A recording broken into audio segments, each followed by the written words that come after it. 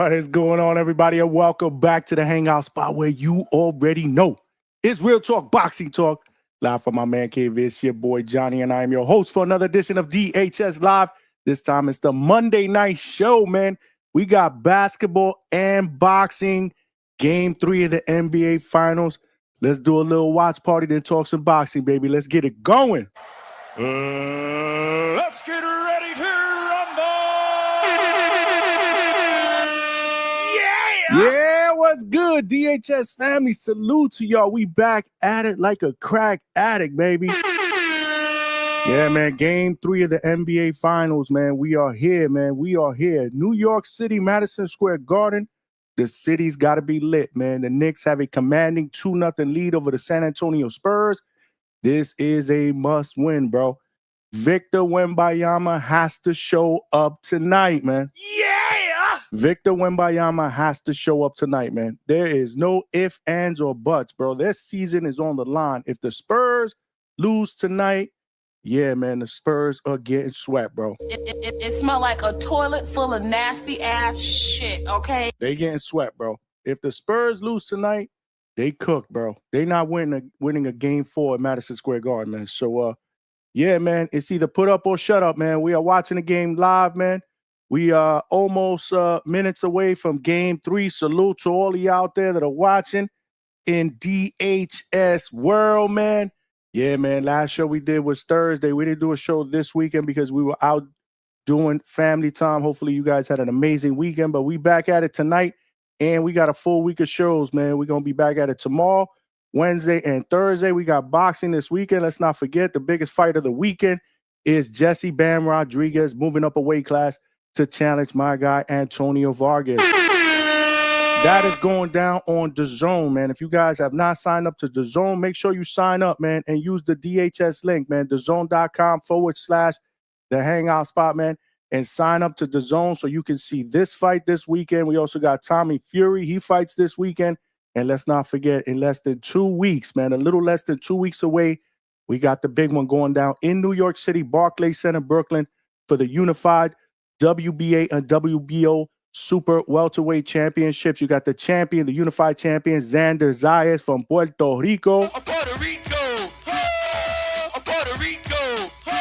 And you got the beast from Philly, Jerron Boots Ennis. Let's go, champ! That's the big one, man. That's the big one, man. Great card as well, man. Jahai Tucker will be fighting on that card against Dominican Eddie Cedeno.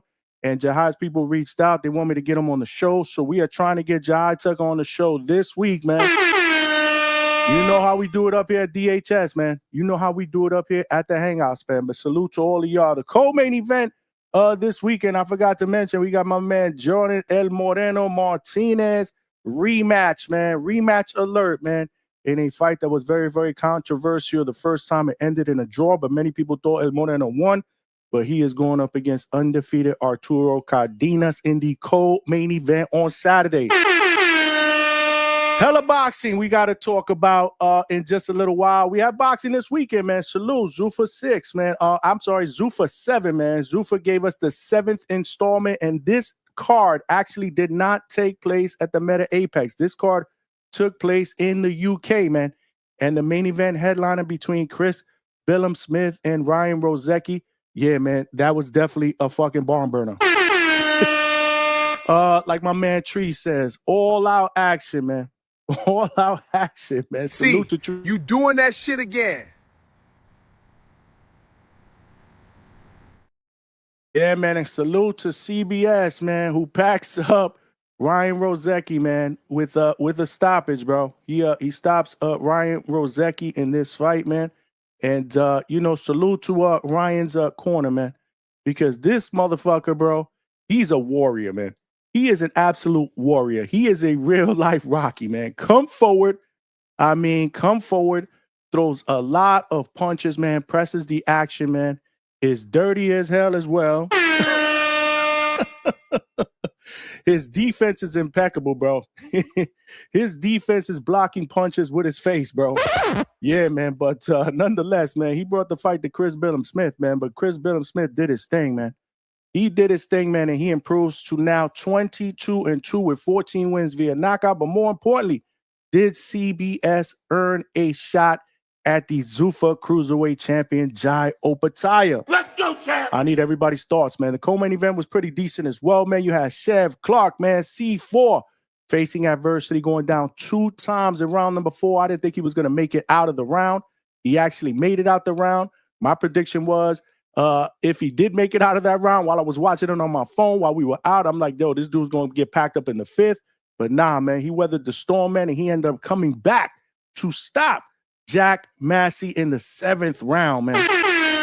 This is why I love boxing, man. This is why I love boxing, because you never know what can happen, man. Chev Clark improves to 12-2 with 9 wins via knockout. What's next for him, man? What's next? We also had a pro box card, man. Good main event. We had my man from the Philippines in the co-main event, Welgen Mindoro. He wins by unanimous decision. This is actually the first victory in his pro record that did not end in a knockout. He improves to 17-0 with 16 wins via knockout. But this was a tough one, man. This was a big step up in competition against Elias Espada, who is a tough veteran who also pressed the action later on in the fight, man. In the latter rounds, man, he was putting pressure on Mindoro, but these are the type of fights that I believe is going to make Weljon even much better, man. Salute to Trigger, man, who is now being trained by my guy, Mark Ferre. Yeah, man. But good weekend of boxing. A lot of rumors going on in the boxing community as well. You know the deal, man. Tank and Kid Schofield. Supposedly talks are heating up for a fight between those two for Tank's lightweight title. Rolly Romero supposedly coming back in the summer, but the question is against who? But at least he's coming back. And man, Devin Haney and Shakur Stevenson continue their dynasty on Twitter. That shit is a 2-pack of ass. It smelled like a toilet full of nasty ass shit, okay? These brothers, man, and not just them two, man. These fighters nowadays, man, they do more fighting on Twitter than they do inside the ring, man. I'm telling you, we got to do a show one day, man. Top 10 Twitter fighters, pound for pound, bro. Top 10 pound for pound. The dudes that be getting it in better than anybody else on Twitter, man. I think that would be a very, very entertaining show, man. And it'll open up a lot of eyes, man. We need these guys to do their scrapping in the ring, man, not on social media. So they continue to go back and forth. Of course, Dev is the welterweight champion, and he wants Shakur to come up to welterweight. I don't blame him. Shakur's obviously hesitant for some reason to move up to 147, wants a catch weight. Don't believe that that's going to happen. You know the deal. These dudes are divas. Not to mention that Dev has earned his right to defend his welterweight champion. He's a full-fledged welterweight. He is now the WBO champion by beating my guy, Brian Nummer Jr. Yeah, man, if I was him, why would I want to come down, man? If you want a shot at my strap, man, if you want a payday, come up and see me at 147. And this is coming from a Shakur fan. But I'm actually a fan of both guys, even though, you know, word out in the street as this is the Haney hate spot. It smelled like a toilet full of nasty ass shit, okay? That's more because of y'all, man. Some of the panelists and callers that call in to hate on Devin Haney almost every other night, that has nothing to do with me. I allow motherfuckers to speak their mind. But you know how word out in the street is, man. You know how perception is, man. But this ain't the Haney hate spot, although people out there on social media believe it is. But nonetheless, man, I think a scrap with Shakur would be a great scrap, man. I'm actually lobbying for that. I would love to see that fight. Shakur and Dev, hell yeah, sign me up, man. Sign me up every day and twice on Sunday.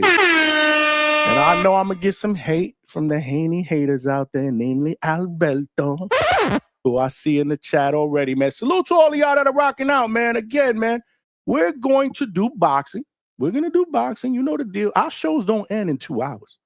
When was the last time we did a DHS show that ended in 2 hours, man? That shit don't exist, man. We don't do 2-hour shows, man. Our shows are at least, at minimum, 4 hours and change, usually 5 hours. Sometimes we get close to 6 hours. Sometimes we surpass 6 hours, man. But we are starting early because I thought doing game 1 for the finals was pretty fun. It was different. It was fun. I thought it was engaging. And, we'll give it another shot. We couldn't do game 2 because, I was out with Mrs. DHS. Salute. We had a good time, man. We were actually in a sports bar in Disney Springs, man. And it was lit, man. It was absolutely lit. The environment was great. Obviously, the Spurs shit in the bed. That shit is a 2-pack of ass. And the Knicks went up 2-0, but good atmosphere. They had a little finals picture booth set up. We had a former NBA player, Quentin Richardson, was actually in the building, and he was taking pictures with people. Got a chance to meet him. Cool brother, man. Cool brother. But yeah, so we had a good time. I couldn't call game 2, but we're here for game 3, and we'll be here for game 4 because I believe game 4 is on Wednesday, if I'm not mistaken. Got to check the schedule, but I know the DHS chat will let me know. If it is, you know the deal. We're doing a boxing show anyway, so what we'll do instead of 9 o'clock, we'll just start at 8:15. So like that, we can start calling the game at 8:30 and just have a good time watching it, man. When we talk boxing on these days where there's been basketball playoffs going on, half of the chat is engaged talking basketball anyway while we're here talking boxing. So again, we'll do a little bit of both. But as soon as the game is over, yeah, we'll get right into boxing because there's a lot of questions that I need to ask once I open up the panel. What you guys think about this weekend? And this week, obviously, starting tomorrow, we will start getting into all the fights that are going down this Saturday. Again, Jesse Bam Rodriguez, always good seeing him in the ring. He is obviously, a top 3, top 4, top 5 pound-for-pound fighter, depending on where you have him on your list. But trust me when I tell you, he's on everybody's list. If you're a true hardcore boxing fan, he's going to be on your pound-for-pound list. This cat is special, man. A lot to love about Jesse Bam Rodriguez, but he's going up against family this time, and it's not going to be easy for my man Antonio Vargas, but he gets an opportunity, man, to go in there and make a statement, man, and supposedly, hopefully, shock the world. He is the champion. Bam is moving up a weight class to 118 to challenge my man Antonio Vargas for his WBA version of the strap at 118 pounds. So, it's going to be interesting and a pretty decent scrap on DAZN. Like I said, if you do not have DAZN, make sure you sign up and use the link that is pinned to the chat, man.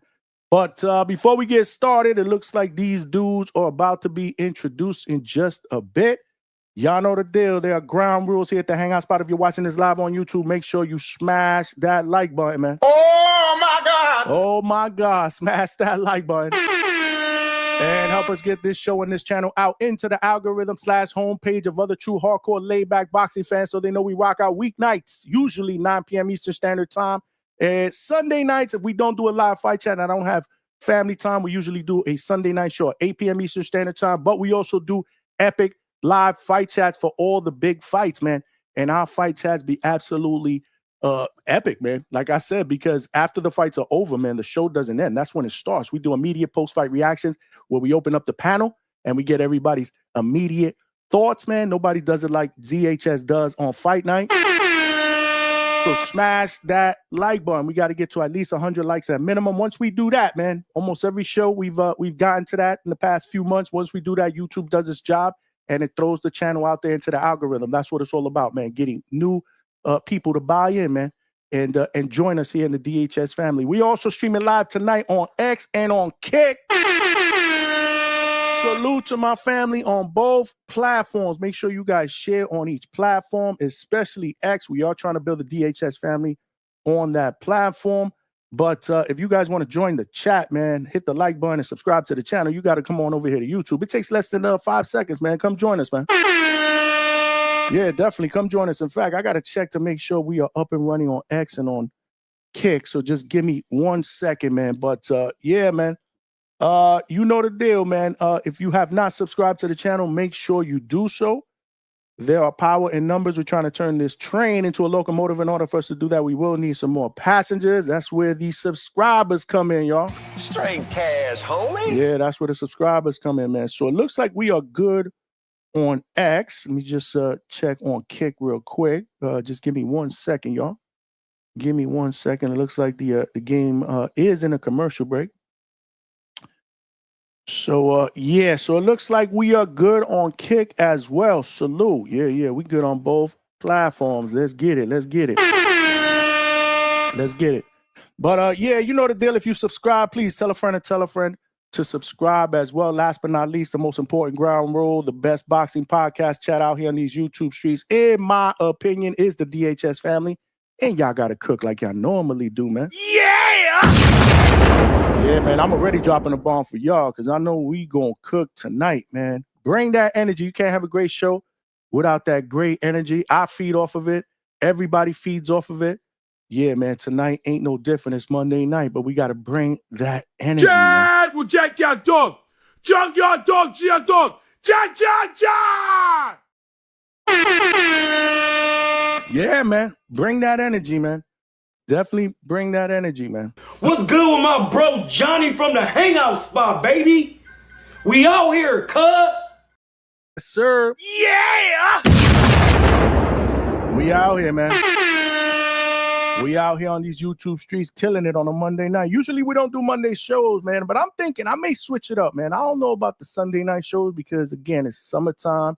Usually doing a lot of shit with the family. And then depending on what time I get home, I got to rush, make a thumbnail and a title. Sometimes it gets a little bit overbearing. I'm thinking about switching the Sunday night show to Monday, and we just do Monday through Thursdays. And obviously, live fight chats for all the big fights on Saturday night. Or if there's something big going down on a Friday night, we can switch it up and do that as well. But normally, the big fights go down on Saturday night. And again, those shows are usually 7 hours, 7.5 hours anyway. So it's almost like 2 shows in one. And then, we take that break on Sunday and we right back at it on Monday. So I'm thinking about changing the schedule up. Let me know what y'all think about that. Let me know what y'all think about that. Yeah! But if you do have a question or comment that you want to make sure does not get missed and gets read out here in these live YouTube streets, Super Chat is the best way to go, y'all. Cash rules everything around me. Green, get the money. Dollar bill, yo. Yes, sir. Yes, sir. Will come up as a starred message. Obviously, I'll see that and show you love. It also provides your boy with a little bit of a donation, and every penny counts because we are putting in that work. So whether it's Super Chat, Super Sticker, Super Thank You, or Cash App or Zelle QR codes are right here on the side of the screen. Those are all ways to make donations to the channel. All donations that we get go right back in to continue to bring you guys the best boxing content out here on these YouTube streets, whether it's here in studio or whether it's out there in the field, boots to ground, man. DHS is not afraid to put in that work, baby. King Kong ain't got shit on me. Yeah, man. Oh, looks like my allergies are starting to act up again. But we are about to watch some basketball, y'all. Looks like somebody is singing the national anthem. I don't know who this cat is, but salute. Game 3 of the NBA Finals. Knicks Spurs. Knicks up 2-0. We about to get this shit popping, man. You motherfuckers will be playing basketball in Pelican Bay when I get finished with you. Salute. Before the game starts, man. Before the game starts, you know the deal. We got to show love to all the DHS members that are here bright and early. It is that time, y'all. All right, what do you say we get this roll call started? Roll call. Yeah! Who's out there on these YouTube streets, man? Who's out there? We got my man D Terminology, the first one in the building. What is good? What is good, man? Oh, my God. Yeah, man. Salute, man. Thanks for rocking out on this Monday night. Alberto, speaking of the devil earlier, he said, good night, DHS. My man. Oh, my allergies are starting to kick in. Wow. Oh, man. Alberto said that we are the drunk spot. Yeah, man. We are the mafia spot. Yeah! We are the Campana Bell spot. Yeah! Johnny, my guy, but an Orlando Magic shirt is diabolical. Yeah, man. How to pull out the Magic shirt, man. Salute to my Magic, baby. You got to support the home team, man. Florida is in the building. Y'all know the deal. Yeah, that's called quality hate, y'all. That's called quality hate, man. Jew Money, what is good? Salute. My man. Salute. My man Cottage, what is good? Say, hey, DHS, what is good? My man. Salute, man. Thanks for rocking out on this Monday night, man. Who we got? Michael Daniels said Rozeki is a punching bag. Yeah! He absolutely is, man. His defense is his face, bro. But man, is he does he have a lot of guts? This brother got cojones, man. This man is a warrior, man. Real life Rocky, man. Kept coming forward, man. Made for a very, very entertaining fight, man. There's no quitting this dude, man. He got hit with so much shit, bro.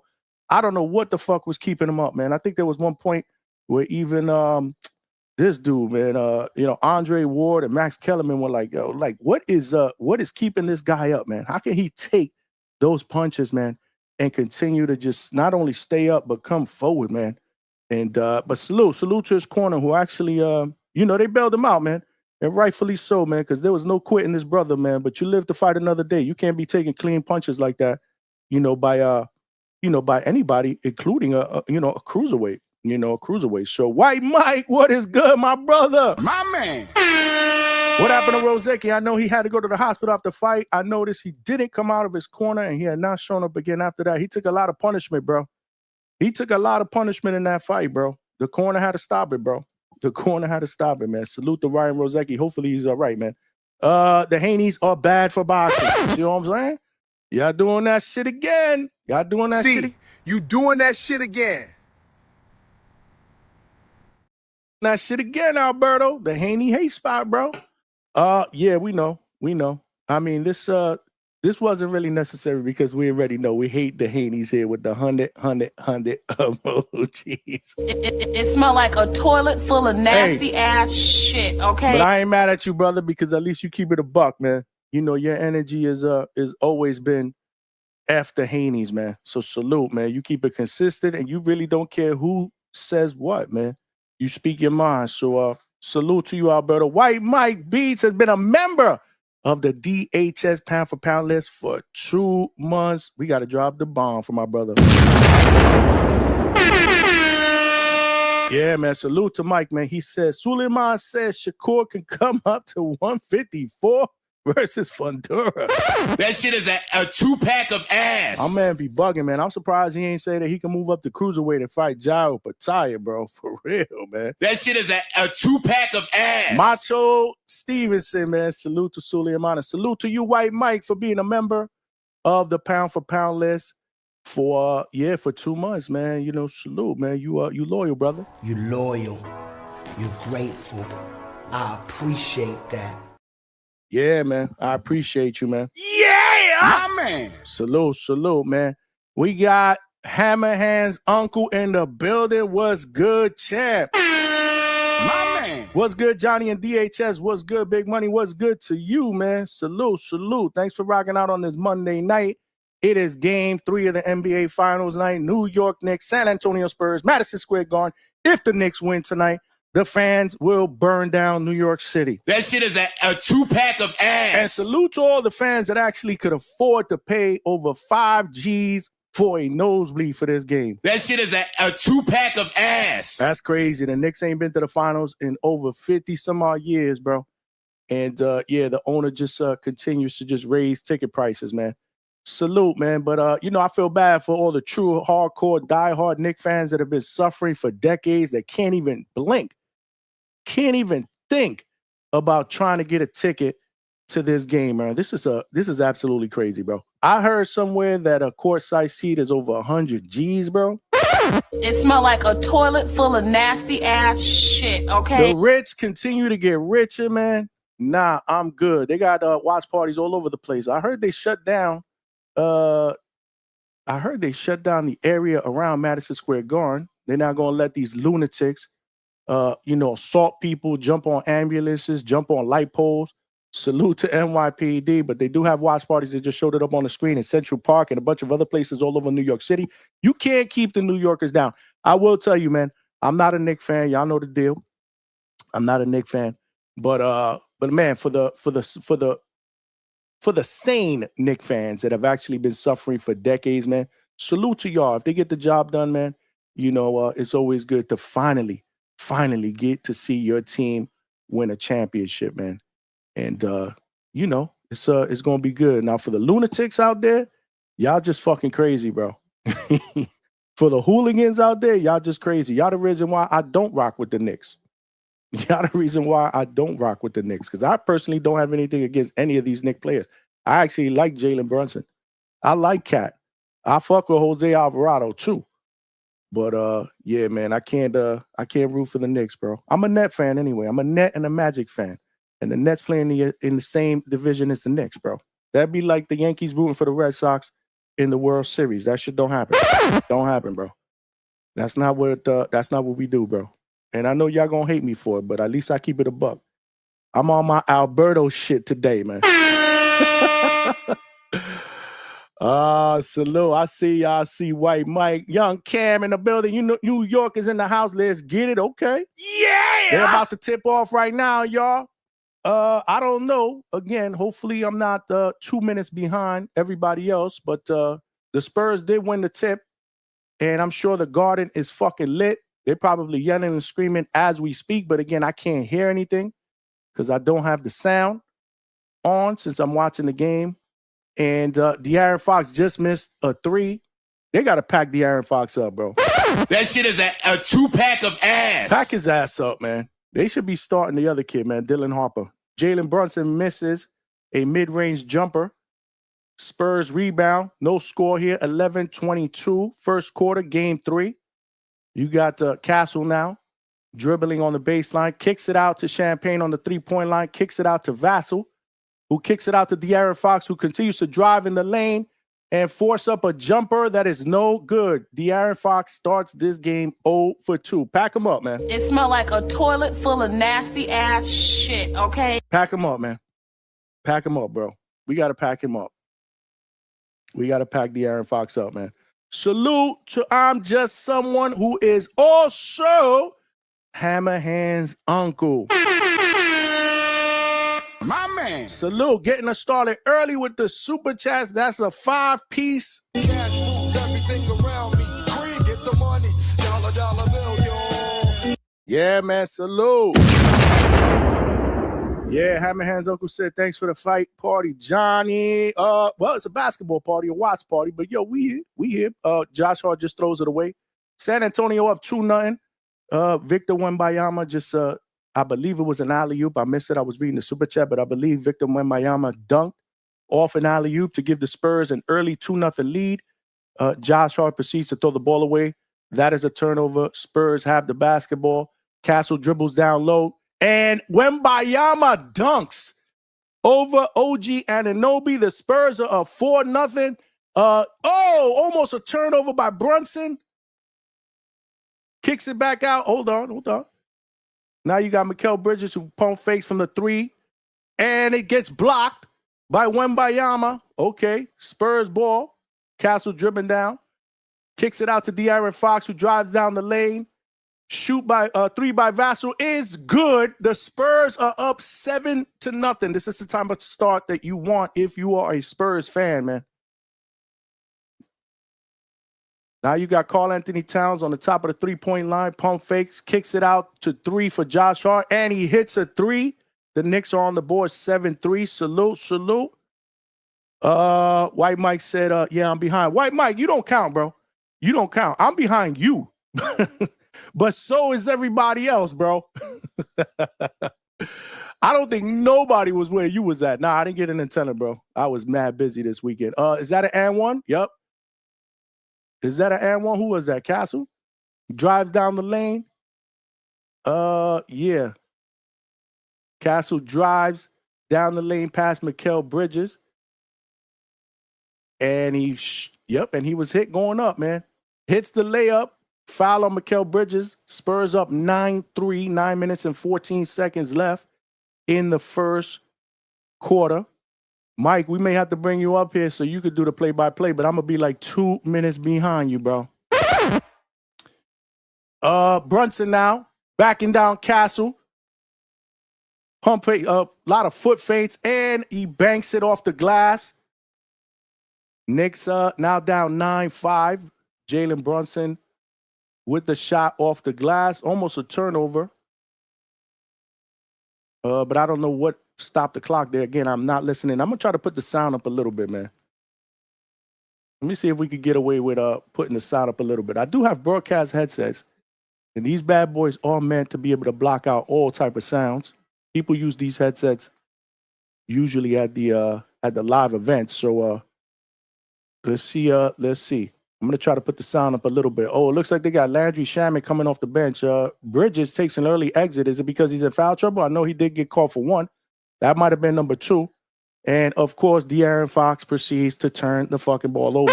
They got to pack this dude up, man. Put Harper in there, man. Put Dylan Harper to start, man. Like, this is what I'm talking about, bro. You got to make adjustments, man. You down 2-0, man. Offensive foul by Jalen Brunson, who proceeds to just knock Castle down.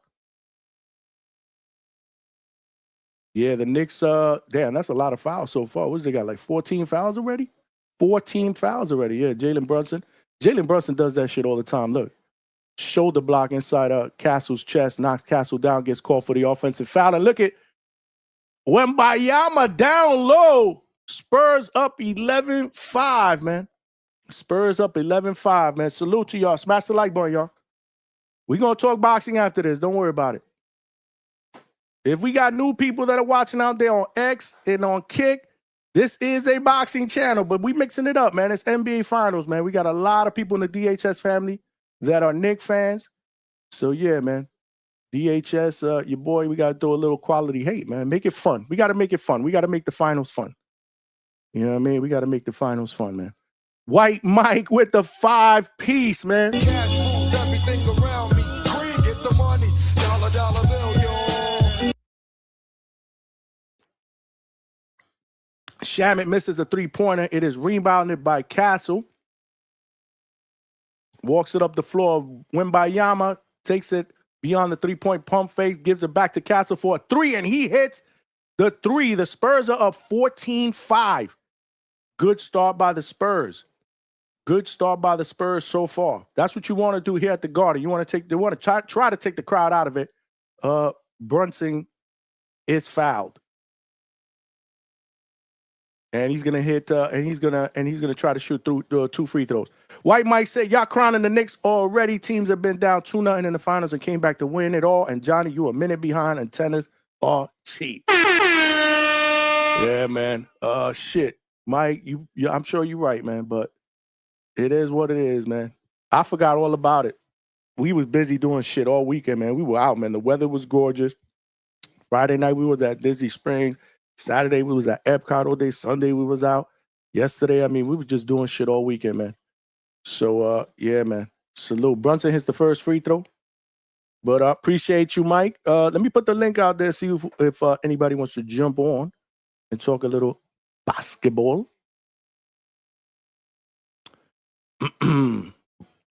The Knicks are down 14-6 now. 7:45 left in the first quarter. Castle now with the ball being guarded by Josh Hart. He gets a screen by Wembayama. He takes a jumper at the free throw line, and he hits, man. Yo, Castle is on fire, man. Stephon Castle. This is how you got to play with your season on the line, man. Down 2-0 in hostile ground. Yeah, man, you gotta make a statement. You got to try to win this game, man. You can't get swept. Spurs up by 10, 16-6. Wembayama now covering Shamet. Josh Hart for 3. And he hits, man. Damn, Josh Hart been money, man. 16-9 Spurs. Wembayama now. Pump fakes on a 3. Goes right in, and he hits the layup and is fouled. This is what I'm talking about, man. This is what I'm talking about. Wembayama has to show up, man. This is where your best players have to show up, bro. Damn.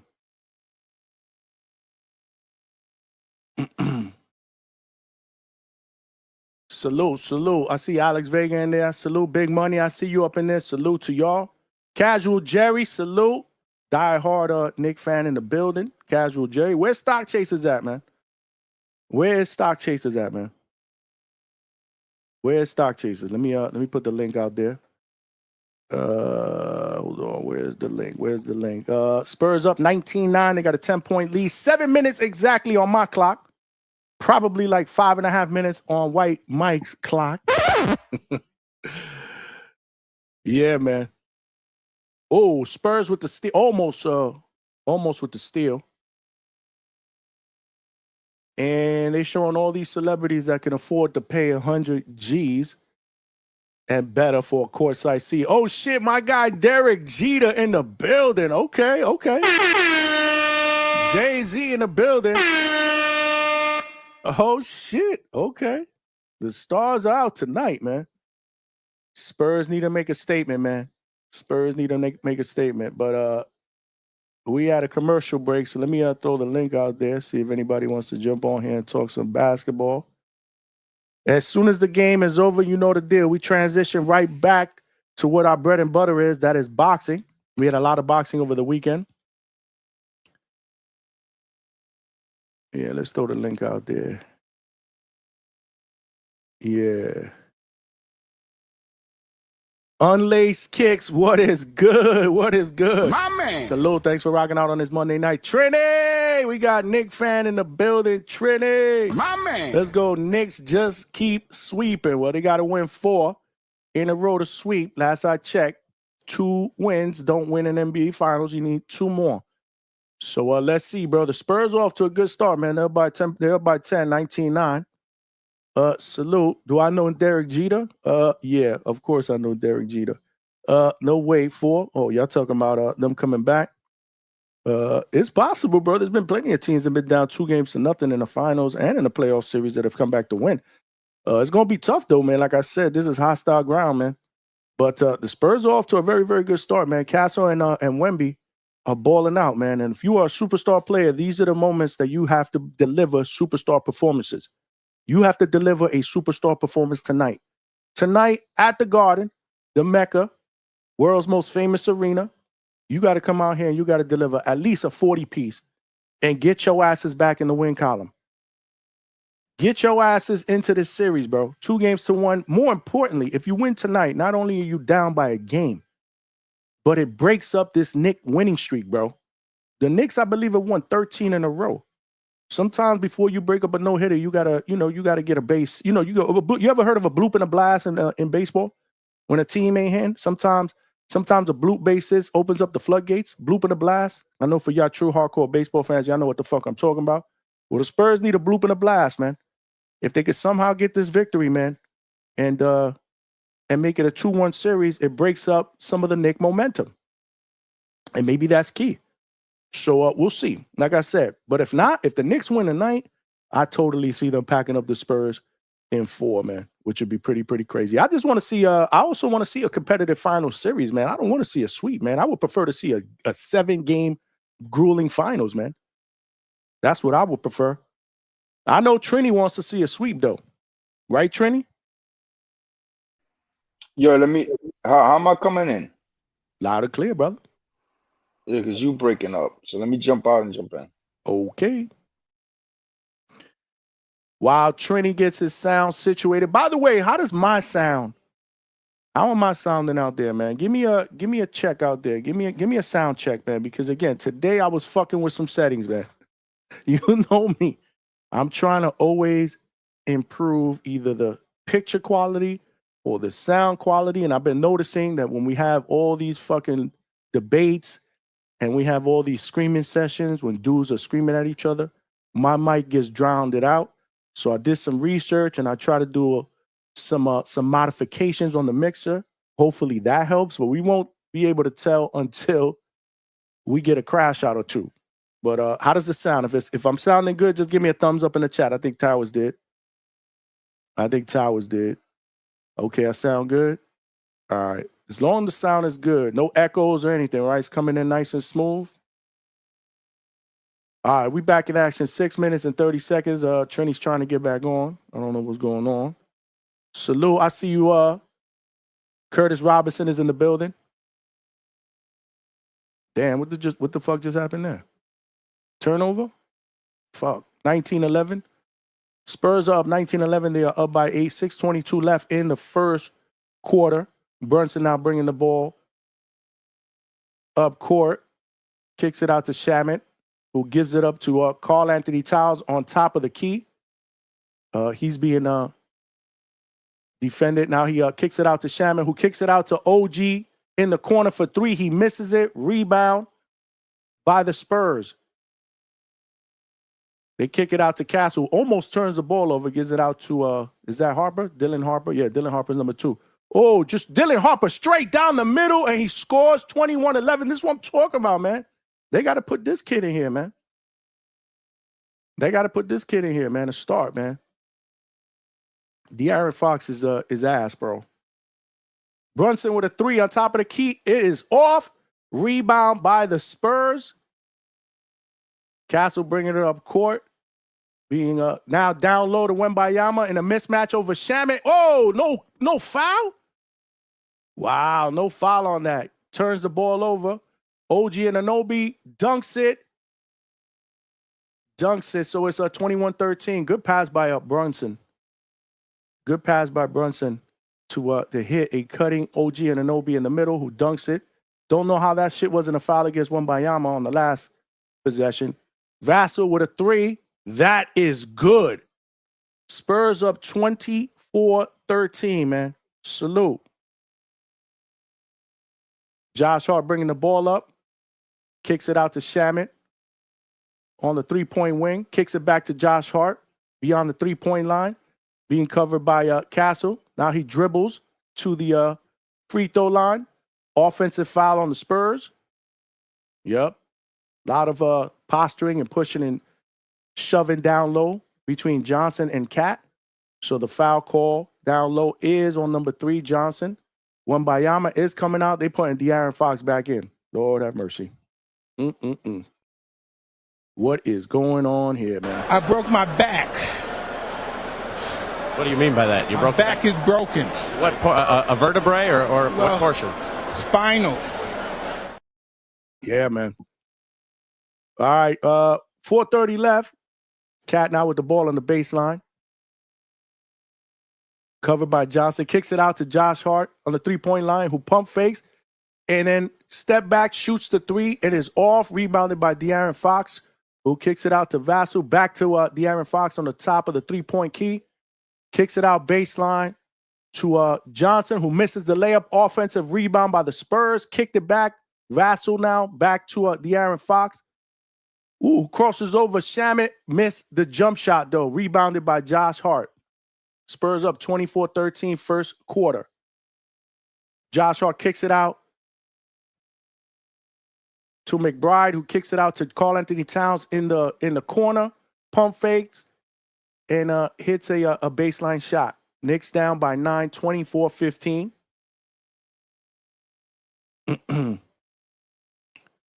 I'm behind. I did. I put the link out there. Damn, I'm way behind like that. Damn. Let's get Mike up here because I know Mike is Oh,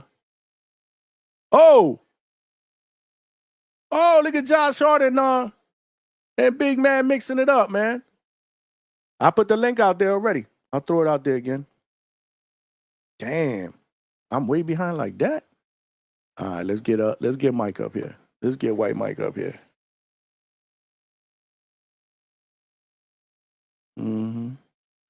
Let's get Mike up here. Let's get Mike up here. All right, I threw the link out there. Little pushing and shoving. Josh Hart got bumped after he hit that layup. Got bumped to the ground. Y'all not in the second quarter. Cut that shit out. He said we in the second. I'm probably like a minute behind y'all, man. Stop complaining, man. We're going to get Mike up here, man. Mike, you there? What up, man? Can you hear me? Yeah, I can hear you. What am I, like a minute? Behind, man. I'm already on commercial. I'm in commercial, too. I think y'all exaggerated today. I don't think I'm that behind. Man, you should have just bought an antenna, bro. I can't hear you. You're breaking up now. I say you should have just bought an antenna, bro. Bro, I forgot all about it. Salute to you, man. What's good? What's good? Shit, chilling, man. Yeah, you coming in and out again, man. I don't know what it is, bro. Can you It's hear like me your sound. It's like your sound is up, then it goes all the way down. Then it goes up. You hear me better now? I mean, you got to keep talking. Yeah. Well, mic check.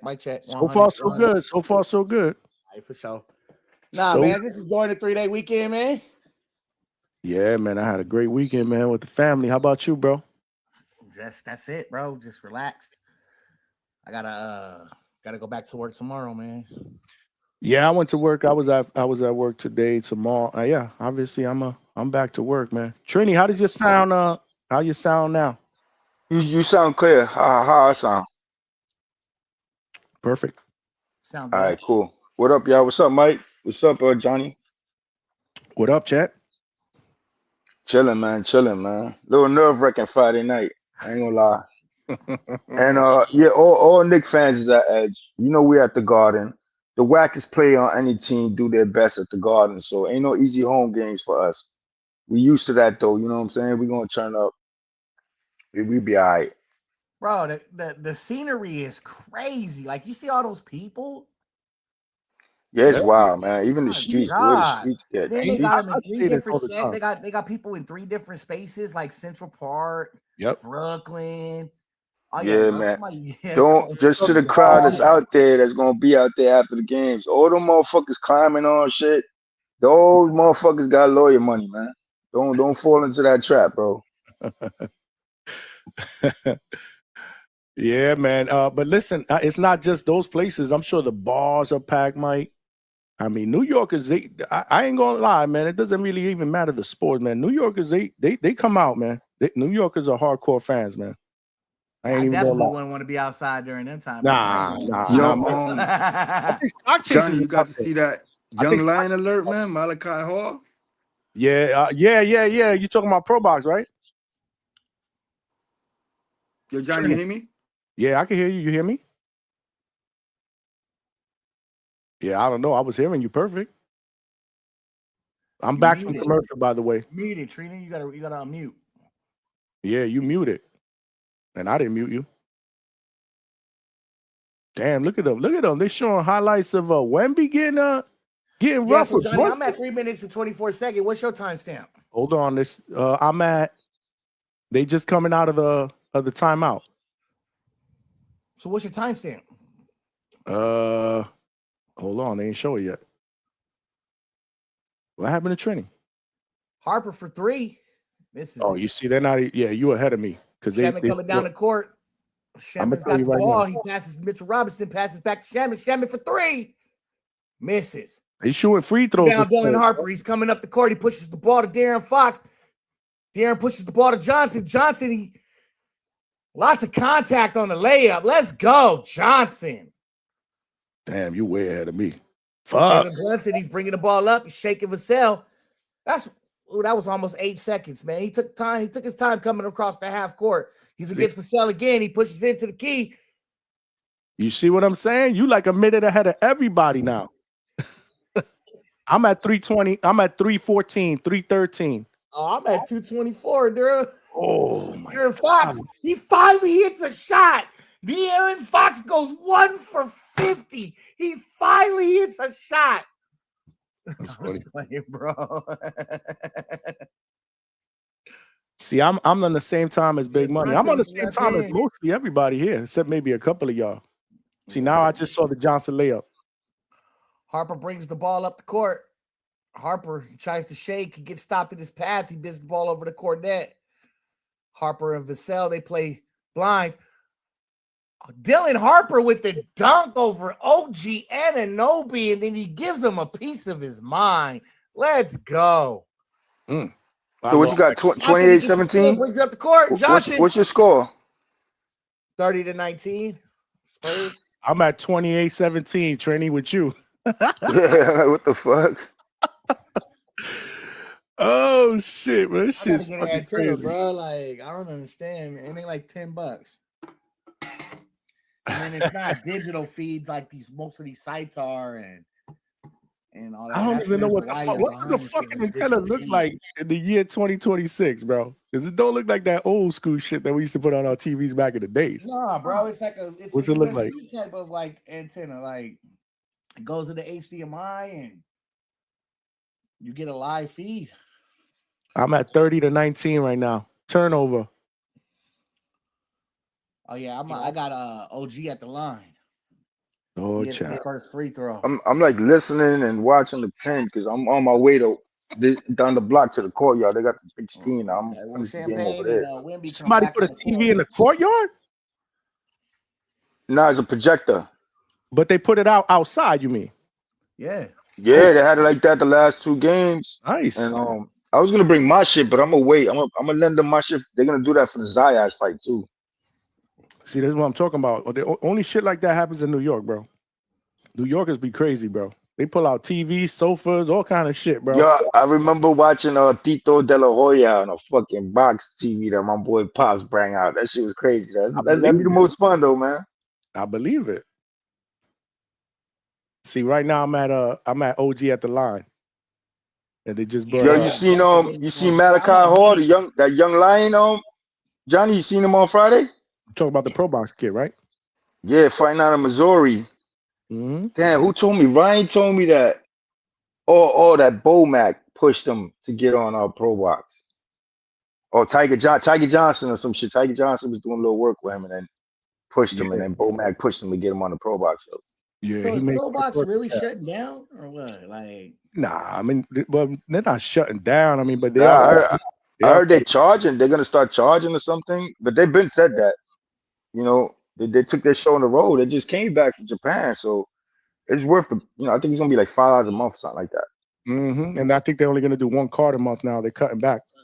yeah, one card a month is crazy. I know.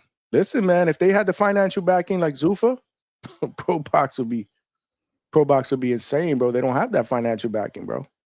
Yeah, hell yeah. And if they lay out the blueprint, you know what I mean? Mm-hmm. They laid out the blueprint. It's just Gary Jonas and the Turk don't fuck with each other. Yeah, nah, that's crazy, man. And that's what that boxing scene. They always saying why the ring is not. The boxing scene is owned by Gary Jonas and them. Yeah. Of course, yep. Absolutely, brother. Yeah, so I got Mitchell Robinson at the line, man. I'm at 45 seconds. Where you at? So I just saw him get fouled. So he's going to the line. He's the player I want to get the ring the most. He's the one that I want to get the ring the most. We drafted him. That kid Dylan Harper is fucking nice, bro. He need to be fucking starting, bro. Damn, 37% free throw, lowest in NBA history. And watch this cat. Yeah, they were doing the hacker shack on him on Friday. Wimby for 3. It's no good. Damn, he's still shooting free throws on my screen. Jalen Brunson, he's got the ball. It goes against Vassell. Vassell is playing on De'Aaron's hit. On Jalen's hit. They switch off. Champagne's now on Brunson. Shaman acts like he's going to pick. Brunson, he drives. Brunson for the step back fade. Misses it. Wimby's bringing the ball up the court. Now, we know this is a mistake. Wemby goes hard to the basket and he collects a foul. Wemby bringing the ball up the court? Why? Well, actually, end of the first quarter wasn't a foul. No foul? Yeah, no foul. Thought he got. What score? We are looking at, I'm going to tell you right now. Because I'm at 27. 33-22, end of the first quarter.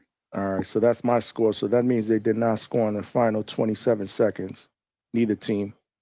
I don't even understand. Yeah, and they got to get it going. 33 points because it doesn't look like they're actually scoring, right? Like, I'm just not noticing what's going on. But I noticed De'Aaron Fox, he's 1 for 2. So, or 1 for 3. The man can't find a shot to save his life. They just got to win 33-22. They're about 11, you said? Okay. 11-point lead. 33-22. All right, so I think we're all good now. But we've noticed in these past games what the Spurs have been doing, right? Like they start off hot, they take the lead until the third quarter, and then Fox is 1 for 4. You know what I'm saying? So like terrible. He can't find a shot to save his life, man. It's horrible. Bro, he shouldn't even be starting, man. I'm sorry, man. You got to make adjustments. This is the finals, bro. You down 2 games to nothing, bro. It be all about energy too, though, man. Because after that stay down with Brunson, they went on that run. You know what I mean? So motherfuckers be doing their part with little other shit, man, when it comes to finals and shit like that. Vegas said the NBA wants the Knicks to lose so bad. I disagree. Nah, they do, man. You ain't seen all the calls they wasn't calling on that 14-0 run, 14-1 run? That shit wasn't no 14-1 run. The calls, they should have been broke that momentum up. That, to me, that's ebbs and flow. Like you get some and you give some in the NBA, man. I don't know, man. I would think that they wanted the Knicks to win. I mean, a big market. I mean, when was the last time a New York City, a big market won a finals? No, they don't want the Knicks to win. Knicks is doing fine losing. The motherfucker's the most valuable team losing. Boston is a big market because they have the entire New England market. So the reason why Boston would be a big market is because of the fact that they have Delaware, they have the entire New England market. So they have Delaware, what are some of those states? Rhode Island. Yeah. Yeah. Howard said, "Is this the Spurs spot?" No, it just ain't. I'm not a Knicks fan. I'm not a Spurs fan either, to be honest with you. But You but what are just you a guys Knicks gonna hater, do? bro. You just a New Yorker that hate the Knicks, bro. Hey, I'm just giving it right back to what the Knicks give my team, bro. Yo, chat, man. You know I love y'all, man. I always give y'all, you know what I mean, the advice and give shit, it- man. Never trust a New Yorker that's rooting against the Knicks, man. What? That's not He true. comes across as a nice guy. He really does come across like a nice guy, but he's not a nice guy, man. Why? But here's but you don't say the whole story though. Like I somebody don't know. I'm 50 years old. That's how I was somebody raised. Never said- trust no, a New Yorker listen. rooting against the Knicks, bro. Like you rooting against the city right now. It's not even about the Never team no trust a more, New Johnny. Yorker that You roots rooting against New the York. city, God. Come on, man. Come back home, man. What you mean? I root for the. Put on a Knick hat for Wednesday, the last game. root. You know the Knicks are winning this one.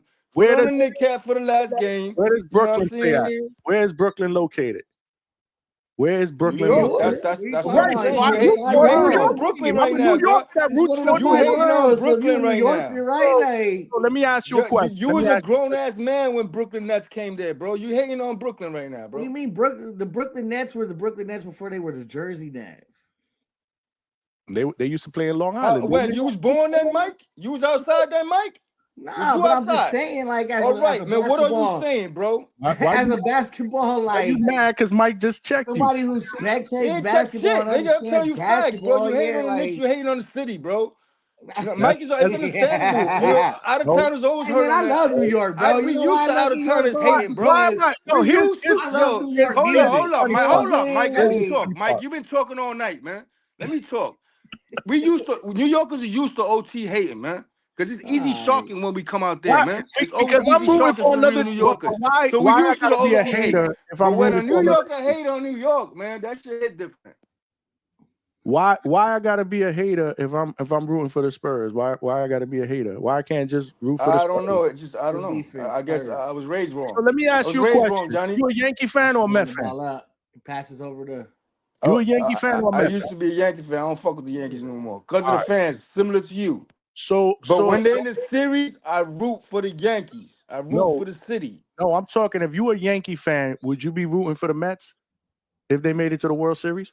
Absolutely, I'm rooting for the city. I'm rooting for believe if the him. Nets make it. If the Rangers, I You never watched a different. fucking You hockey game. different. You I different. I never different rocked a because fucking. I never watched a Rangers game.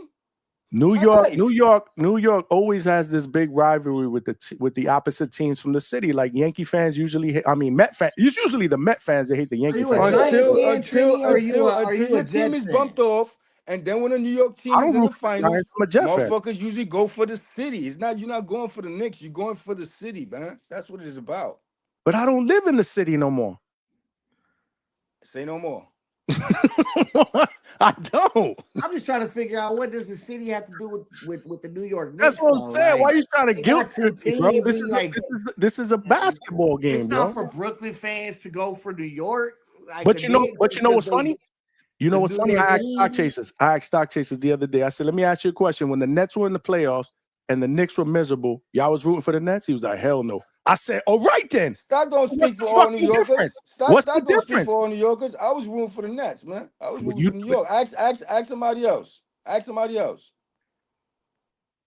Well, ask somebody else who? In the chat? Because at that point, you rooted for the city, man.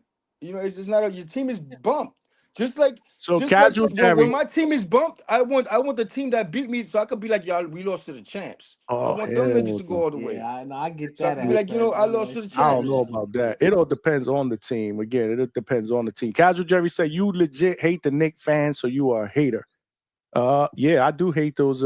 It's understandable though, man. I understand, man. When you was wearing the Bulls hat, man, they was like, "Yo, you can't come outside with that." Bro, you come outside, they want to fight you if you wearing a Brooklyn net hat. They want to curse you out. They want to do this. They want to assault your girlfriend. Like, nah, bro, these dudes is fucking stupid, but I don't know, man. I don't know, man. I know they do that dumb shit down there, man. They be doing some crazy shit out there.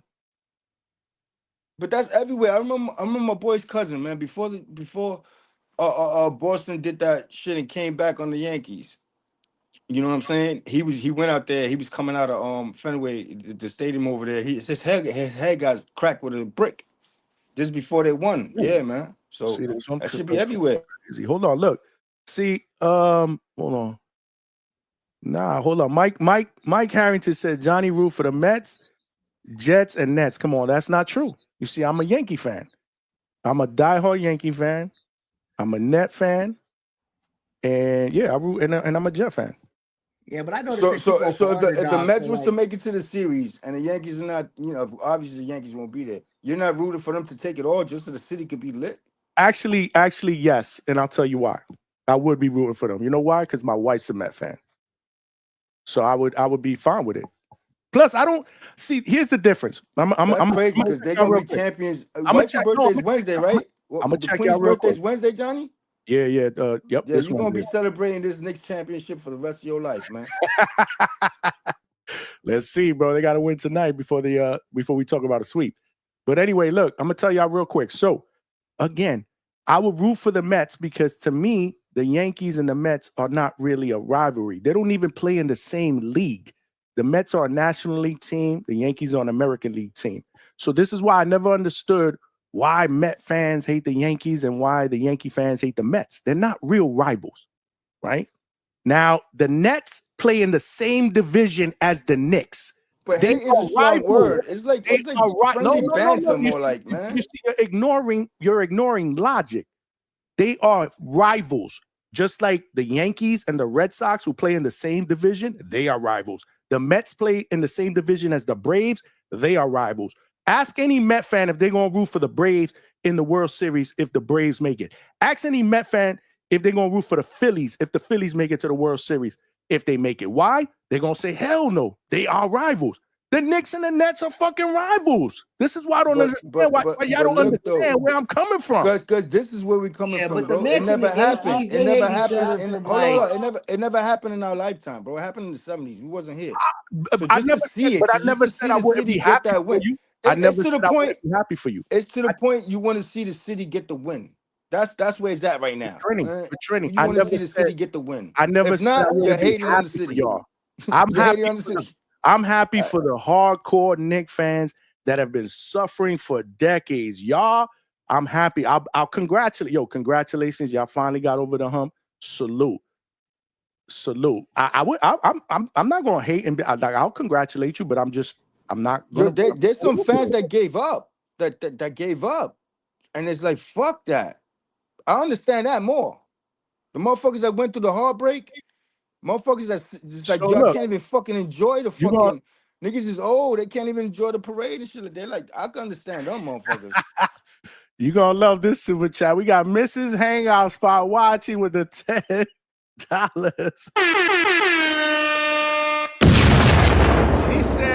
She said, I'm not a Knicks fan, but they haven't won in like 50 years. Let the real hardcore, long-suffering fans get that chip and some happiness for the city. They can spread that magic to the other New York teams. So there you go. Mrs. Hangout Spot is in your corner, bro.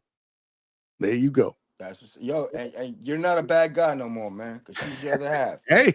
Salute to you, man. I'm lucky, man. I'm a lucky man. To the queen, yeah. Salute to the queen putting this whole thing together, man. And the Knicks finals, man. Come on, man. Watch this. Come on, man. I got to meet Johnny. That's what's up, man. Real love there. For sure, bro. Let me tell you something. Y'all my peoples, man. Listen, I also think this is really fun, man. You know, you gotta have an enemy. You gotta have a rival, man.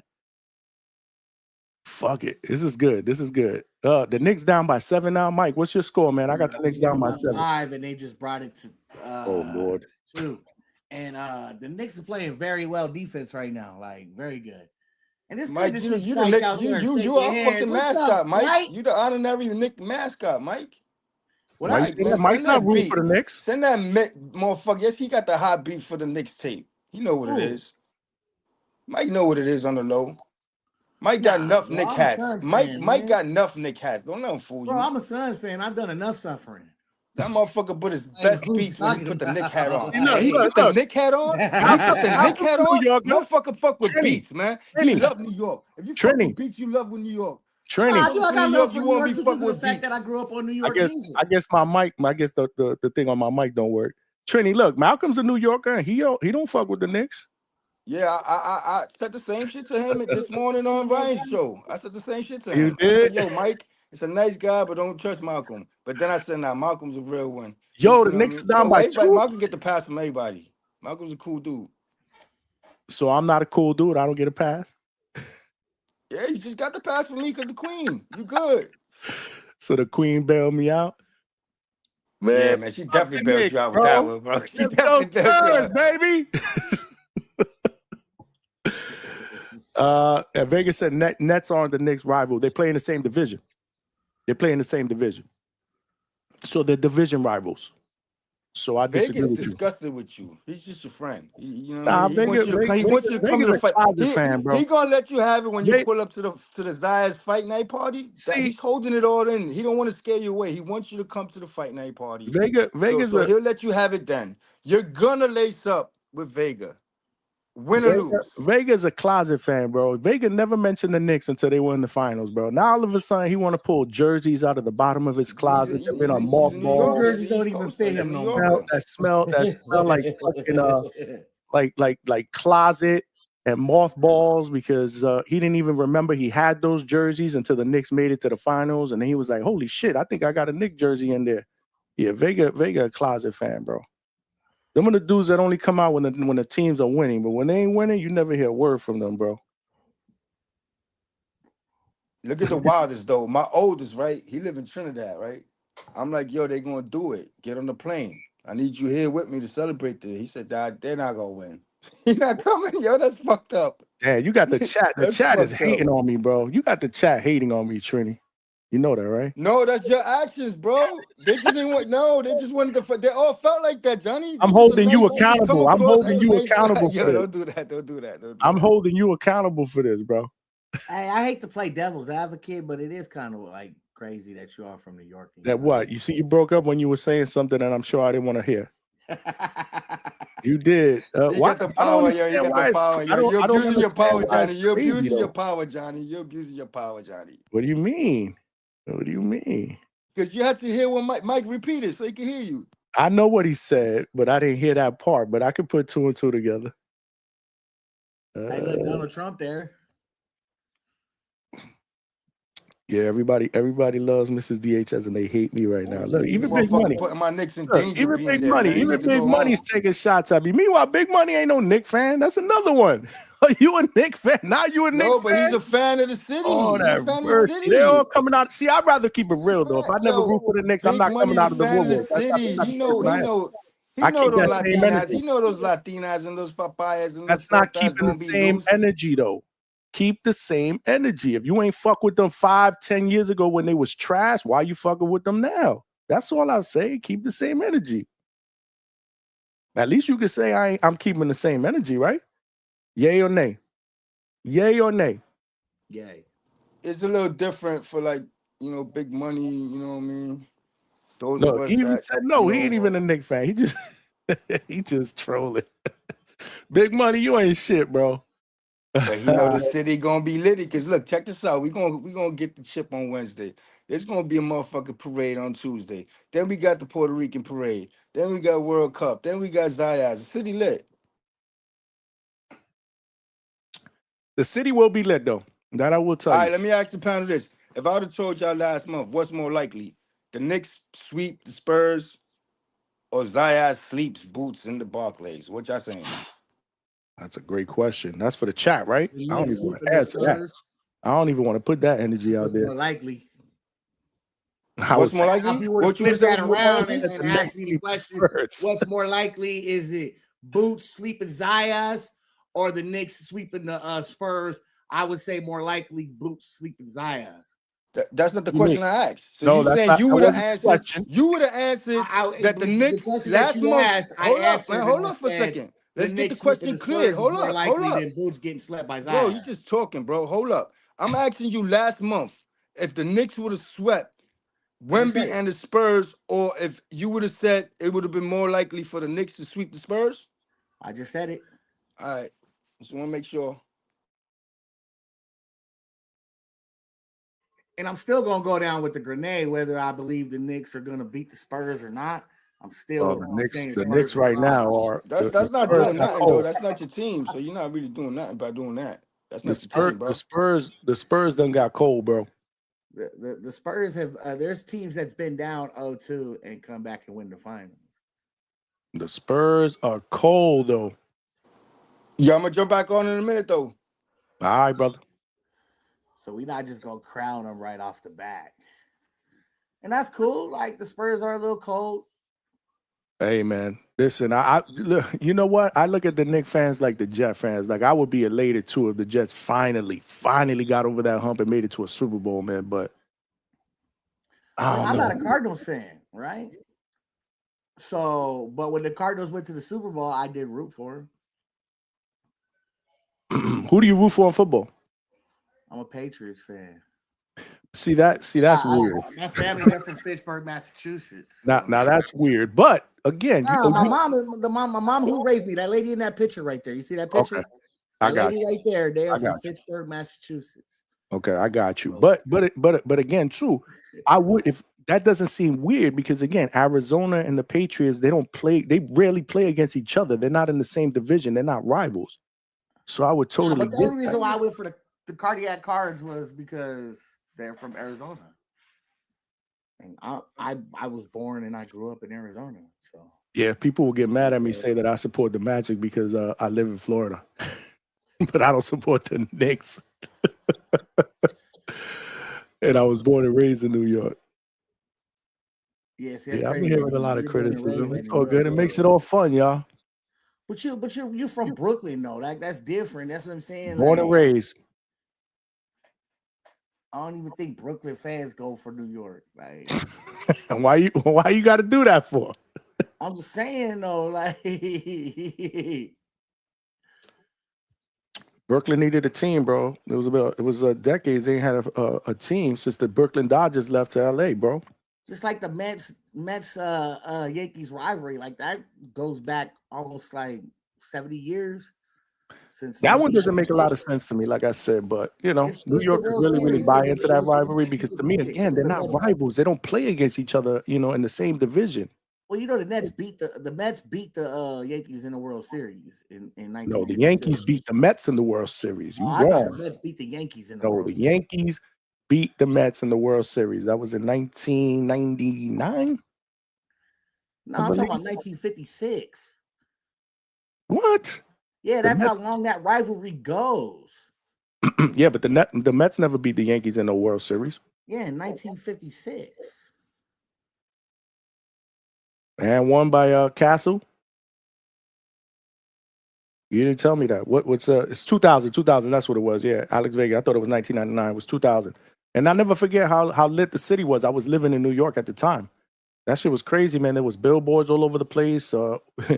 Everywhere you looked in the train stations, there were posters up. It was dope. It was a good time. The energy was really, really good in New York City when the Mets played the Yankees in that World Series. And I believe the Yankees three-peated in that World Series. That was 3 in a row for the Yankees.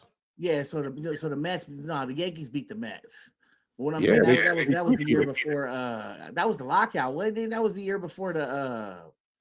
No, there was no lockout. Beat the Yankees. There was no lockout. Oh, okay. I was a big baseball fan. The 1999 2000 season was a lockout. I was a big baseball fan back then. Nah, I don't really rock with baseball no more. I don't really rock with basketball. I'm into this shit because of y'all, to be honest with you. And after this finals is over, I'm back to like, I don't rock with this basketball shit, bro. Yeah, I haven't watched any of the season or anything like that. I used to play basketball. I used to watch it real heavy. Yeah, that's what you said. 1994 was the lockout. Mike. Oh, okay. 1994 was. Yeah, Vega hardcore too. Vega's a hardcore baseball fan too. So the year that the Yankees beat the Mets in the World Series was the year before the Diamondbacks beat the Yankees. So the Diamondbacks beat the Yankees in 2001. Yeah, and in the 2000 World Series was where the Yankees beat the Mets. 2000, so correct. Going to back-to-back series. Correct. And that was the Yankees three-peated. That was their third title in a row. They won in 98, 99, and 2000, and they lost in 2001. And they didn't go back until Oh man, what was it? When A-Rod? When was the last time the Yankees won? 2009? Yeah.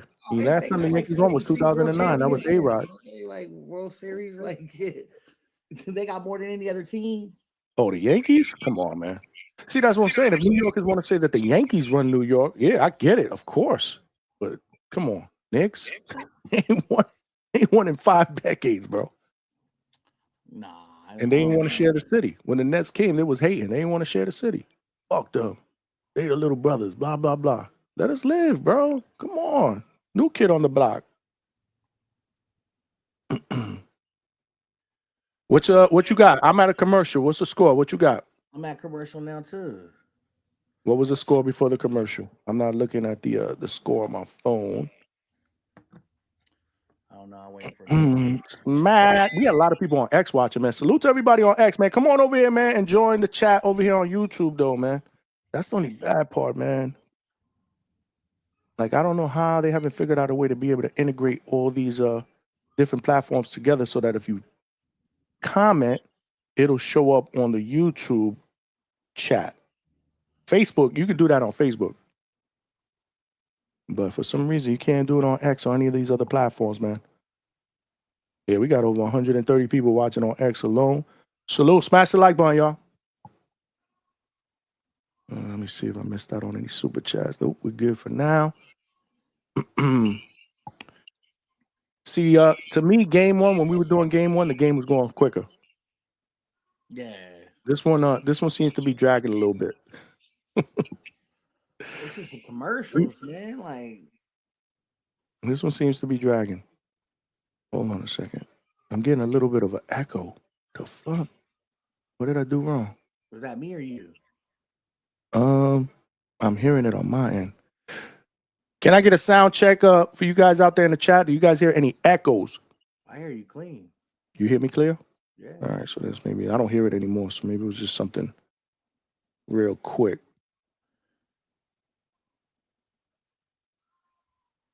Yo, Jalen Brunson is nice for being 6'1". Like, all right, let me stop messing with that setting. That should be good. Like, get inside and what was that? I said Jalen Brunson. I said he's nice for like being 6'1". Like, he just has the ability to get inside and score. He's really good on the penetration and drive, and he can score. You coming in and out again. Oh, high and low. High and low. It's got to be StreamYard. Might be me, bro. Is it me? Can you hear me? Yeah, I can hear you now. Oh, okay. I don't know, but this what I was saying is Jalen Brunson's ability to be able to go inside and score. Like, he's really good on the penetration, and he could score through contact. Like, he's really good at. Yeah, Brunson is nice, man. Brunson is legit, bro. I gotta give credit where credit is due, man. He is. Everybody sold him out, like when he got traded to the Knicks, and the Knicks. They shitted on him when they signed him. They did. Knicks fans too. Knicks fans are fucking insane. They don't give anybody a chance. If you're not a big man, first they love him, first they hate him, and now they love him.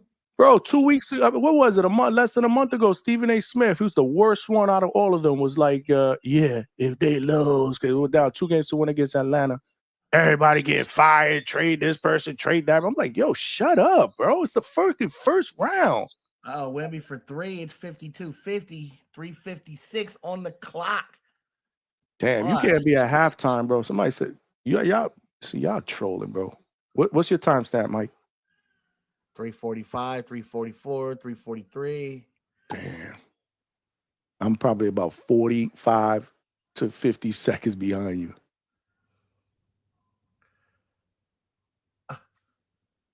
See, where I'm at, Brunson just hit a 3.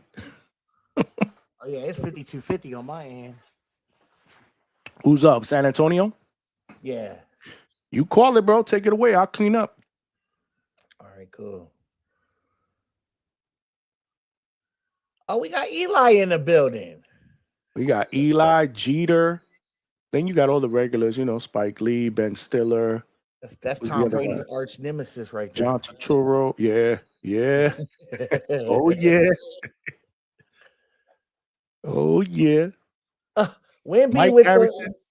in the with the chat. dunk from be the home. alley-oop.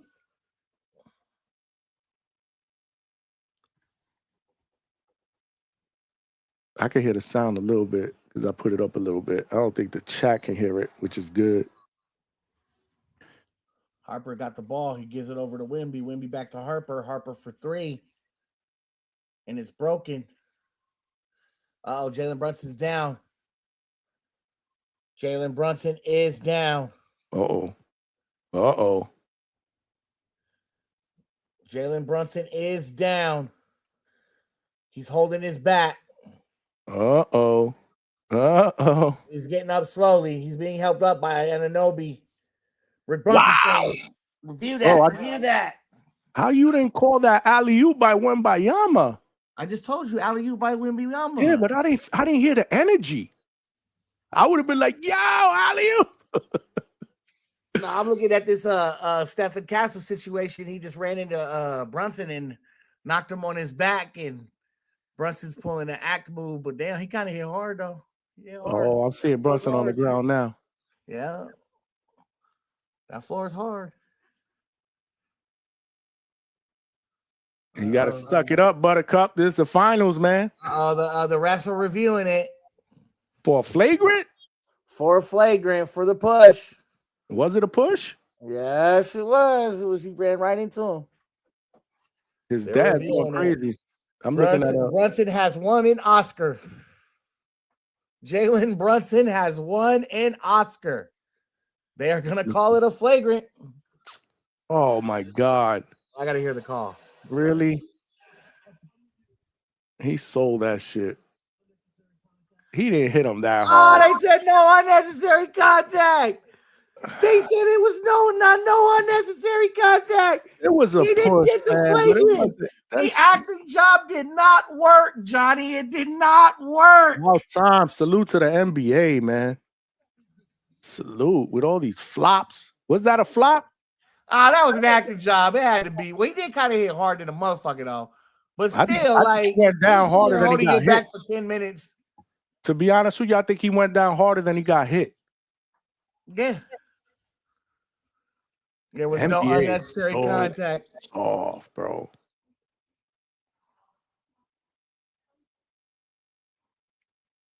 But he is going to the line. He got the foul call. No flagrant, though, right? No flagrant. It has been determined there was no unnecessary contact. Look, Mike Brown's over here bitching at the ref. Oh, shut up.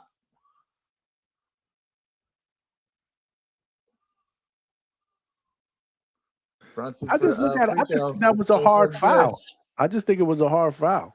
I mean, I don't think there was anything really flagrant about it. They said there was no unnecessary contact. That means the refs had determined that there was nothing flagrant and that he didn't make contact with him unnecessarily. So complain all you want. So now Brunson shoots 2 free throws. Yep, it's 54-52, 2 minutes and 58 seconds. Castle's bringing the ball up the court. Castle's going against Anobi. Is that Anobi's got his arms out. Carl Anthony Towns with the steal. He gives it out to Anobi. Hart picks it up. Hart for the layup. 54-54, New York. They tie it up. Let's go. I like Josh Hart. He plays with a lot of heart. Yeah, I think I definitely think he got some dog in him, man, because he definitely does play physical. He definitely He's not does. scared to get in there and bang with you. He definitely does. De'Aaron Fox over Mikal Bridges with a hand in his face. What? Something we rarely see. Uh-oh. Stephen Castle, he's going against Brunson. Brunson gives it back off to Hart. Hart to Anunoby in the corner. Hart goes against Wemby. He just dunks all over Wemby. Hart? Yeah. I mean, no, Anunoby. Oh, Anunoby. I'm at 54-54. You take it away. 56. Wemby going against Anunoby on the screen. Wemby's trying to back him down. Anunoby just too strong for Wemby. Foul on Anunoby. Yeah, Wemby selling out there too. You're a WWE superstar. He's selling. They all do, man.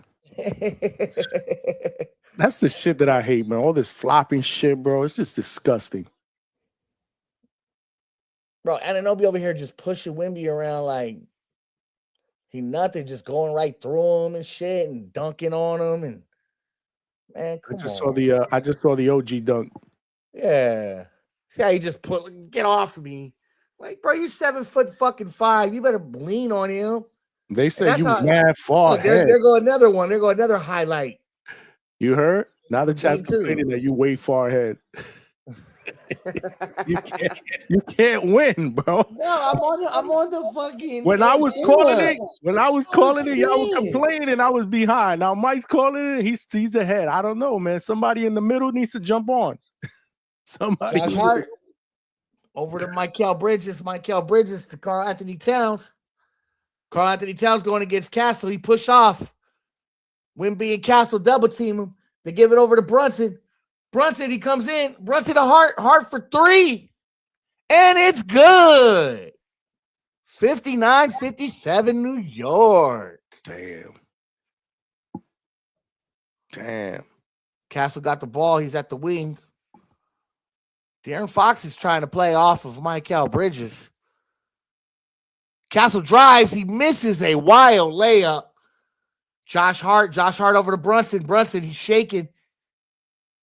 Now he's on Harper. Over to Anunoby in the corner. Anunoby, he pushes right through Wemby again. Brunson for 3. Wow. Missed? 62-57 New York. Man. See, this is what I'm talking about, man. The fucking Knicks, bro. They're super resilient, man. But that's what we've noticed every game, though. It's the Spurs. They come out hot. They slow down around the third quarter, which is we're about to be at halftime. And the Knicks take over. It just looks like it's veteran basketball. It's like, I'm going to let you punch and punch and punch until you tire out, and then I'm just going to whoop your ass from the 6th to the 12th. I think the Knicks are just a better team, man. The Knicks are definitely a better team. They have more pieces that can score. They have Karl Anthony Towns. He's definitely. This team is young, man. They're young, but they just don't have enough pieces to score. Like we're noticing De'Aaron Fox going 1 for 4 in the first quarter. How do you get past that? He shouldn't even be in the game. Like he shouldn't even start the third quarter. But I guarantee you, they'll go with the original starting lineup in the third quarter. So who are you going to rotate with Harper? If you got Stephen Castle playing the 2 the entire time, who are you going to rotate with Harper? I don't know, bro. But I mean, this whole shit with De'Aaron Fox starting, man, getting these type of minutes, starters minutes, it doesn't work for me, man. But that's who he is, though. He's a starter. He was a starter in Sacramento. He was a top scoring point guard. He has the ability. We're putting it on the organization, like, oh, Sacramento didn't put enough pieces around him. No, it was his ability to be able to. Is this full Shaq rubbing Ernie Johnson's back? Like, is he sitting there rubbing this man's back? Like, wait till you see that shit. That's just diabolical, bro. Like, I'm sorry. I don't know why he's doing that. Yo, I think Stock Chasers is out there in the city somewhere, man. That's what he told me the other day. He was gonna be in the city. Bro, look, I wish Stock Chasers safety and blessings, and I hope he makes it home fine and he can see his loved ones, because it is going to be wild. Absolutely, bro. Especially if they do pull the sweep off, bro, and they actually win it all in New York. Oh, it's gonna be crazy. Yeah, I see Shaq rubbing on Kenny. I'm rubbing on Ernie. Ernie's looking at him like, yo, what you doing, bro?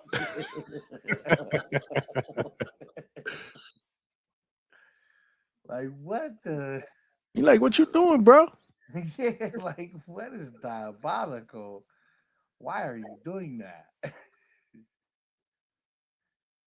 Hey, Brunson's shooting over Wemby. Like, you can see the highlight at the end of the half, right? You see him do that pull up over Wemby at the 3. I haven't seen it yet. How does he see over that man, though? 57-64 at the half.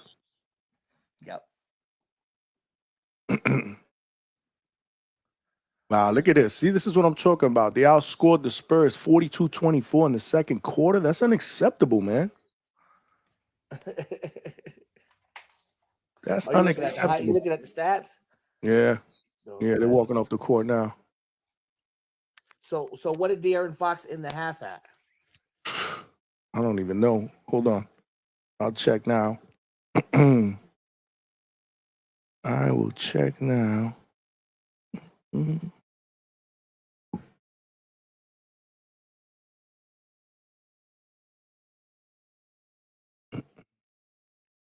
We got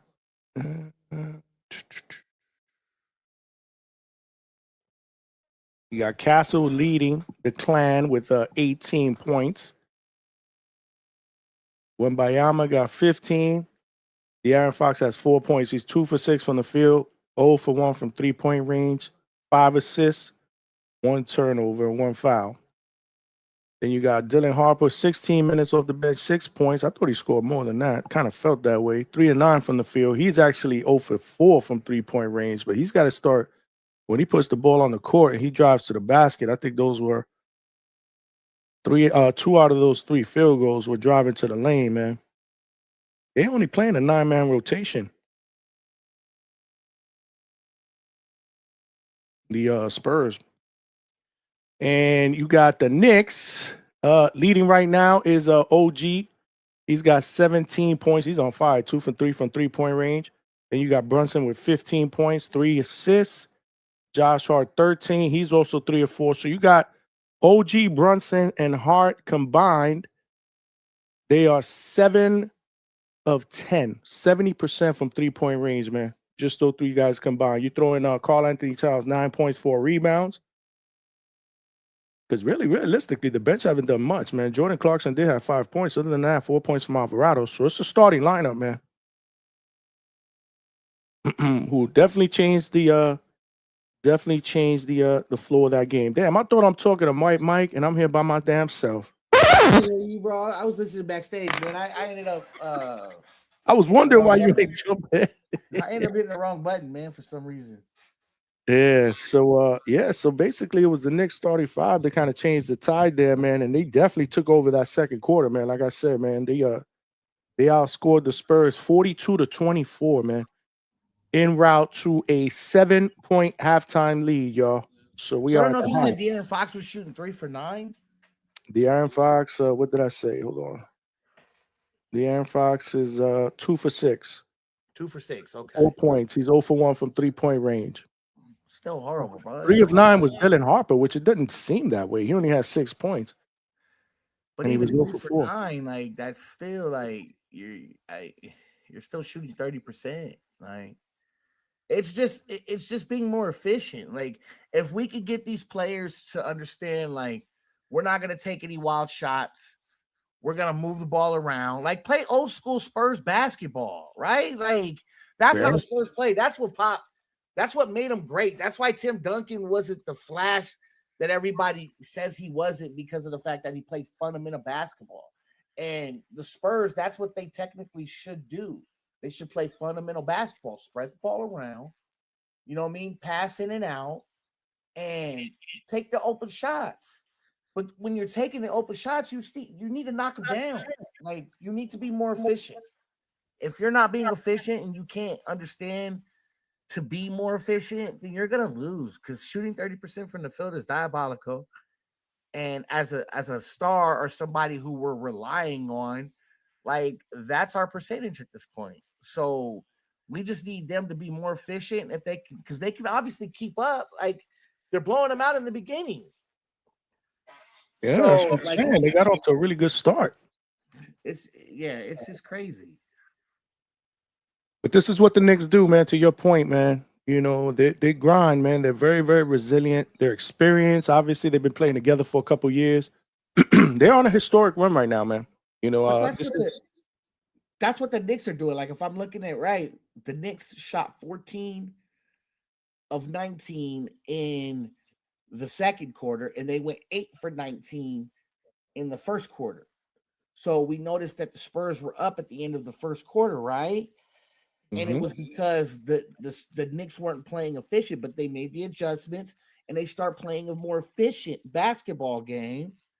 And now you look at them, they winning at halftime. 64-54, something like that. What the fuck? Oh. Yeah, they're by 7 at the half. 64-57 at the half. So you just notice those extra more efficient points are the difference in the game. Right? Because they go 8 for 19 in the first, and then they go 14 and 19 in the second. So if you look, those extra 4 buckets, those 8 points are the difference in what they're winning. So they're able to keep up with this team. They just need to be more efficient. When the Knicks start playing more efficient, you guys need to start playing more efficient. Keep up. You have the ability. They just don't have the extra star that they need to say, hey, look. Like, because you got Karl Anthony Towns, and if you can't say that Karl Anthony Towns is not an all-star or not a star and not a player that makes a difference compared to Brunson, who's obviously the superstar of that team, right? Who else can you say is a superstar compared to Wemby? Yeah, no, for sure. For sure. For those of you guys in the chat that were saying that that the league wants the Knicks to lose, the Knicks have shot 14 free throws compared to 8 for the Spurs, man. So they're getting calls, man. They are getting calls in the first half of this game. They've nailed 12 out of 14, so that's almost 86%. You got Brunson out here playing fucking for an Oscar. Pretty much, right? Right now, the Knicks have a rebounding edge of 18-14, but the Spurs have the assist edge 17-12. Knicks have 7 turnovers too, and they're still up by 7 points, man. The Spurs got to tighten it up, man. This is it, man. This is it. They lose tonight, they getting packed up in 4, without a doubt, man. What up, Vega? No, if they win a third game, it's only 3. Okay. Yeah, right. it's only 3, but I would say smart money is they get swept, bro. We ain't gonna call it until they win 4. There's a difference between watching the game and understanding the game. It's just this team just isn't ready, and it's okay. They're a fabulous team. I mean, they are. Wow, that Spurs team is extremely talented. You got to stop saying De'Aaron Fox's ass. That is insane. He's playing. Bro. No. See, what you don't understand is he's been playing with a high ankle sprain, which is one of the worst sprains to try to go. His game is based off of speed. That's what his game is. This guy's a 25-point scorer when he's the number 1 player. He's the inaugural winner of the clutch player of the year, which means 5 minutes left to go in a game. He's the guy that you rely on to get buckets. That's why they brought him in, though. He was the leader of the Sacramento team 3-4 years ago that brought the Golden State to 7 games in the first round. This guy is an excellent player, but he's playing hurt because it's the NBA Finals. Everyone always wants their best players to play, and he's playing. But no, I agree. They should be having him as a 6th man. But that's not on him. That's on the coaching. That's what the difference in this series is the Spurs coach is not prepared to have a half-court game or to deal with doing 5-on-5 defending. And the Knicks can guard. They know how to hide Jalen. They know how to deal with they you know how they learned? They learned by losing. They learned from the Indiana series last year, and they learned in the Atlanta series when Jalen Brunson was getting abused by CJ McCollum. They've made the adjustments because they've been here. Mike Brown has been here before. The Knicks have been here. They had guys that have won champ. OG was hurt when Toronto won championship. They've been there. They know the sacrifice, and that's what you're seeing. The loose balls, the Knicks are winning it. The Knicks aren't doing stupid fouls such as running out a star player and knocking him on his ass, and still they don't get the call. They're not pushing the guy down by his head to the floor like the Spurs are doing. That team is frustrated. Every bucket the Knicks make weighs heavy on the shoulders of the Spurs, especially Wemby. And you can tell it's obvious. It really doesn't seem fair, honestly, because the Spurs are just as talented as the Knicks. But the difference is being there in a 7-game series, each possession mattering. The Knicks understand they play into the game. The Spurs, It's like they come out, they punch you in the face. They're Fabio Wardley. They punch them in the face. But the thing is, the fight isn't over in 1 or 3 rounds. It's a 12-round fight, and the Knicks are showing you that every game. Casual Jerry with the $2 said, "Don't forget Mike Brown was coach of that Kings team that you're talking about, Vega." That's right. Damn, I did forget that. Yeah, salute to him. He's been around, man. Been in Cleveland, Kings. He was an assistant in Golden State. Did he coach the Lakers too? No, I don't think so. Huh? Did he? That's a I good. don't know. I kind of feel like he did. Chat, let me know. Did Mike Brown coach the Lakers? It wasn't for long if he did. I kind of feel like he did for some reason. I could be wrong though. Yep. Yeah, I feel like he was a coach at least. Yeah, Z Pacino confirmed he did. I kind of remember that. He's been around the block. He's been there. He knows how to win. He understands. Like I said, he understands this, and that's the thing, man. It's unfortunate because this is the highest level, the players, the coaching, but there's a difference between a regular season grind and winning playoff basketball. And it's so funny. I had to hear for months, well, not months, weeks, I'm sorry, how the OKC versus San Antonio is the real chip. And now look what's happening. It's becoming a beatdown. It's funny. That's why it's I was the matchups. one It's that just like said that. boxing. It's a lot of comparisons to boxing. But at the end of the day, I do agree. I think I said it right before you jumped on, maybe about 10 minutes ago. I said, I just think the Knicks are the better team, and the Spurs are very, very young, and they're showing their youth right now. They're showing their youth and their inexperience, and the Knicks have been playing together. This team has been together for what, 3 years? Mrs. Brunson's third year. Third year, this team has been together. This is Mike Brown's first year. So Thibodeau had them the first 2 years. So Thibodeau got them to the peak, and then Mike Brown, if they win, will have put him over the hump. That's how that works. Yeah, no, man. I mean, Thibodeau teaches these guys discipline. You got to be in shape. You got to play defense. But he was capped out. He was just capped out. I mean, we seen him in Chicago. Was he in Boston too? I'm not sure, but no, he was an assistant at Boston before he went to Chicago. He's always been capped out. He's a guy that's going to run you 40 minutes into the ground, 45 minutes. He'll have Derrick Rose. He doesn't play with a 9-man rotation. He plays with a 7-8-man rotation, and he plays with very limited players. Yeah, the Knicks had Evan Fournier. He was a great player, but he wasn't part of Thibodeau basketball. Thibodeau basketball. The defense corner. Yeah, he was a defense guy with the Celtics. No. Well, yeah. He was like the defensive coordinator for the Celtics, and then he went to Chicago, and he had D-Rose MVP year, and they won like 50 games a few years with him. And, he had Jimmy. He loved Jimmy. Jimmy loved him. He was in Minnesota too. That's right. When Jimmy and Wiggins and Towns, but those boys were soft. But you see, Cat's a better player because of Tibbs. That is right. He was. He had to learn to lose to get not to make it to the goal over and over again. You see, Cat's a different guy than the past couple of years. He's playing a lot more physical this series too. He needed to, but because bro, he's mentally he wants to be soft, but you can see skill wise, he's one of the biggest, baddest boys there are. But that's what it is. That toughness helps put him over the edge. I think it's pretty simple with the Spurs. I know, call me crazy. Put Wemby 12 feet around the basket. That's it. Offense, defense. That's it. Like he needs to stop going to the 3-point line. Thank you, bro. I can only take so much of this bullshit from Vega, acting like he's been watching the Knicks the whole year. Bro, get up out here. They're looking for a nickname from Brunson. It should be the Fish. This motherfucker's flopping all over the place, bro. I don't know his daddy's on the bench.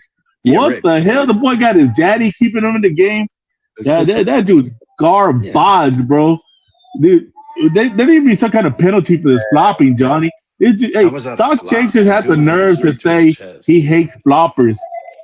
OKC flopping, dude. The Knicks flop just as much as OKC.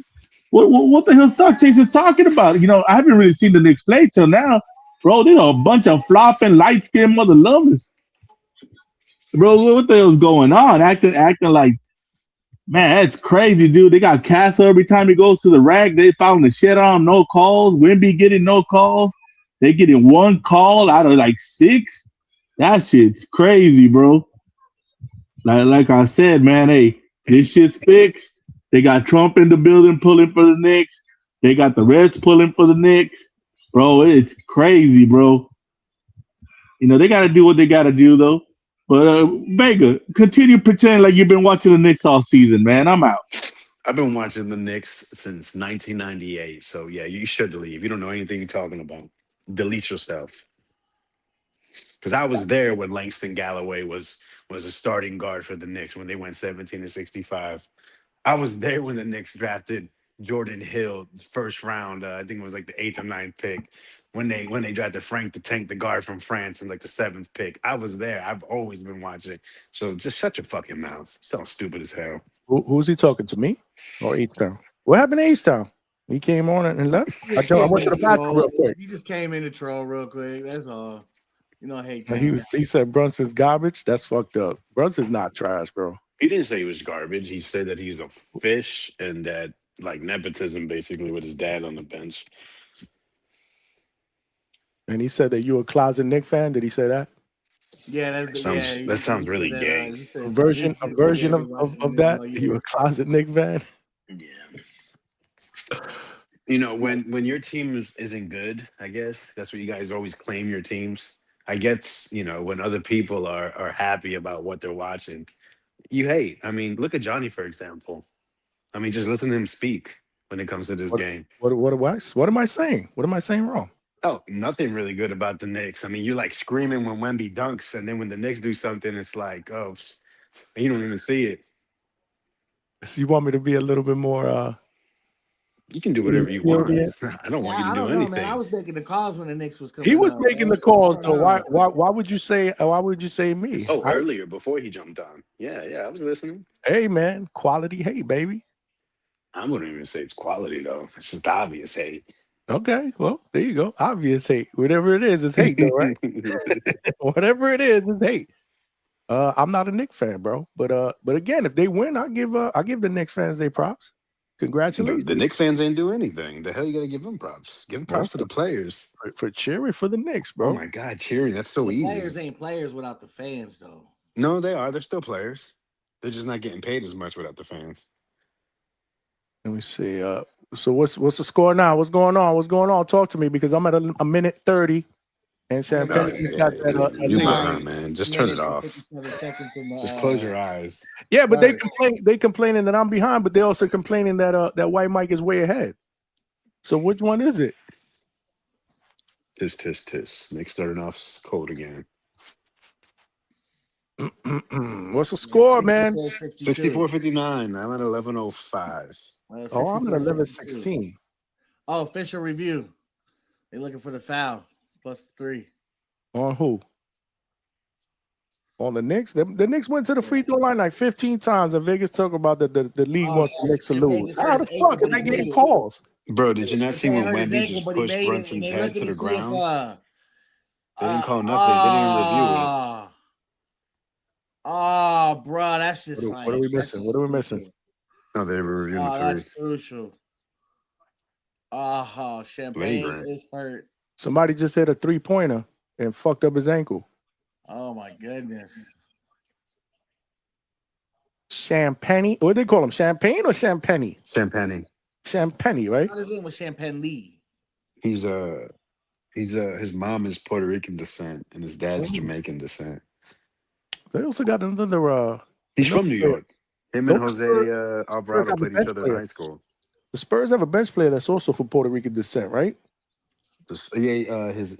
Carter Bryant's mother is Puerto Rican descent. Yes. And then the Knicks have Jose Alvarado, one of his parents is Puerto Rican descent. He's out there walking.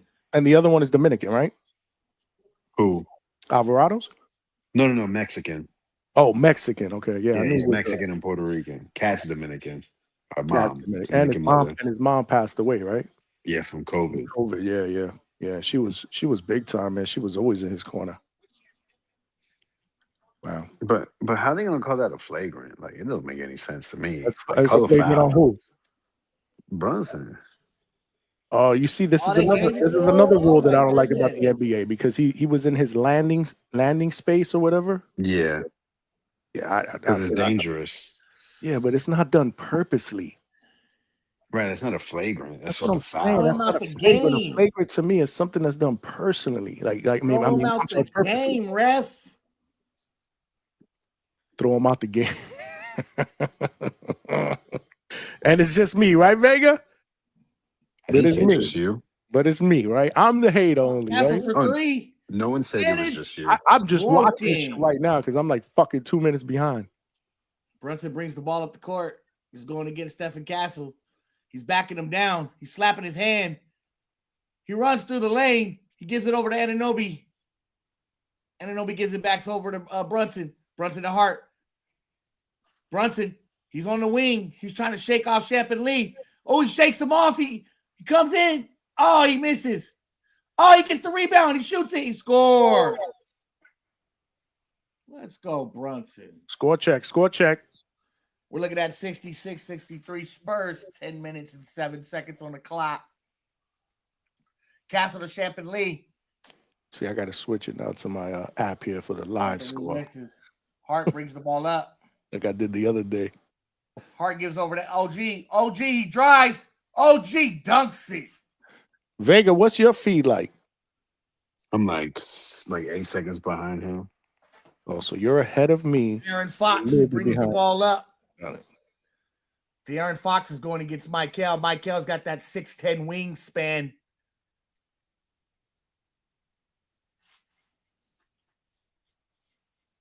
Damn, I'm way behind. Fuck, man. I hate this shit, man. Bro, that's just digital, bro. I want to be watching it with y'all. Yeah, but you're the only one that's ahead like that, though. That's because I got the antenna. I Everybody's think like watching 95% of the chat is There's a probably where difference I'm at. between live feed and digital feed. Digital is cable. Digital is those digital sites that you get, like streaming sites. It's kind of like Clone Wars. Like And they're playing this on regular TV, right? ABC. Yeah, When was the and last then time I'm I looking at it in the even live feed. watched I'm looking at it regular as TV? regular TV. So mine's coming from the cameras.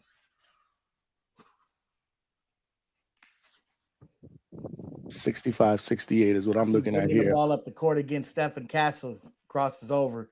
Castle won't let him move. He got him at the half court line. Brunson, he shakes. They pick him off. He goes against Champion Lee. Champion Lee. He's trying to hold Brunson. Brunson's inside. He passes over to Cat. Castle with the steal. Castle to Wembanyama. Wembanyama to Vassell. Vassell gets fouled on his way up to the basket. Vega, Yo, did you get my my bloop and a blast? You knew what I was talking about? no, You didn't hear when I said baseball. You never heard that in baseball? no. The team is cold offensively. Usually a bloop and a blast. No, never heard that in my life. I'm old. Yeah, I'm definitely old. Who used to I'm say- the mic. He got sick of calling it by himself. He probably hit the wrong button and left. He's probably still talking right now. I bet you he is still talking right now. Damn, where you at then? Because I'm way behind. I'm watching just a replay. All right, so I'm at 68-65 Knicks with 9:08, and Castle, I believe, just got fouled. So I'm way behind you. Yeah, I'm at All the right, second Mike is free back. throw. Mike, what happened, man? Same thing, hit the wrong button. He hit the wrong button. We got Brunson. Oh, shit. Foul on Vassell. Beating up on Anunoby. You know, Mikel got no points. He's in foul trouble. Wasn't he in foul trouble the first half? Foul on Wemby. Hold on a second. Wemby knocks over OG Anunoby. They called it on Wemby. Wemby's got 2 fouls, 15 points, 22 minutes in the game. What's your timestamp? 8:45 in this third quarter. We're looking at 68-67. Brunson's I'm got at the 9 ball. Gives it minutes. to Michael. Michael to Hart in the corner. Hart I'm at misses. 9 minutes right now. Down Vassell. Gives it over to De'Aaron Fox, who's bringing the ball up the court. De'Aaron's moving nice tonight. Oh, he's in the middle of the lane. No foul call. Oh, out of bounds. Out of bounds. Spurs ball. Oh, Spurs down by a point, right? Huh? Spurs down by a point, 68-67. 68-67, 8 minutes and 28 seconds on the clock. I ain't gonna lie, man. I do want to see. I don't want to see a short series either, man. I want to see at least 6 games, man. Ooh, fuck a De'Aaron sweep, Fox in bro. the corner. He misses. I mean, that's easy for me to say, right? See, those are crucial, right? Like that shot right there is crucial, and De'Aaron Fox misses it. And then he comes running up the court nonchalant, like you have not a care in the world whether or not you just missed that shot. And that shot would have made you take the lead. I just don't quite understand it. And I don't trust left-handed shooters anyways. Like if you're a left-handed shooter, I just don't trust you. Vega, he's not really moving though, realistically, like a dude that has a high ankle sprain though. Like he's moving pretty well. Like, so most people think he's the fastest player in the league. Really? Have you seen any spurts like that? Again, I can't call that because I don't watch the NBA like Exactly. The ball in his hands he is, and he used to be, but he's a little older now. He's not. He's 28 years old. He's faster than John Morant? Because I know John Morant was fucking. I mean, John Morant, you never know where Ja is. Is he on the court? Is he, getting a firearm on a kid? Is he at the strip club? Is he finger shooting the bench? Very true. And again, I don't watch, but I listen. I know what's going on. I'm like, what is wrong with this dude, man? So yeah, a classic De'Aaron Fox play is after the other team scores, they give it to him and he runs down for a layup. Have you seen that ever in this series? Nope. Okay. No, he needs to play more in transition, but he's not really. Well, because he's saying because of the high ankle sprain. What's the score now? Because I just saw Wembanyama hit a jump shot. 71-69. Knicks got the ball. Brunson with the left hand. Yeah, I think it's obvious. They need to go to Dillon starting. I mean, they should have done that when they were down 0-2 going to New York. 72-71. They should have did a game 2. Ooh, Vassell almost got the steal.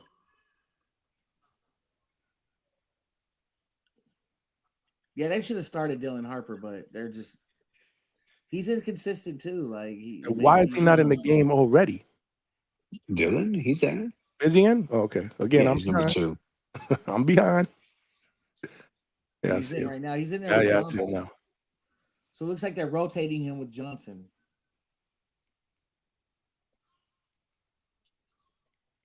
Is that Ron Harper's kid? Yeah, Dylan Harper is. Yes. Wow.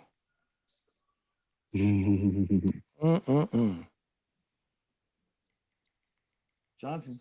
I just saw Vassell hit a 3. Johnson. Ooh, somebody almost got a steal. I'm way behind. He got the foul.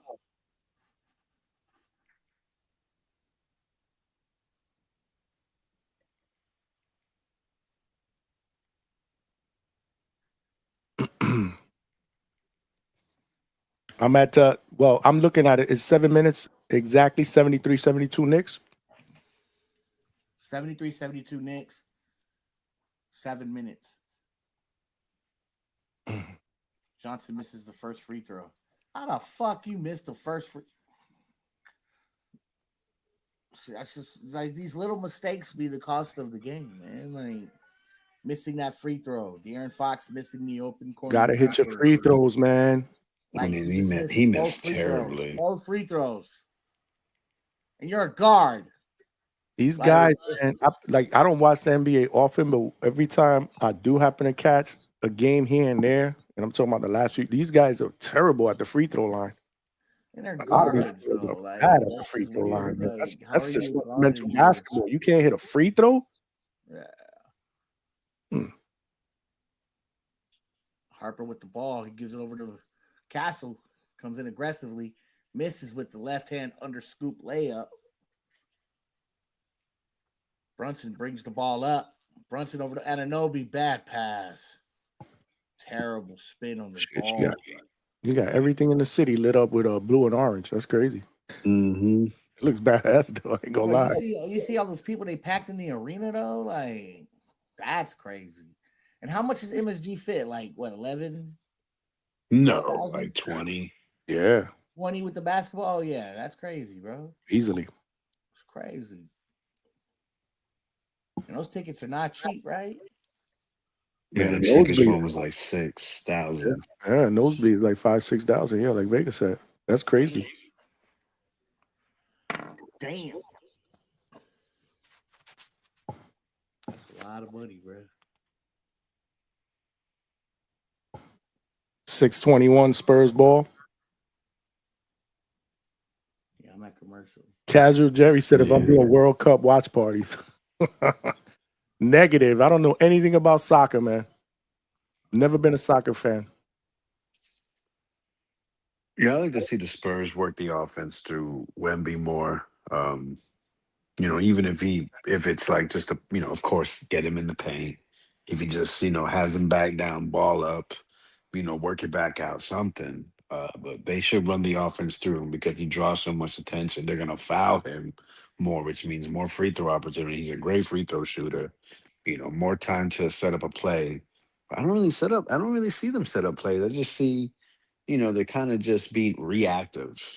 And that's not good. You don't want to be reactive on offense. You want to be setting the pace on offense. Yeah.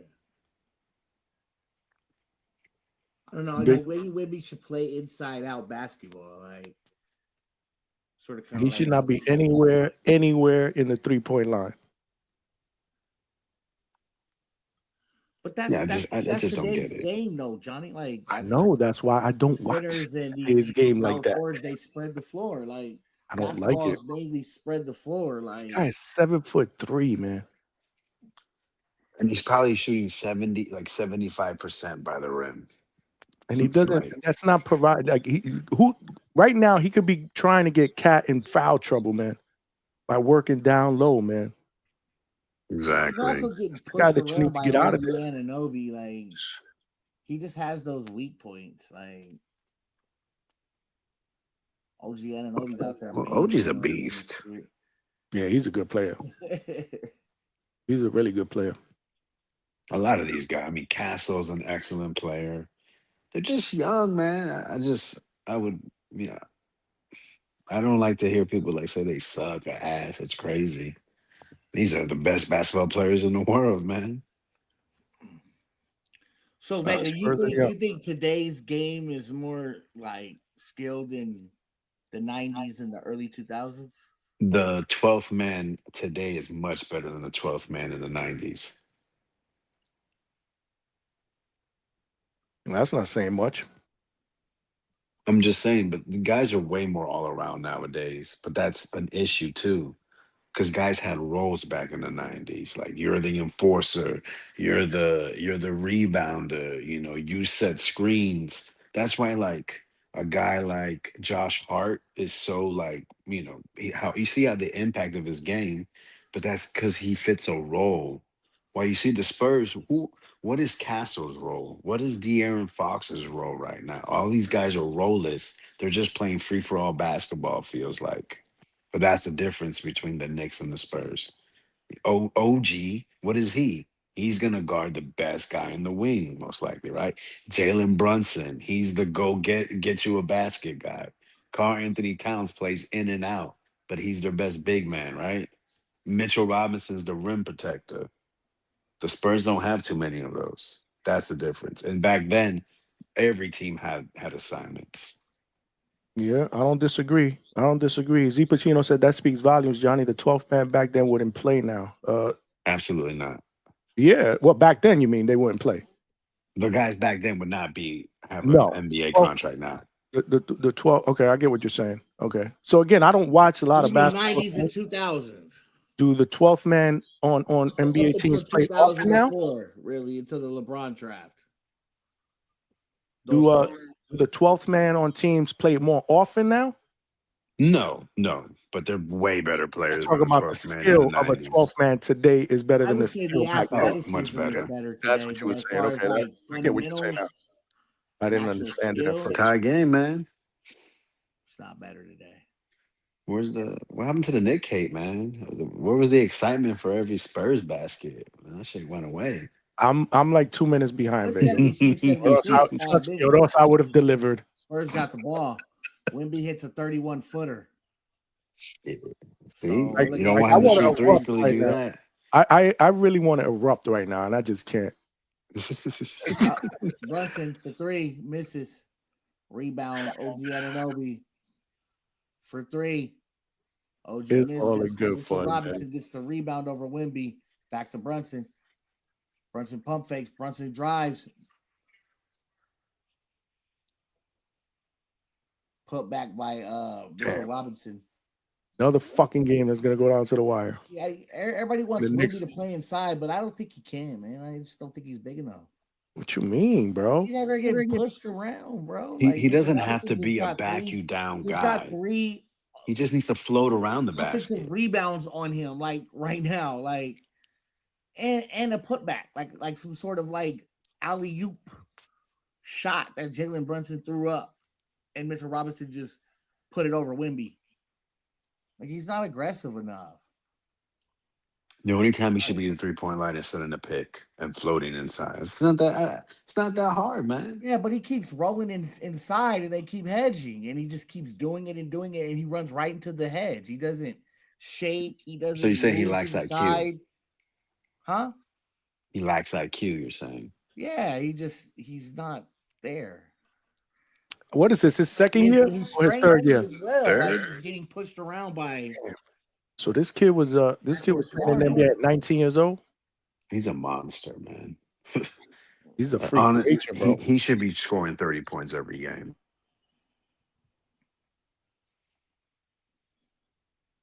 No, yeah. Well, he can't score 40 points a game. Sorry. Spurs got young hoopers. They will develop. Absolutely. No, God forbid they get another they're a player. scary team. Yeah. Nah, they're gonna end up breaking them up. What? All these guys are young. Watch. They're probably playing on fucking like what? Do they have that shit in the NBA? Rookie deals and shit like that? Yeah, but you know who's on a max contract that just signed? I think last year. Who? De'Aaron Fox. He's on a max. Wow. So they picked. So he had signed. You saying he signed with Sacramento before they made the trade?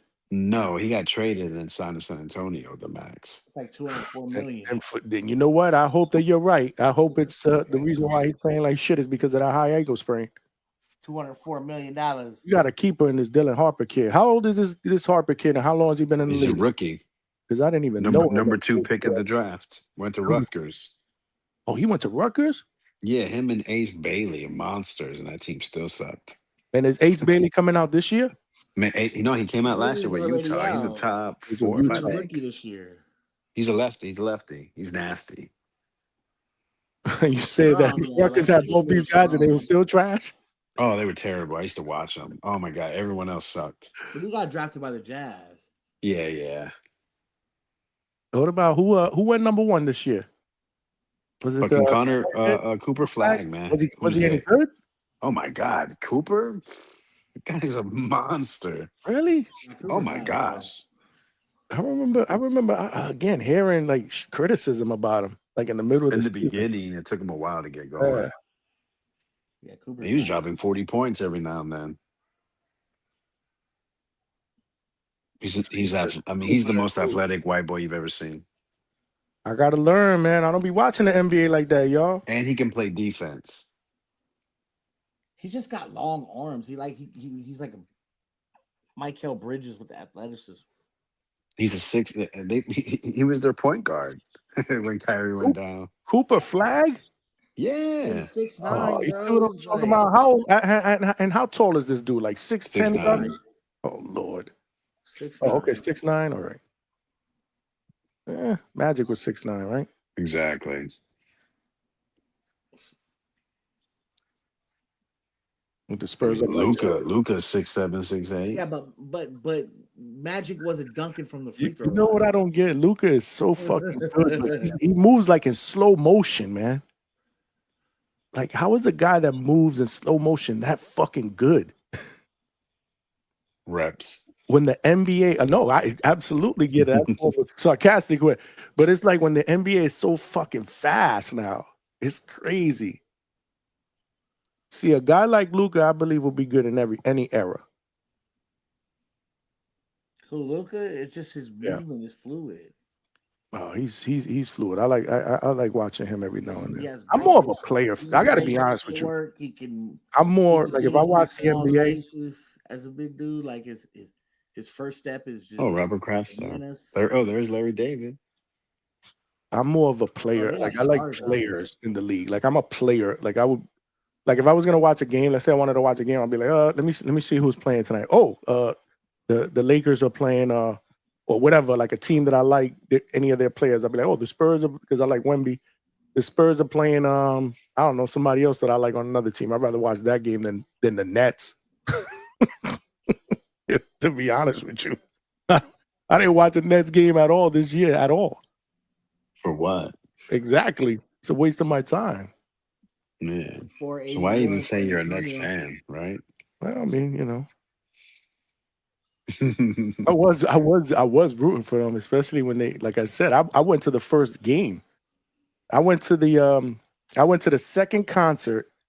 Wifey got tickets to the second concert that Jay-Z did when they first opened up Barclays. So we went on a Saturday night, and the first night was a Friday night. We went on a Saturday night. That shit was crazy. I remember going to the bathroom and I came out high because everybody was smoking weed in there. But the concert was good, and then we went to the first Nets home opener, and we ended up getting a T-shirt. I gotta find that shit. It's somewhere in the closet somewhere. It says "Fans since day one." I got a T-shirt that says that, and we went to a lot of games. Like I went to a few Net games when we lived in New York, and then when I lived in Pennsylvania, I went to a few. You see how OG's guarding Dylan? Well, score. I need a score check, man. Spurs up by 3. Okay. On that commercial, Cornette just got thrown to the floor in a Oh, yeah, on commercial. I'm still watching them play. Spurs up by 3, though. Josh Hart, Alvarado drives in, misses the layup, rebound Dylan. That's where I'm at. That's where I'm at. Oh my God, it was such a nasty miss. But that's what you have to do when there's not Wemby in the game. You gotta attack that basket. You need to get those easy buckets. They just fouled that big tall white boy that got that rebound. Who's that? Cornette. He's so pointless. He's just a big body. But again, at least he knows his role. Well, yeah, his role is to take up space. That's what Take it up is. space, grab a couple rebounds, maybe pick up a couple of fouls, and get the fuck out. Yeah, no, man. But you see, they I need wish I could more. pull up the stats right now. Like who, Cornette? I'm saying they need more. They need His more stats from in us. this game. Why would you want to pull his stats up? I Yeah, can so pull I him can up show for you you. how efficiency matters. For Efficiency. Cornette? Yeah, I think he's just talking about the game. Like He's Cornette's been getting in there 4 or 6 5 minutes. touches. 6 minutes. He has 4 rebounds. If 3 of those turn into buckets, Cornette's doing his fucking job. He hasn't taken a shot yet, though, Mike. That's what I'm saying. But he's still getting 3 or 4 touches.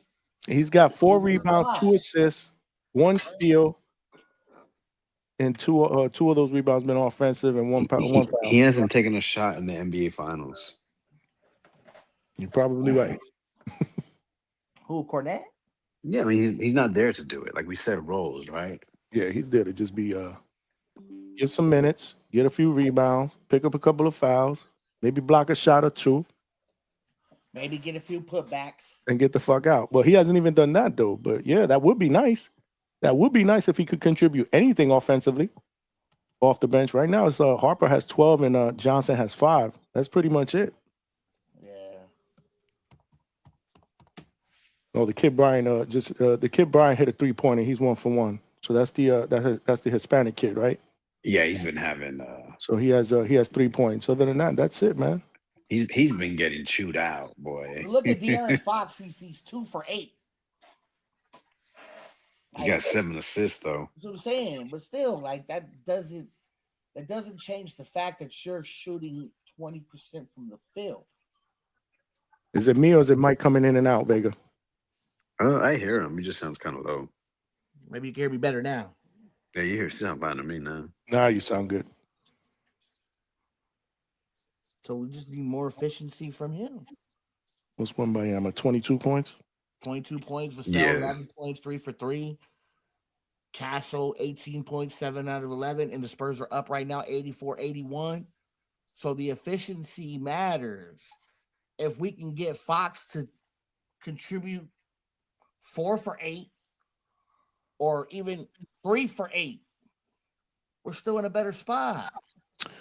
What's Brunson shooting this game? Oh man, terribly. He's been quiet. Yeah, what's They going on have there? the bodies. I'm telling you, that Spurs team is, oh my God, I feel bad for the West.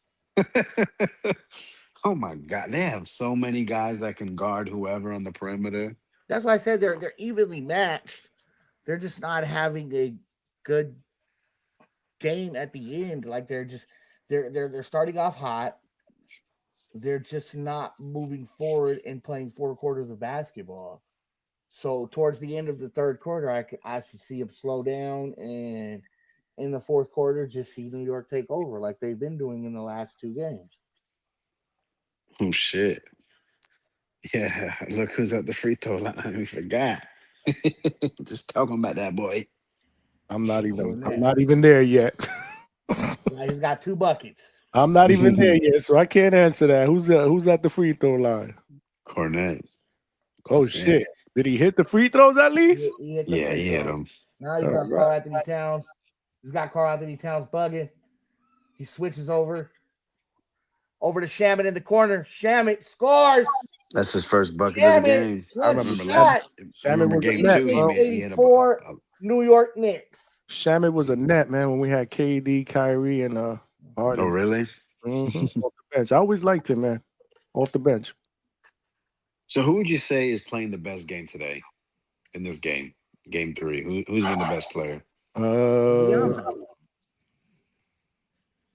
For the Spurs? Yeah. I would say OG for the Knicks. Yeah, OG for sure. Yeah. I would say it's between OG and Wembanyama. I would say, I think OG's been the most efficient, most impactful player. But I'm gonna throw Castle in there too. Castle's been good. Damn, that's a big 3 by Champagne. See, this is where the Knicks, they usually take the game, and the Spurs have been doing really well without Wemby. I mean, their defense, man. The Spurs' defense is sick sometimes. They started out really good defensively last game. We were watching. Gives it over to they were swarming. Anthony Towns. Cat gets double teamed. Cat's getting double teamed. Cat gets it over to Clarkson. Clarkson for 3, long 3. He makes it with a hand in his face. Jordan Clarkson. That's Teen Wolf right there. Teen Wolf? Oh, remember the movie Teen Wolf? Yeah. He looks like Teen Wolf. I would say he looked like Teen Wolf with the headband. That's Philippines' best player, man. He hits one right in Shamet's face. Dylan Harper. Darren Fox. Spurs back up by 3. Yeah. 92-89 Spurs. I'm just watching the Cat play now. Double That was a team. nasty step back by Dylan. That was in good rhythm, good spacing. Looking at 91-92. We got 7 seconds on the clock. 6 seconds. 5 seconds. Dylan Harper, step back. Dylan Harper misses. Damn, 1 point game going into the fourth. This is what you want. We want close games. Oh man. Yeah, Bridges finally got a shot in rhythm himself. He's got the best feet in this series. I mean, that running jumper is insane. I still think they gave too much for him. But I mean, Bridges? But yeah. Man, bro, they give up like fucking 4 or 5 first rounders to the Nets, bro. But at the end of the day, when you feel like you're one piece away, listen, you got to pull it, right? Because if they win this chip, it's worth it. Yes, it's worth it. Yes, fuck them first rounders. Yeah, even if you win one, one chip, it's worth it. That I do agree with. But man, I remember At some point in the season, bro, it had to be the middle late season. People were like that had to have been the worst trade. How you give up all I these wasn't first very rounders for happy him? when I I wasn't remember. as what's his name, H Town said, when I wasn't supporting the Knicks, I was upset. I didn't like it. I know he can ball. Yeah, but I didn't believe that's way too many. I mean, they give up more first rounders than That's what you expect for the Giannis. Suns gave up for us to KD for KD. Like I'm for five first rounders, I'm expecting to get Giannis. Right, exactly. Exactly, a superstar. Like he was never a superstar. He's an all-star player. He's a good player. He's an all-star player. What are you doing this? He's a second or third option on a championship team, just like he is on this team. If they win a championship, he's not the he's first what option. third? He's a third, fourth option depending on the night. Yeah. 5 first rounders for Hey man, any fucking player. But that's the thing. He's good offensively and good defensively. Like you can't find too many. You don't have opportunities to add him to your team. A guy like him, like you said, an all-star caliber player. When you have 3 all-stars already. Because OG, I don't think he made it this year, but OG's obviously an all-star caliber player himself. OG, yeah, man. OG's a good player, man. He's fantastic. Really? Yeah, he was. So did you hear about Giannis, man? He's basically said Miami's his number one destination. That is that'll be great. A superstar in Miami is great for the United States of America. Like it's not even about basketball. America. Why? Because he's in your backyard? No, I don't give a shit about that. I hate Miami. It's too much. It's just too much going on. There's a lot of shit going on out there. But this is what I'm talking about, man. These guys that just basically they can pick where they go. I just don't understand that, bro. The inmates run the asylum in the NBA, bro. I wouldn't say that because they don't have to do it. Right. They don't have to. But how many times does the team comply with that? All the time. Meanwhile, Donovan wanted to be a Knick. He ended up in Cleveland. You got to do what's best for the franchise. Fuck the player. But that's what Utah did.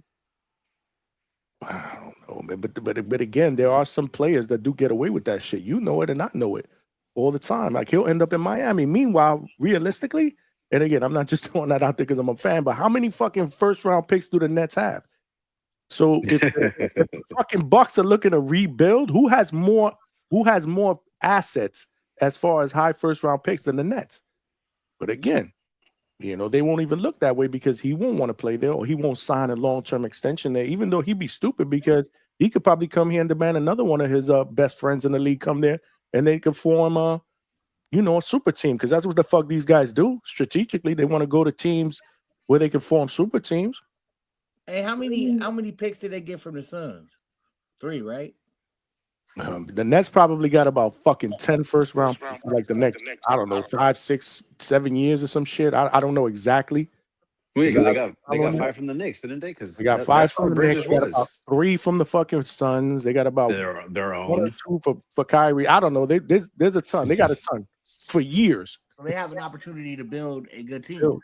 Yeah, they got. Who knew if Wemby shot the ball that he get fouled? Oh my God, this is crazy. Imagine if he just did that every time. If you think about it, right? What kind of teams have won the NBA championship over the last 5 years? Well, I know the OKC won last year, and they basically built that team from the ground up. No, they built that team from the ground up. Who won before that? The Warriors. From the ground up. I mean, yeah, and then they got KD. They got KD. Well, they won it without KD too. They won it once without KD, yes. Or after KD left, I'm sorry. Cleveland was a mix. Before they left. Before KD as well. Yeah. They won before and after, correct. Yes, they won before and after. So, okay. Who else? Celtics. Yep, drafted Tatum and Brown. Okay, so. So the teams that have been doing real well are the teams that are being drafted.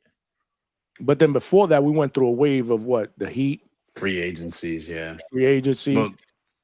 Yeah, because even that Dallas team, I mean, the only person they drafted was Dirk. Because you guys gave up a lot of assets to get Kyrie and Oh, hell yeah. KD and. Well, no. What are you talking about? Kyrie and KD were signs.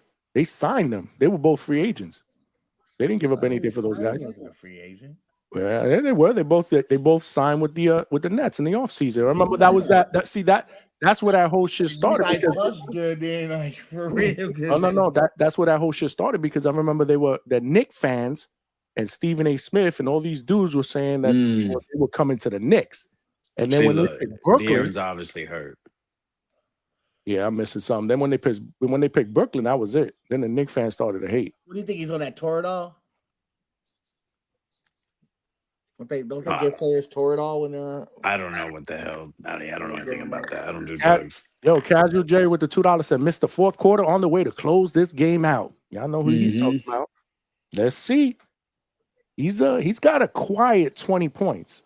Oh, it's been inefficient. Yeah, it's been a quiet for Brunson's, status has been a little quiet, which means we due for something.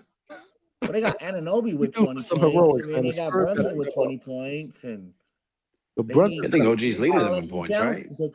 Yeah, for sure. OG's leading. OG got 22 points off 9 shots. Yeah. That's efficient. But yeah, I like to see them feed the ball to Cat. I mean, he's the best player on there. I mean, they don't even. You see, Wemby, he. Oh my gosh, what the hell? He doesn't guard. He guards the rim. You go see, look, De'Aaron would have been gone if he was healthy, but he can't plant that foot. What he just get a steal? You talking about on the break? Yeah, he would have been. He was unstoppable every year before today. This past month, and he's young too. So I'm being super critical because obviously I'm judging him on his play this series. This is a big series. This is for all the marbles. Right, he's not playing well. He's mad young. Well. So I wouldn't necessarily say if I'm a Spurs fan, like I wouldn't the diehard Spurs fan. I wouldn't want to pack him up. I want to pack him up this series. But I'm telling you, Johnny, he's a 25-point scorer. Like those guys don't grow on trees. He went in the same draft as Lonzo Ball, right? Did he? He was a top 5 pick. It was him and Lonzo Ball. I remember. They were like the top two guards coming out that year. Trust me, Markel Fultz was the top guy that year. Was it that year? Yeah. He was a hell of a Lonzo player. Ball went second to the Lakers, and I believe they took Fox third. Jason Tatum was third, or something like yes. Tatum was in that draft too. Yeah, no, I think Suns got robbed in that lottery. I was Pacino said, yeah, exactly. I remember. Trust me. Just like when John Morant got selected, the Suns should have had that pick. With John Morant, mismatch. John Morant, come on. Damn, what the hell? Another fucking. Someone loaded a gun. This is what I'm talking about, man. You should have had John Morant, DeAndre Ayton, and Jason Tatum all on the same squad. That's what the Suns should have had. Man, I thought for sure when the Nets got Kyrie, KD, and Harden, they would win at least one chip. Oh, it's gonna be 2-1, guys. Oh, damn, it's still early, bro. Stop. I wouldn't mind it. I want to see a series, bro. Let's see some intrigue, bro. We don't want to see no blowout. San Antonio Spurs, do not walk home. Do not walk home in New York. Yeah, it's still early, bro. The Knicks need a change. This lineup isn't doing it.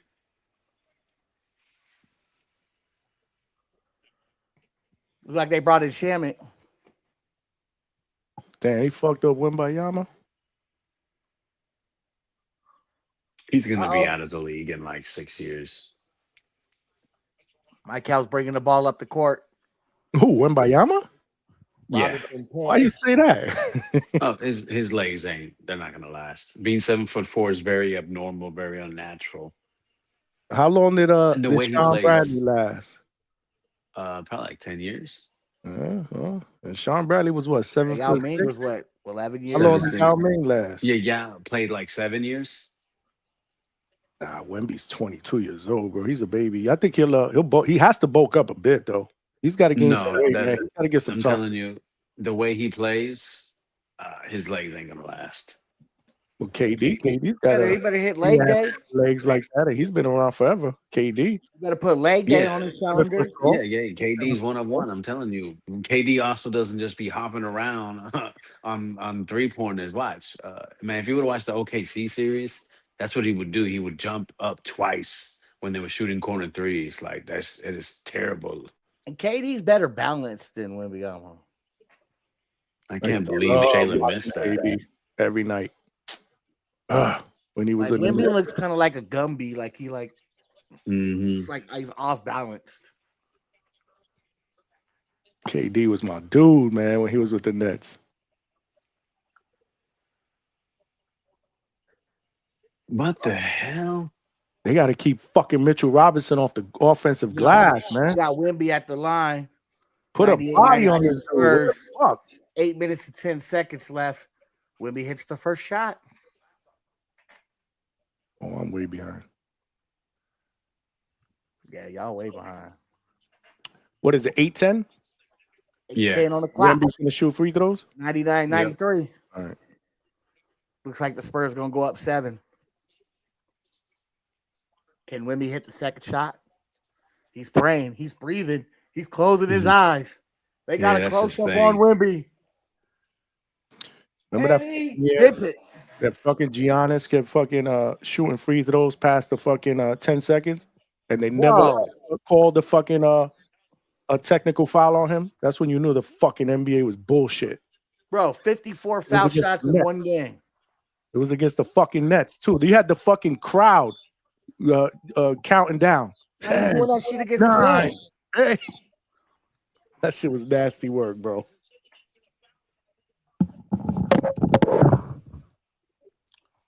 So this is a pretty high energy lineup from the Nets. I want to see, I want to see. Oh my God. Okay, I want to see them using Mitchell on screens. See if that can help open up Jalen. Got Wemby with the ball, bringing it up the court. Wemby for long 3. He gets punched. 4-point play for Wemby. Wow. Oh my goodness. Oh, Wemby's not getting up. Oh, he's laughing. Oh, he's laying there. He's laughing. Oh, yeah. It looks like he's kind of hurt. He's getting up slow, but he's laughing. 4-point play for Wembanyama.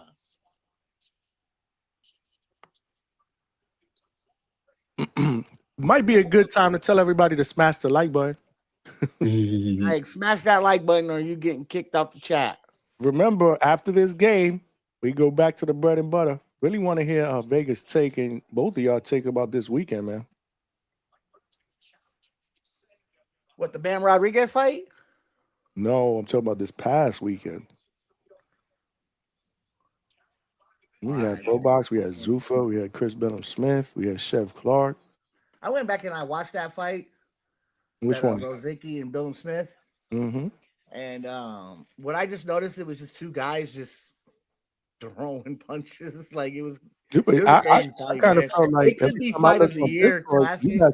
You guys were loving it on the Discord. It was ugly. People were talking about it. It was just ugly. Like I watched it, and then I just thought it was the most ugliest fight I've seen in a long time. And Rozicki took a lot of punishment, and to be a man to take that much punishment, like that motherfucker had no defense whatsoever, bro. Well, unless you count his face. He said, Jack Dempsey was his favorite fighter, so he's just fighting like a guy from the 20s and 30s. Did he come in with gloves or shoes that were what's the word that I'm looking for? Am I right or am I wrong? I kind of heard something on the fly when I had it on my phone. Jack Dempsey look like that were like influence from Jack Dempsey or some shit like that. With the brown gloves, or inspired by Jack Dempsey, right? Am I right or am I wrong? Yeah. Yeah. Right. because they kept bringing it up. Like, and then Yeah, I heard it. I definitely heard it because at that point I was we were walking around. I had it on my phone. I try to peep here and there when we outside. If I'm waiting on a line for a beer, boom, the phone goes on. I'm watching. We sit down, take a rest. If we go eat some, I put the phone there. Bro, how many shots do you think he got hit with? What you mean? Like, I'm just trying to figure that Yo, out. and I bet you nobody on the other team is saying that they fouled him because that's what the NBA does. None of these dudes feel like they fouled anybody. You look at the replay, you're like, really? Really? You ain't just foul him. Oh no, Wemby got fouled. Well, he I'm got on commercial. pushed. I I'm waiting mean, for they the, pushed come Mitch back into to the free him. throw. Still on commercial. This commercial is long. I'm still on commercial. Well, if you're on commercial, I'm definitely on commercial. Knicks up by, I'm looking at it right here. Spurs up by 10. Man, that's crazy that you're on commercial and I'm on commercial at the same time because you're like 50 seconds behind me. They took it off. They took it off. You know that, right? What? I'm looking at the score. They just put it back to 100 to 93. Yeah. Good call. So I don't know what the fuck happened. So he didn't hit the shot? No, they're saying that it was a foul before the Maybe it was shot. a foul before. Oh, because he pushed Robinson in the back? But that still should be a 3-pointer. Goodness. But he'll still get 3 foul shots. He'll still get 3 free throws, right? But he's not going to get the shot? No? Oh, so it was before the shot. So that's going to be on the side. They're going to take that out on the side. That's crazy. Yeah, but you know they want the Knicks to lose, like Vegas says. No, they want the Knicks to win. Knicks are getting all the calls, bro. Knicks are getting all the calls. That soft ass shot in the back. That was some bullshit.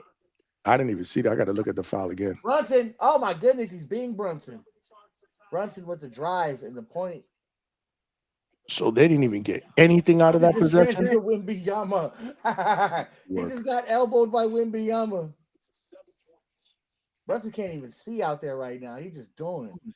He just looks like he's just going off of instinct. Because if he running into Wembanyama like that, did you see him running into Wembanyama? This is probably the Spurs' best lineup.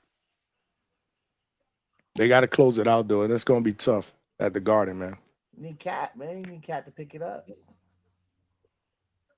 You got to get plenty of time left, too. That should have been an offensive foul on Jalen. Cat needs to go 3 out of 5 in the fourth. 3 out of 5 or 4 out of 7. If he's not doing that, Wembanyama has to take this game over. But you see, you got to get Wemby out the paint. Though? Like, I think people are just like demand the fucking ball inside. Bro, this is where guys, this is why I love guys like Kobe and all these dudes. These are times when they're like, nah, bro, it's my game. I'm taking this bitch over, bro. Okay, so Kobe at 21 years old was taking games over? Oh, I wouldn't say that, but you know what I mean. Even if he's not ready, but I mean, this is going to be a big learning experience for him. But he's there. He's on the cusp. Like this is easily a game where I feel like he can definitely put his team on his shoulders to win. Wemby's 10 of 15 with 26 points, right? 7 rebounds and 5 assists. Mm-hmm. And pretty quiet. Those are quiet. So that's it. So that's it. He takes the rest of the night off. He's I'm not saying he takes the rest of the night off. Player. You got to give me a star performance. 2 blocks and 2 steals. What more do you want him to do? Mike, step up.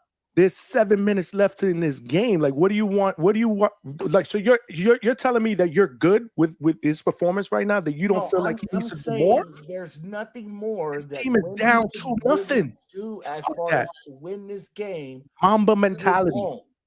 Mamba mentality, bro. He's got to have. He's got to do that. He's got to have that. He's got to have that Mamba mentality at 21 years old. Look at how far he's brought them at 22 years old. Ain't nobody thought that this team was going to go to the finals, let alone beat the defending champions to get here. You're comparing Wembanyama to Kobe, right? Kobe at 21 years old wasn't doing what Wembanyama's doing right now. Yeah, that's what I'm saying. All I want him to do is finish out the game strong. Yeah, of course. But we also need De'Aaron Fox. He's 2 for 10. That ship He's sailed. 0 for 4 from 3. He's got 7 assists. He's playing good basketball. I agree with you. I think that the other guys need to step up. If we could get him to go 4 for 7 in the fourth, 3 for 7, even if he goes 3 for 7 in the fourth, I'm with that. I mean, all I think he's saying is like, yo, man. you're down 0-2. You're the star player. Like, this is what superstars do. Take over. I don't know if you understand where I'm coming from, right? Fuck that. As a star player, I wouldn't even want anybody else to touch the ball. Exactly. Yeah, the ball needs to touch his hands every play. I mean, every offensive possession. Triple team, then I'm gonna hit the open man. Yeah, and but then exactly. Other than that, I'm gonna force you to triple team me. You see how Jalen touches the ball every time, right? Absolutely. Giannis touches the ball every possession, right? Absolutely. But what I also notice is that when Wemby gets trapped at the top, he's not a very patient person. He shouldn't be up there. He's not going to make the patient. That's what we're saying. He shouldn't be up there. You can do to be up there. Like, you're almost doing them a fucking favor. Especially in the hedge, especially when you keep running into the hedge the way you're running into the hedge, like you're stuck up there. You know what I'm saying? Is there anybody on the Knicks even in foul trouble? Any of their starting five even in foul trouble? They haven't really been showing it. No, let's see. I can tell you. Yeah, like I haven't even been looking at fouls. Spurs are in the bonus though. Michael's got 4. Brunson's got 4. Damn, I'm looking at how is that not a foul? You got Mitchell Robinson that just ran right into this dude on the 3-point line. Didn't they call Brunson? He got pushed. You can't extend your arm. If they see that, that's a foul. It's crazy that they're like calling reviews like left and right. Like, yeah, I hate that. That's the one thing today's game is kind of annoying. I ain't gonna lie. When we did game 1, the shit was over already. It went really fast. This game is dragging. And it's because of all those. Yeah, that's a foul. I'm not watching what's going on. Talk to me. I'm on commercial. Oh, they're reviewing a play they called out on the Spurs, but the Spurs challenged it because Cat held his arm. So it's like they're doing this. They're going back and forth. It's like tattletelling. When did we start this line? Man, we pushing 3 hours, and this game's still not over. Fuck. What the fuck? Wow. I mean, 5-point game, every possession matters. And we still what? Jalen Brunson though, right? Like Jalen Brunson's 8 for 20. So like if this game can swing, bro. Like it depends on what the Knicks is gonna do in the fourth quarter, towards the end, the last 5 minutes. 4 minutes. I can't hear Mike. He keeps coming in and out for me. I don't know if you can what hear I'm him. saying, it's gonna depend. It's gonna depend what the Knicks do at the end. Let's say 4 minutes, 5 minutes, because you got Jalen Brunson. He's 8 for 20. He's got 22 points. But you're gonna expect him to step it up. You gotta expect Jalen Brunson to step it up in these last 5 minutes, 4 minutes. So that's what he's known to do, though, right? So it could swing either way. Like it could really swing either way because you could even have De'Aaron Fox come in and go 3 for 7 or even 3 for 5. I'll take 3 for 7 all day long. That ref is fucking ripped. You know what I'm saying? And just those extra points. Vassell's only shot 3 times, but he's 100% from the field. At this point, it looks like they're gonna live and die with Fox. Well, 7 minutes. What is it? 7:12 left. Yeah, they got Fox out there too. He's still there. Yeah, he's out there. But they got Fox playing what, small forward? I don't understand that. Yeah, they do because they got him sitting on the line next to Towns on the free throws. That's a foul on Cat. He's right next to Anunoby. Forward, by the way. Yeah, because you got the 2 guards at the top. Anytime that you have a free throw, you have the 2 guards at the top, you have the small forward, and then you have the center. Yeah, no, but no, they haven't been to no. What they're, I mean, it's so unconventional nowadays. What they want him to do is, if they need to, an outlet pass. That's what they have in there. Yeah. What up, pass out there. What's good, Chevy?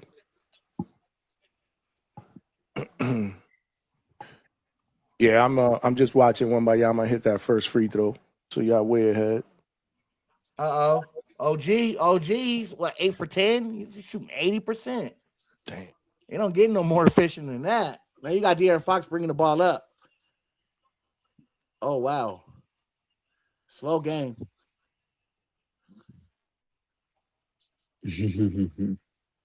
Oh, my goodness. De'Aaron Fox. See? That's what we need. We need him to be able to penetrate. The Spurs need to bring Tony Parker and Ginobili out of retirement, bro. Next game.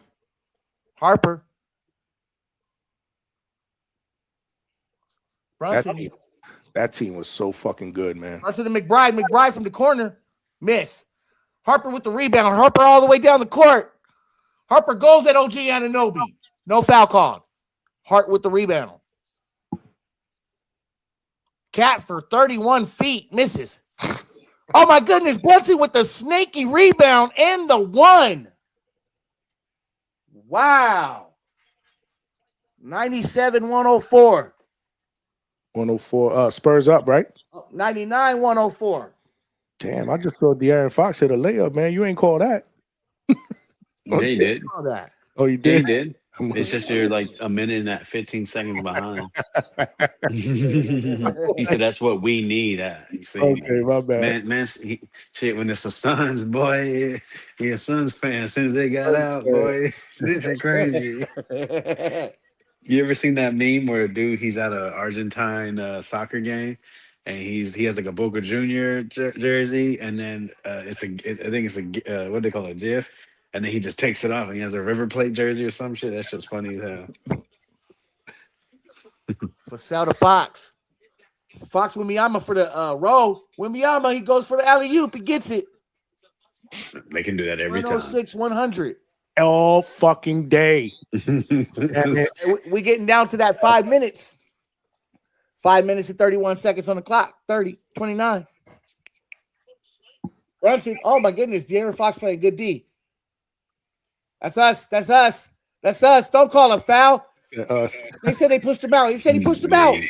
Oh my goodness. They said he pushed him out. The foul didn't push him. Oh my God. Y'all call me a hater, but I haven't said that one time. Oh my gosh. I'm telling you, bro. Hey, when it was a close game, it was mighty quiet. As soon as his lead started getting, all of a sudden it's we again. It's us. Favoritism on the fucking panel, y'all. You got two refs. You got two refs. You got two refs going at each other. They have a difference in agreement. Okay, so the refs are getting together. I still think if the Spurs win, it's good for the series, man. Let's prolong this bitch, man. Let's break up this Knicks winning streak, man. Let's see if it breaks up. So y'all can be like, yeah, you see, they're gonna come back. Hey, man, gives us something good to talk about. I'm just saying, you don't put them down just because they're 2-0. I've seen teams go down 2-0 on the road. Are you kidding me? Yes, yes. I've seen teams go 2-0 like the this one is different. The Indiana Pacers, Chicago Bulls, Eastern Conference Finals. They went 7 games, and I believe both teams won at each other's houses. No, maybe you're right, but I'm talking about today. You're talking about 2-0 against a team that hasn't lost in like a fucking month. Well, they don't know at how to home, lose. going home. Like that just means losses are more demoralizing. Man, I don't know, man. We got to. Aaron Fox misses a shot. San Antonio got to finish the deal. The ball stolen by Champagne. Wembanyama up the court. Wembanyama on Shamet. Oh, he does a spin move. He misses. Foul. You got to finish going to the line. 106, 100, 4 minutes and 50 seconds on the clock.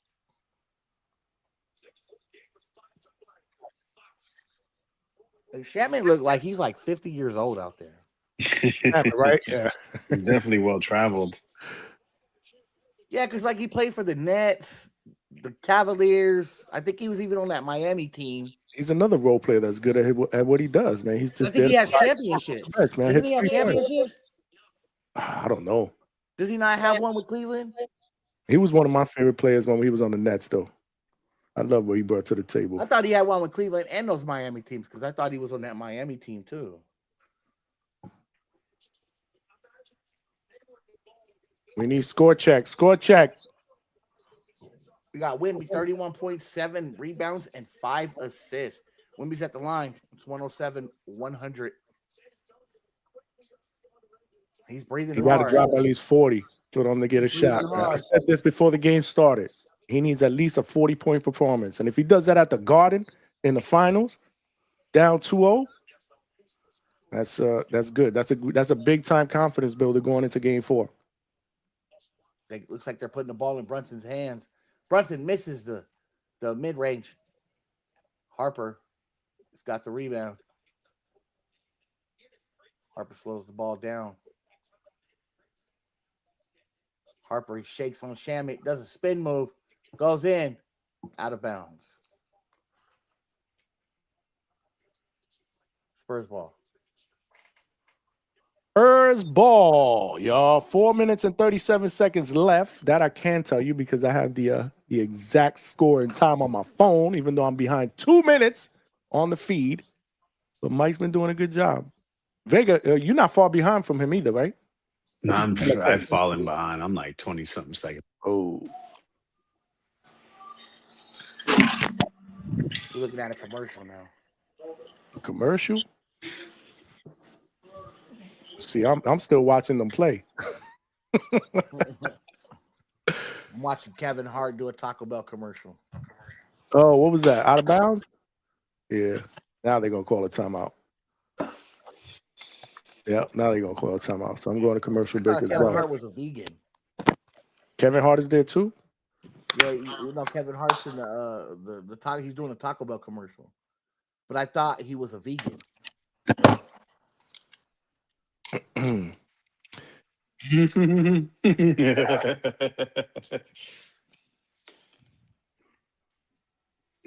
What are y'all talking about, bro? What are they talking about in the chat, bro? Who said a pause thing? We gonna pause that. Well, I'm not fire sticking the game. I don't know what the hell y'all talking about. I'm watching it on an app. They said you still in the game. What? I'm not still in the game. I don't I'm even know how watching it on you an do app. that I'm when watching it it's on on national TV Fubo free. TV is not fire stick. That's an app. Oh, they're reviewing to say it's not Spurs ball. They got baseball on that shit. They got all kind of shit. I don't fucking watch it like that, but It looked like it was off Harper last. Yeah, His but finger. it did hit OG's hand. Look, he knocked it out of his hand. So who's ball? Who's No, ball? but that was off of Harper's finger last. That's OG right there. Did it not hit OG's hand? Did OG not knock it out of his hand? Touch. Look I'm right there. looking at it Look, right now. they're gonna show it. They're gonna show it. Yeah, his left You hand. see Harper's that? left hand's the last thing to touch it. Yeah, I think it's off on Harper. Let me see from that angle. No one's saying that OG didn't hit it out. I'm saying the last thing it touched was Harper's finger. Right now. But that was OG's hand in that Yeah, nah. though, touching the ball. Oh, Mike, what are you talking about, bro? Yeah, I know, bro. That's Like you're being crazy. super biased, obviously. It's crazy. This is like insane. That's definitely off on Harper. We're getting to disgusting levels here now. That's crazy. No, right there he hits it, and then to Vegas. Yeah. Yeah, and then it touches. Then Harper like touches it with his pinky. Mm-hmm. That's definitely off on Harper. Yeah, he That's touched Nick it Ball. last. That's Yeah. Nick Ball.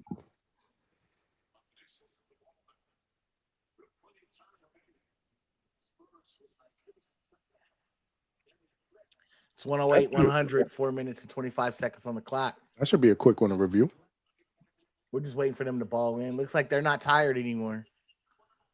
Looks like they're gathering their energy. Was that a review or was that a challenge? That was a review. Oh, that was a challenge. That was a review. Look at the free throw difference. I'm looking at Talking the thing. It says Knicks coaches. Look at the free throw difference in the second half. I think they want the Knicks to win. Oh, Bro, they do it's want a 22-4 difference in the second half in free throws. So it Yeah, evened but out. it's Did you see it in the 23. first half? The Knicks earned it. Yeah, the Spurs have got 30 calls. You would 30, say. 30 out of 18. 30 to 18 in the entire game. 18 for 20. Let me see. So that was a challenge, y'all. Y'all dropping the ball, bro. That wasn't no replay. That was a challenge. That was a review. That's what I said. It was a review. Oh, Man, good defense. Wimby Get that just missed shit an outta open here. left-hand layup. Brunson, he drives. Brunson gets the foul. He's out here pulling out his Oscar. uh-oh. Is it Can't Brunson go time, back. y'all? Is it Brunson time? I told you under that 4 minutes, that 5 minutes, 4 minutes, that's all Brunson. Man, OG's in Wemby's head. I haven't seen my fucking my score change at all. Look at Wemby with that fucking block. Because he's where he belongs. That's right. Let's I don't go. mind them going out there, but Light up the why are garden, you out baby. there all the time? Like Jordan did. Remember when Jordan did that shit when he lit up the garden for 55? Oh, I love So it. the difference in the game, like if you look at the stats, the difference in the game is the free throws. Because if you look at all aspects of the game, field goals, 37 out of 79, 37 out of 78, 47, Knicks shooting 47%, Spurs shooting 46%, three-pointers, they each got 11 out of 31, so they're both shoot 35%. It's just the free throws is the Spurs have gotten 30 calls and the Knicks have gotten 19 calls. All in the second half, though. So these free throws that are about to come to the end are going to be the difference in the game. So like, Oh shit, they do watch watch parties in them San start Antonio? calling more for the Come on now. New York Knicks. Yeah, it's a gathering of tortas. Remember Charles Barkley was talking shit about the females in San Antonio. Oh, that shit was classic. He said they be 10 years ago, Gennady Golovkin knocked out Steve Rose to the day. Who said that? No, they posted it on social media. 7-year anniversary. Hey, Charles said on national TV, put me in a room with Skip Bayless and see which one of us come out. Like he was literally saying I would kill Skip Bayless on TV. I love Charles Barkley, man. So like, what the fuck? Him and back and forth, those back and forth that he have with Shaq are legendary. But Shaq's only comeback is that Charles Barkley ain't got no rings. Hey, but he be punking Charles. Like, Yeah, what the but he fuck? always Charles falls back on Barkley's that. supposed to play 5 positions? Yeah, he always falls back on that. Meanwhile, he's like, you had Kobe, you had Wade. Charles Barkley is one of the best players He out had, there. he had fucking KJ, fucking AC Green. Like, come on. Old ass Moses Malone when he was young, when he was a rookie and shit. I love watching Charles Barkley, man. Monster. 6'4" monster at One of power. the best We're looking at players I've ever 102, seen. 108, 3 minutes and 38 seconds on the Athletic clock. with that belly. De'Aaron Fox is bringing the ball up the court. He goes against OG Anunoby. They got OG Anunoby on De'Aaron Fox. De'Aaron Fox, he drives. He falls. What? He throws the ball out. De'Aaron Fox. Pack him up. Get him out of there. I'm telling you. Yeah, they got They to get got him OG out. Anunoby on him. He couldn't go They're gonna live nowhere. and die. Yeah. They're gonna live and die with this guy. Looks like Brunson. He got the ball. He passed over to Michael. Back to Brunson. Brunson on Wemby. Gives it into Michael to Cat. Cat for 3. He misses. Harper with Yeah, the they need rebound. that. We got Castle bringing the ball up the court. They do a pick. Wemby. He fades. Vassell open 3 at the wing. He misses. It's 108, 102, 2 minutes, 45 seconds on the clock. We got Brunson, Clutch Brunson. Get him out of here. Clutch Brunson. Bad Brunson decision. shakes. He gives it over to Hart. Back to Brunson. Brunson, he pump fakes. He goes in. Cat with the rebound. Blocked by Fox. Blocked by Fox from behind. Cat playing IQ basketball. Really, really good IQ basketball. Brunson looking for the foul too much. Score check is it still 108, 102? 108, 102. Knicks ball. The Knicks are playing a little frantic on Gives it to offense. Cat. Damn, that Vassell Blocked 3. by Wemby. Blocked by Wemby. Wide open. Cat Vassell screaming wide for the open. foul. He's praying for one. He's praying for a foul. They are praying for fouls out here, guys. So the MVP did. They are literally throwing their hands up in Who won prayer, the MVP? saying, please give me the SGA. foul. Oh, right. 2-1. Brunson with a clutch shot. The clock ending, and Brunson, he hits it from the wing.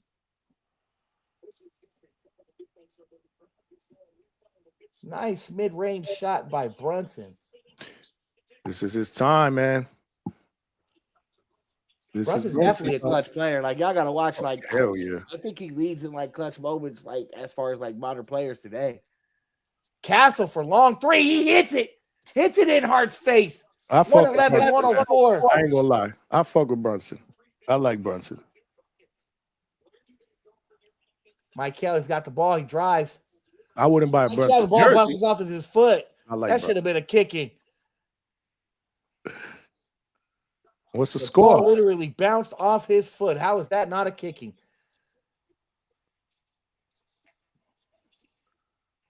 I'm sure the Garden is going crazy with the defense chants. I can't hear it. 111. Oh, yeah, for sure. I'm sure. Let's see, guys. I'm sure it's loud as fuck. Defense. Look, can y'all hear that? Yeah, a little bit. Just a little bit. Harper for three. Harper missed it. There, yeah, they going nuts out there, bro. Timestamp. OG Anunoby drives on Wembanyama. It's 59 seconds, 111, 104. OG going to the line. OG Foul on Wemby. Foul on Wemby. He could get two here. 111, 106. Okay. Foul on Wemby. That is Wemby's second foul Wow. of the game. Nah, I ain't switching up, Malcolm. I just said I fuck with Brunson. I ain't fucking with the Knicks. I ain't fucking with the Knicks. Don't go that far. I mean, Wemby's third foul, sorry, of the game. I'm just saying if they trade Brunson to the Nets, I'll be like, all right. That ain't happening. This guy got the key to the city, bro. Shit. He'll be bigger than will he? No, well, I can't say Jeter status. Come on. But of course, Knick fans will say Jeter beyond he's above Jeter. We are looking at 105, 111. The Knicks are down 6 with under a minute to go. Under a minute to go. Down 6. De'Aaron Fox bringing the ball up the court slow. De'Aaron Fox going against OG Anunoby. You know what? I kind of understand this, but OG Anunoby is he's blocking Fox from being able to penetrate. So he goes in, Fox penetrates, he gives it out to Harper at the corner. Harper for three, he misses. That's a big miss right there. Hard to penetrate. He can't get in. Brunson for three. He just hit it in Harper's face.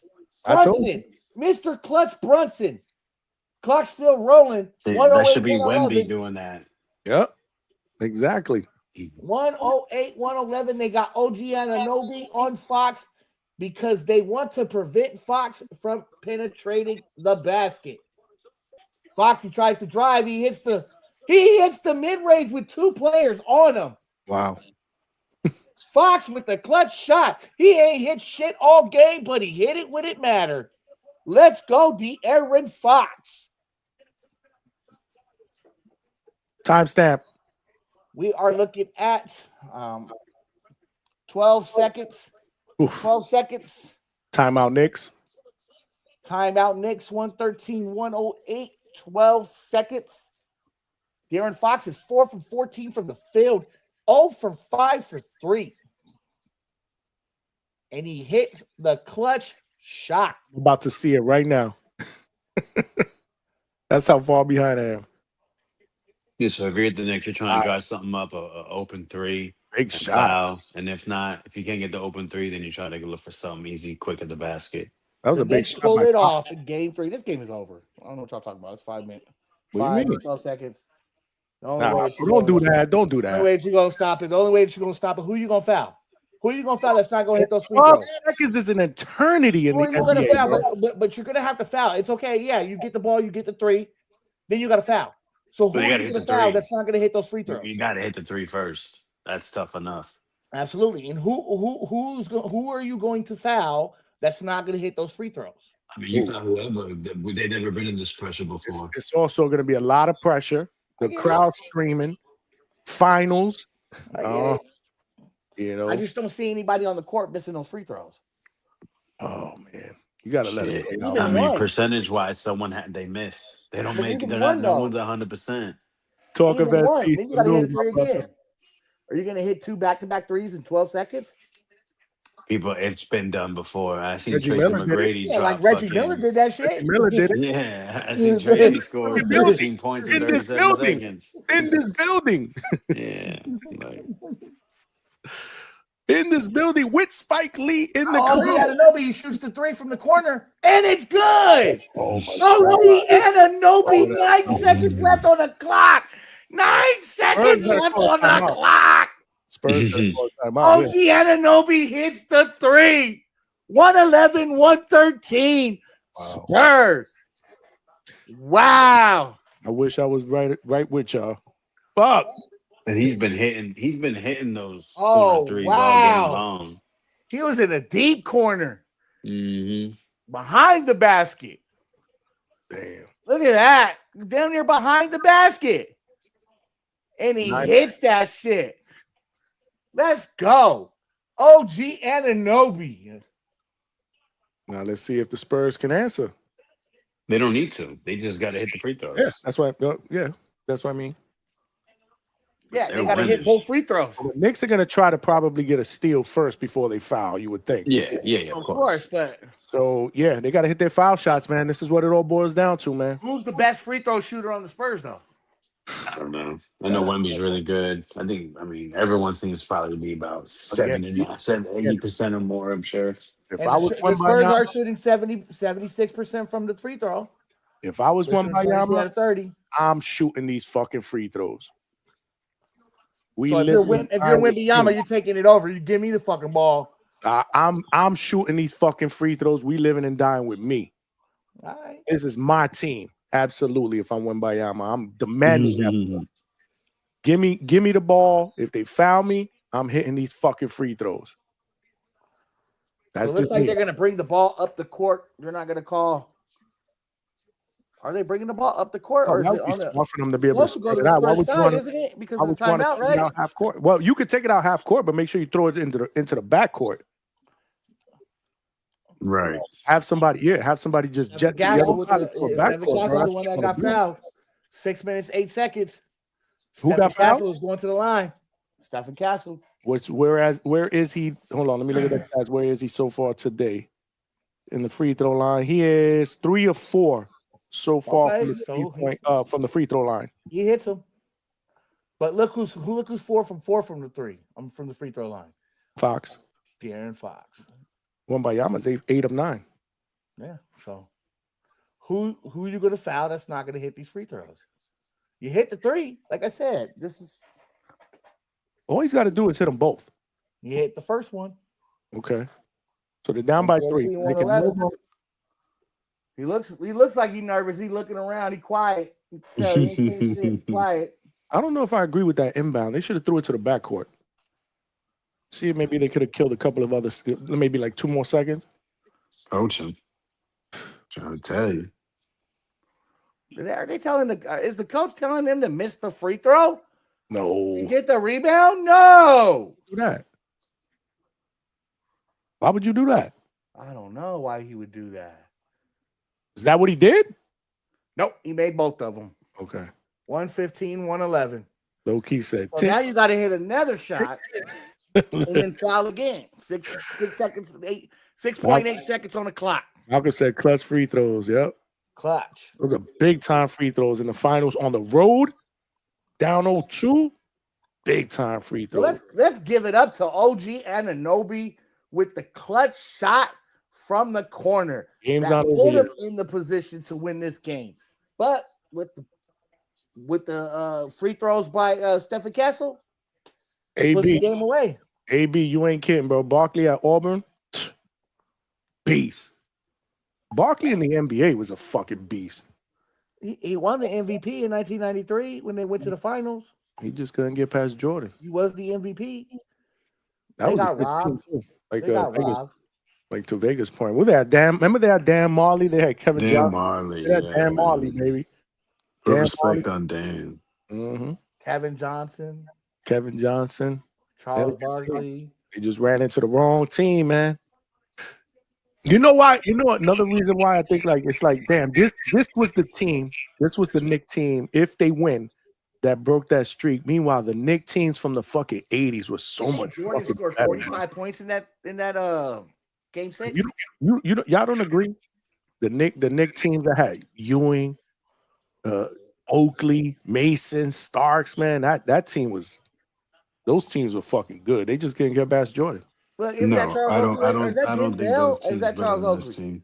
Nah, Is bro. that Denzel Washington or is that Charles Oakley? Team to the ground, bro. Defensively, how good they were. No, they were great defensively. See, that's when I love to watch the NBA when the Knicks used to fucking fight with the Heat. They used to fucking bang it out. Here we go. The fucking chat. Michael Bridges for three. Pacers, the Heat. Knicks ball. 2 minutes, 2 seconds left. Knicks ball.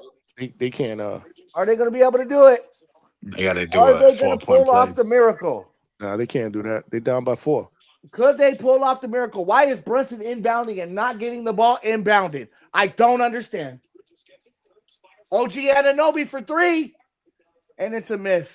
Spurs have taken game 3 in Madison Square Garden. If you have a Spurs jersey on, please take it off now, because if you do walk outside, you are liable to be unalived. Thank you, and have a nice day. That's the last game San Antonio wins in New York. Well, they broke the streak, Vega. Blooper the blast, baby. Blooper the blast. They're probably going to get annihilated next game. I don't know, bro. They just needed to break that streak, man. Now you got some confidence. Remember, you went into their house down 0-2 with the fucking city ready to fucking burn shit down everywhere, not just you know who's going to get blamed? Who? President. You ain't lying. You're probably right. They say, look, they already say it in the chat, Trump. That means he should be at the next game then. Let's tie this bitch up, man. 2-2. And then we got ourselves a series, man. Then we got a 2 out of 3, right? Then we got a fucking 2 out of 3. That's what I'm fucking talking about. Let's do that shit, man. Let's prolong this series, man. This is the finals. Good win, man. Good win by the Spurs. That's gonna be crazy. You gotta like that. No one's over celebrating. Nope. Just one at a time. They did what they needed to do. I mean, they needed this win. This was a must win. They lose tonight, they get swept. Unless the Knicks just just cruise. So check some of these stats, right? You got Devin Vassell, he went 3 from 4 for 3. Champagne went 4 from 9. He went 3 for 7 from 3. Wembanyama scored 32 points on 8 rebounds and 6 assists. He had 3 blocks and 2 steals. You have De'Aaron Fox, he went 4 for 14. Now, with this team playing efficient like this, if De'Aaron starts playing efficient, is this team beatable? Because if you look at the Knicks, they played well. Yeah. All of their players played well. OG Anunoby went 9 of 13. Josh Hart went 6 for 10. Karl Anthony Towns, he only had 11 points. So you need to pick him up, but he went 4 for 10 still. And Jalen Brunson went 11 of 25. He had 32 points. So if you could get these Spurs to just play more efficiently and decide to actually provide some help for Wembanyama, I think the Spurs can pull it out. It's gonna be. It's still gonna be tough. Like I said, one game at a time. I think Wembanyama did what he needed to do tonight. This was a star performance. 30 points, 5 rebounds, 5 assists. This was what he needed to do. But they got to build off this though. And the big thing, like I said, the big thing is NBA is about momentum, right? The Knicks haven't lost a game in about a month, so they needed to at least get one in there to see if they can somehow change the momentum, because it's going to be interesting to see how the Knicks come out the next game. When is the next game? Is it Wednesday or Thursday?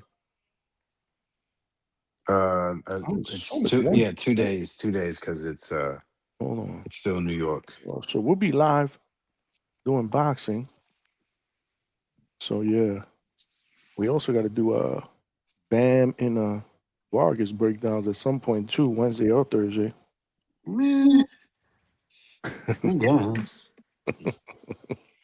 I can hear the sarcasm. Is it really a breakdown? I mean, I think Bam's gonna punch him in the face a few times, and I think Antonio Vargas is not gonna see the final bell. Breakdown over. It's gonna be tough for my guy Antonio Vargas. I ain't gonna lie. Bam is moving up a weight division. Does that not count? I'm just saying. Yeah. I don't know, man. Bam is just too much, bro. Like the power. Bam is special, man. Bam is a special fighter. So I give Antonio Vargas Vargas to be able to this. handle that pressure. I give Vargas this. He has really shown a next level toughness, especially the way that he's been dropped and even stopped earlier in his career. The kid is super resilient, and it's a great story. He seems like a great guy, former Olympian for the great United States of America. I don't think do not disrespect. If you're gonna talk about, don't disrespect the kid.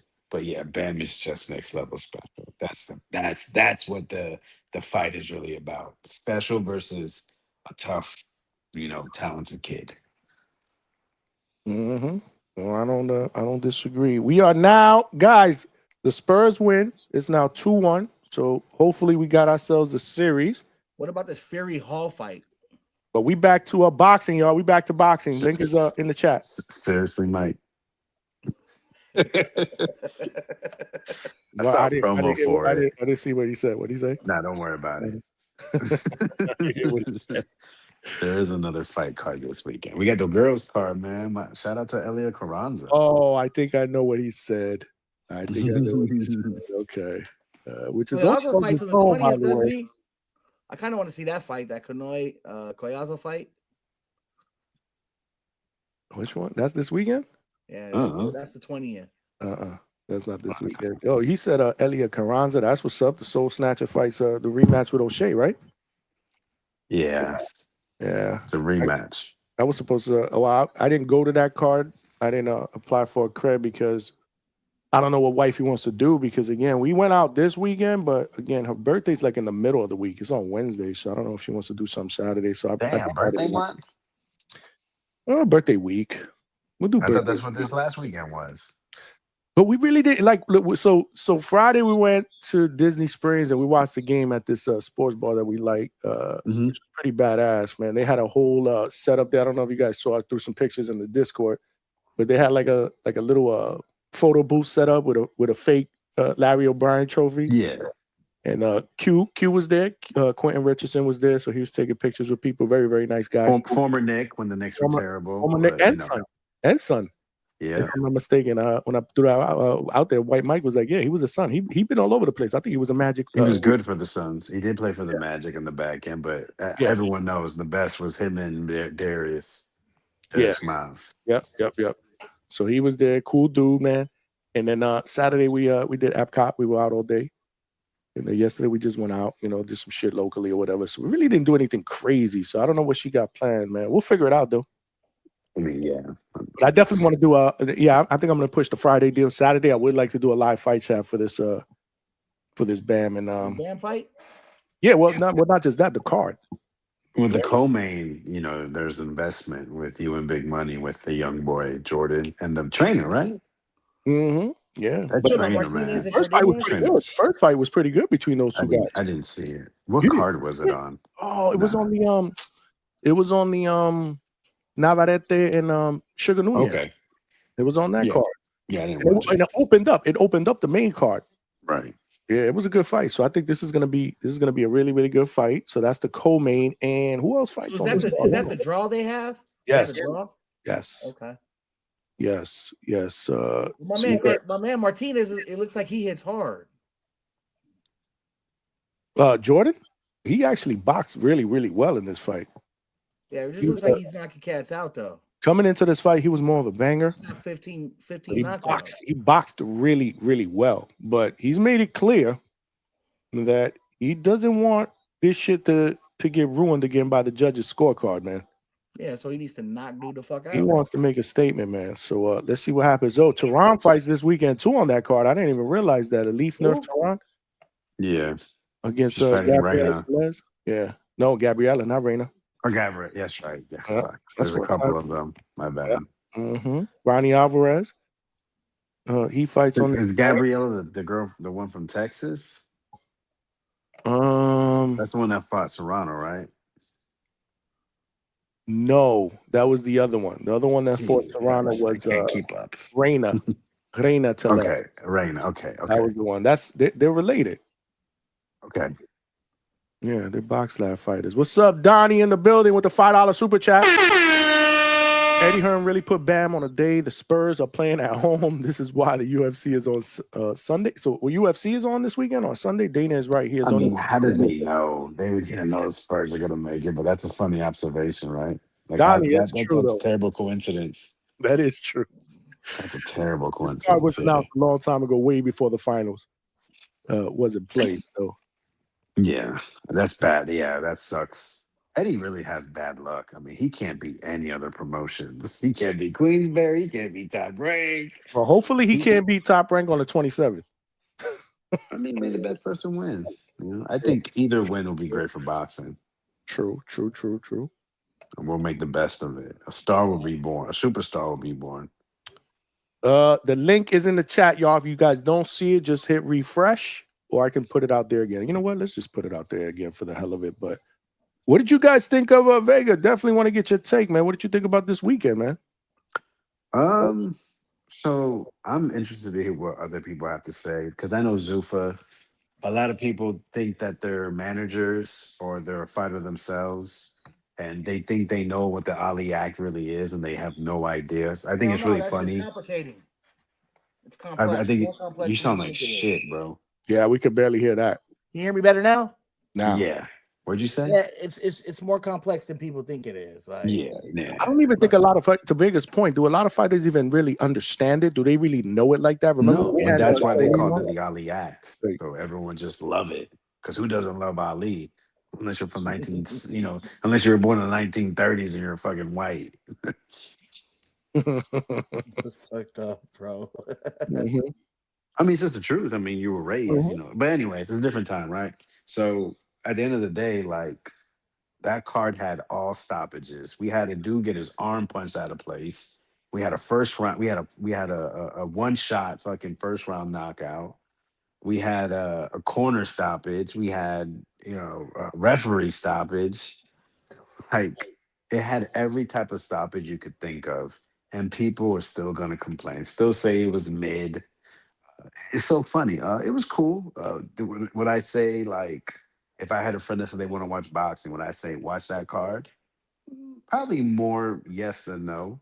The main event, I mean, I guess it was cool because they were punching each other.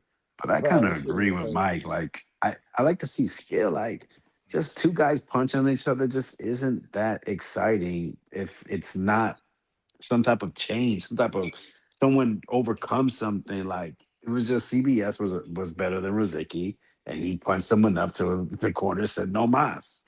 So I mean, but that's tough. That's a tough way to fight. Rozicki, man, he was ready to die in there. I can have a little bit of I can have appreciation for that. Oh, he was ready to die, Jack Dempsey style. Yeah, I swear, bro. Like he at least does anybody know how many times he hit him? Like it's just in the face, clearly. Yes, a lot. I was shot straight to the bro. He a lot. hit him with like a 5-piece one time. I was like, ref, stop it. Like the ref would not stop the fight. Like if I was the ref, eventually I would have stopped it, just noticing how he was bleeding and the swelling and the discoloration in his face. In the way he was just taking those shots, he wasn't defending at all. He was just coming forward. He wasn't moving his head. It was destructive. It was just like, like, is he going to be able to fight after this? Like, is he not going to have brain damage? Like, did he not go to the hospital? I didn't see him after they stopped the fight. So I noticed he went to the corner. They stopped the fight, and then they didn't show him afterwards. So I believe they immediately took him to the back and probably assessed him to take him to the hospital. He would have had to go to the hospital to at least get assessed. Like, how do you not have one after that? He has to. You have to, man. You have to go and get checked out to see if you don't have a fucking concussion or some shit. It's just he was come forward Vega. That's what Rozicki was. Come forward Rozicki. He got punched on like him too. Nah. Shit. Nah, the co-main event was pretty cool too, man. I mean, come from behind stoppage. I forgot about that. Shout out to Chev. Chev is normally a boxer. Chev uses his legs, but that's the thing. See, that's what is difficult when you're the smaller fighter fighting the bigger fighter. Is you have to limit your capabilities. See how many times this man got. You got to move yourself. You got to mute yourself, Mike, if He, you're talking. he was he was at a height disadvantage, a reach disadvantage, a strength disadvantage, but he had to come forward on the bigger fighter. He got one shot dropped, then he got dropped again, and I think it was like a fourth round or something. But he fought his way back. The grit. Well, people they say that that's what they want to see in fights, and Zuffa provided you with that. Guys fighting to the end, fighting to come back. Shout out to Chevon Clark, man. That's the type of performance that you can get behind a fighter. Want to support him, want to see him again. You can say you want to see one smack too. Jack one smack Massey, a guy that got fucking brutalized by Jay Apatow, the number one cruiserweight in the world. Um, Came back, he didn't look bad. He lost a fight. That was a good fight. So shout out the cruiserweights. If you're a cruiserweight, the place to be is definitely in Zuffa because they're gonna have put you in good fights. I don't think you're gonna be like a Edison Garcia where you'll get dropped because that fight was atrocious when he fought Andres Cortez in the main event. Those guys, that main event, those guys will be back as long as they're healthy, and there'll be a lot of good fights. So cruiserweights, that might be Zuffa's bread and butter. That a middleweight, the two dead divisions by the other 1,700 promoters in the world. Zuffa's taking advantage and potentially help to build their brand, from the bottom up with those divisions. That's a good point. When you talk about the middleweight and cruiserweight, I didn't even think about that until you said that. Yeah, there's no stars in the world there. I mean, with David Benavidez and Zuffa, if they really want to figure something out, is they have to be able to deal with that because I'm not a Saints anybody guy. Salute to them for fighting back. That's for doing whatever they had to do, make those orders, taking belts away, threatening to take belts away. That's how you fight back. You showing your power. You're showing them, listen, just because you got money doesn't mean you can take over shit. That's real life. Money don't get you everything. Relationships. Do you think CBS earned himself a shot at the Zuffa title against Jai? I think clearly he earned the shot to get knocked the fuck out over a title no one gives a fuck about. Jai don't even give a fuck about that belt. Just saying, if Zuffa's true to all form, I care about is collecting that check. Shit. He's there. He's the Zuffa champion.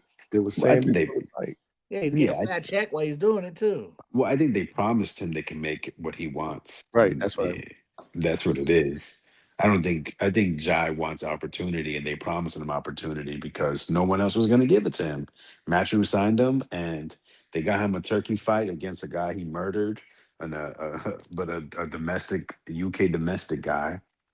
Then they had him. He got forced into the rematch without sanctioning body, and nobody wanted to see that rematch. And that was a tough fight too. That rematch with Breedis. It was tougher than expected, but he took the best opportunity. They promised him things, and if they can't serve what Jai wants, it's going to be a huge blow to Zuffa. So the sanctioning bodies, they're operating in a way that's going to be that they may come out on top. We don't know. Time will tell. Mm-hmm. But with Haney and Shakur coming, that's going to give them more power. But they're not getting those fighters just for money. They're making promises to those guys. I don't know we know with Shakur, it's not belts. But Haney, wondering what they're promising him. If they make this Conor Ben Ryan fight under Zuffa, that'll be a big power play because Ryan made sure the WBC was on a turkey card, right? Remember, he had him the hoes come out, the women come out with the WBC banners, and he's been using the WBC as leverage to his promoter so they can make any fight that he wants. So it's going to be interesting, man. You got to give Ryan. Ryan is maybe the bridge. Unfortunately, crackhead fucking racist Ryan may be the bridge to make the relationship, all the doors open. He said crackhead. He's just right. Oh man. Salute. Sin City Lowe's, what's good, man? He's been a member of the Pound for Pound list for 1 month. Thoughts on Dana's post-fight presser? I didn't see it. Did any of you guys see it? I don't know what Dana said. Sin City, let us know in the chat. What is it that he said that that he you want to was get our thoughts on? the only thing I saw, because I didn't watch it. Normally I do, but I just haven't had time because the move. But Usually basically I what I do saw too. was Yeah. that people were questioning him about promoting Tyson versus Joshua. And he's saying, he doubled down. He said, "Have you ever heard me lie about something like that?" He was like, "Ask Eddie if he knows where the site where the fight's going to take place at." So I did see that clip. I didn't know if it was that was from that press conference, or if he said that maybe on another one before that, or whatnot, or maybe after a UFC one. I don't know. But so he didn't give any insight on Shakur and Dev, because we've been waiting forever to see what the fuck's going on with those guys. I'm so sick of their drama.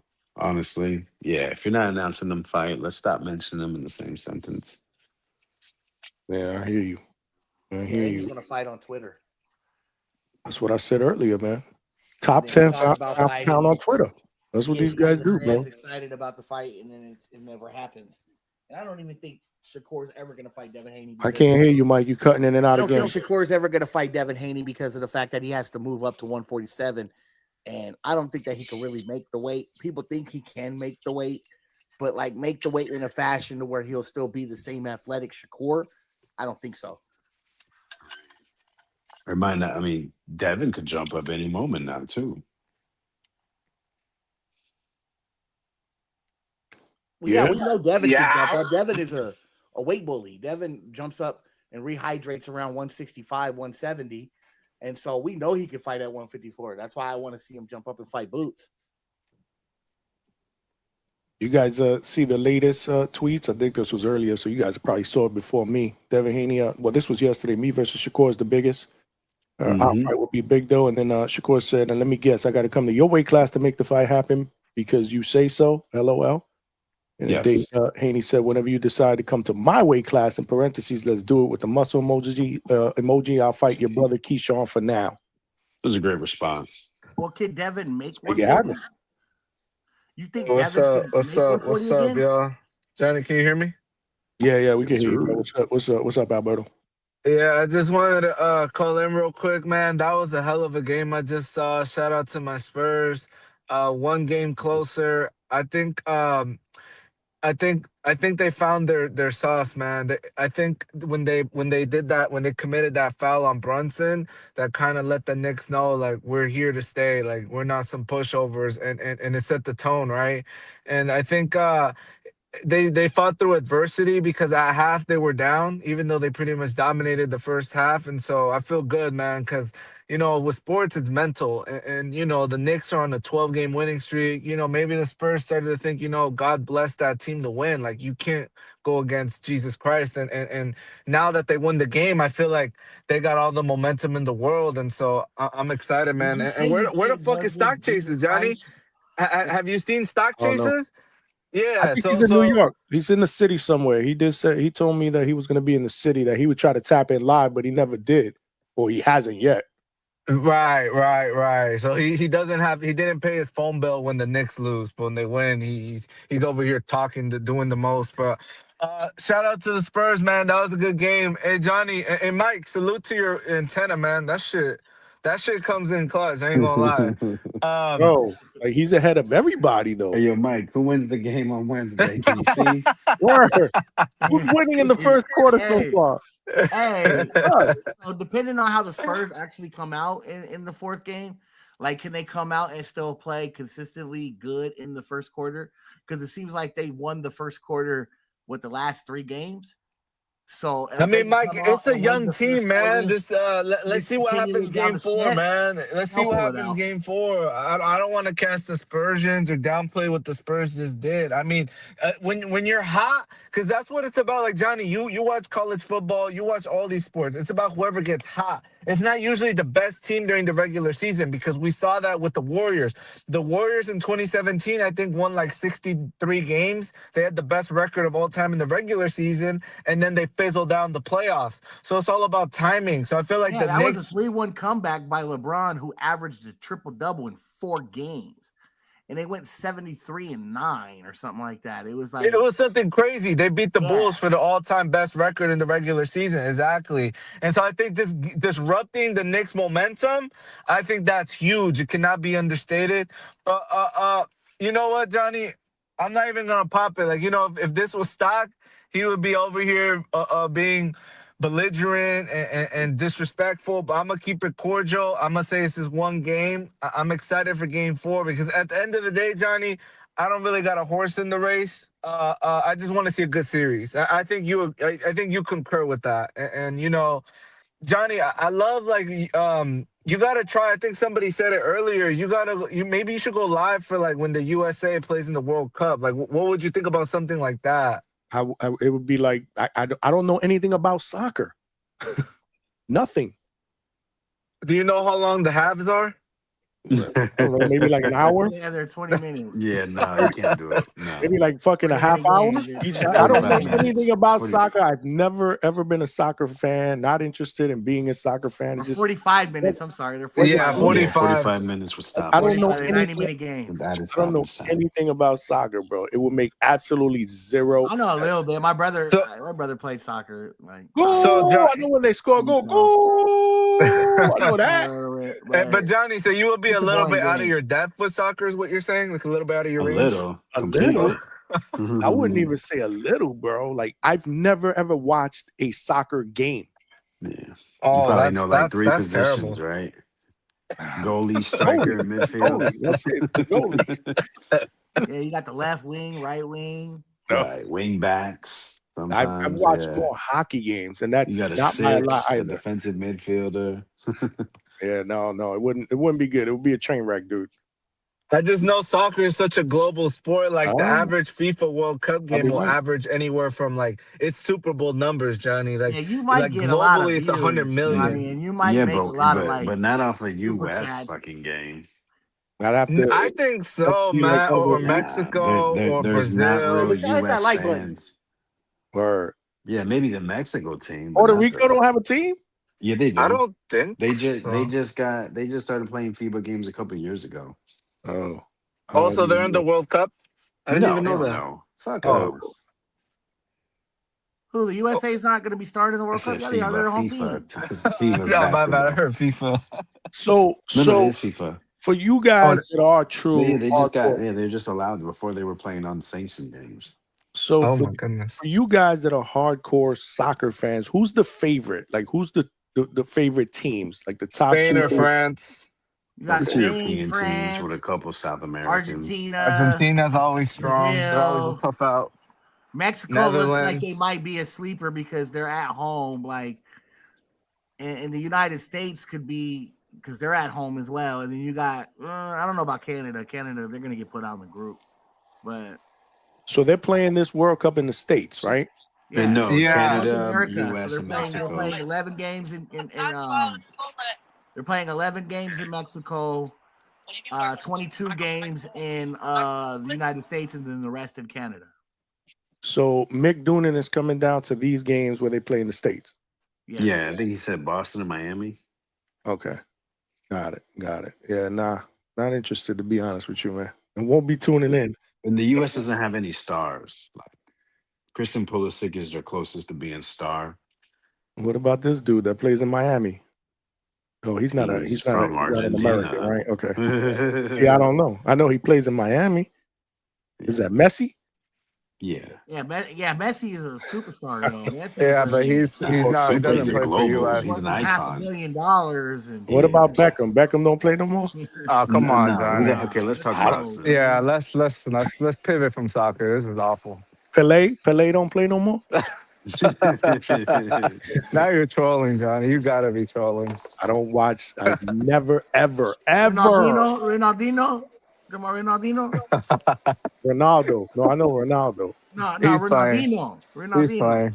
Hell no, I don't know. Nope. You don't know Ronaldinho? Yeah, we got to move on. Oh, hell no. I don't pretend to know. Bro, he was all over the place. That's insane.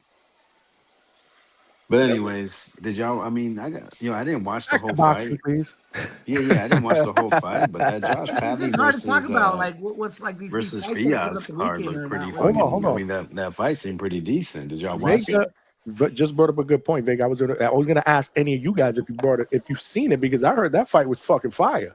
Yeah, they were in the pocket. There was rumbling in there, and it was a close fight. Wow. You see, Alberto shits on Josh Padley. He calls him the electrician. Well, he was No, an electrician.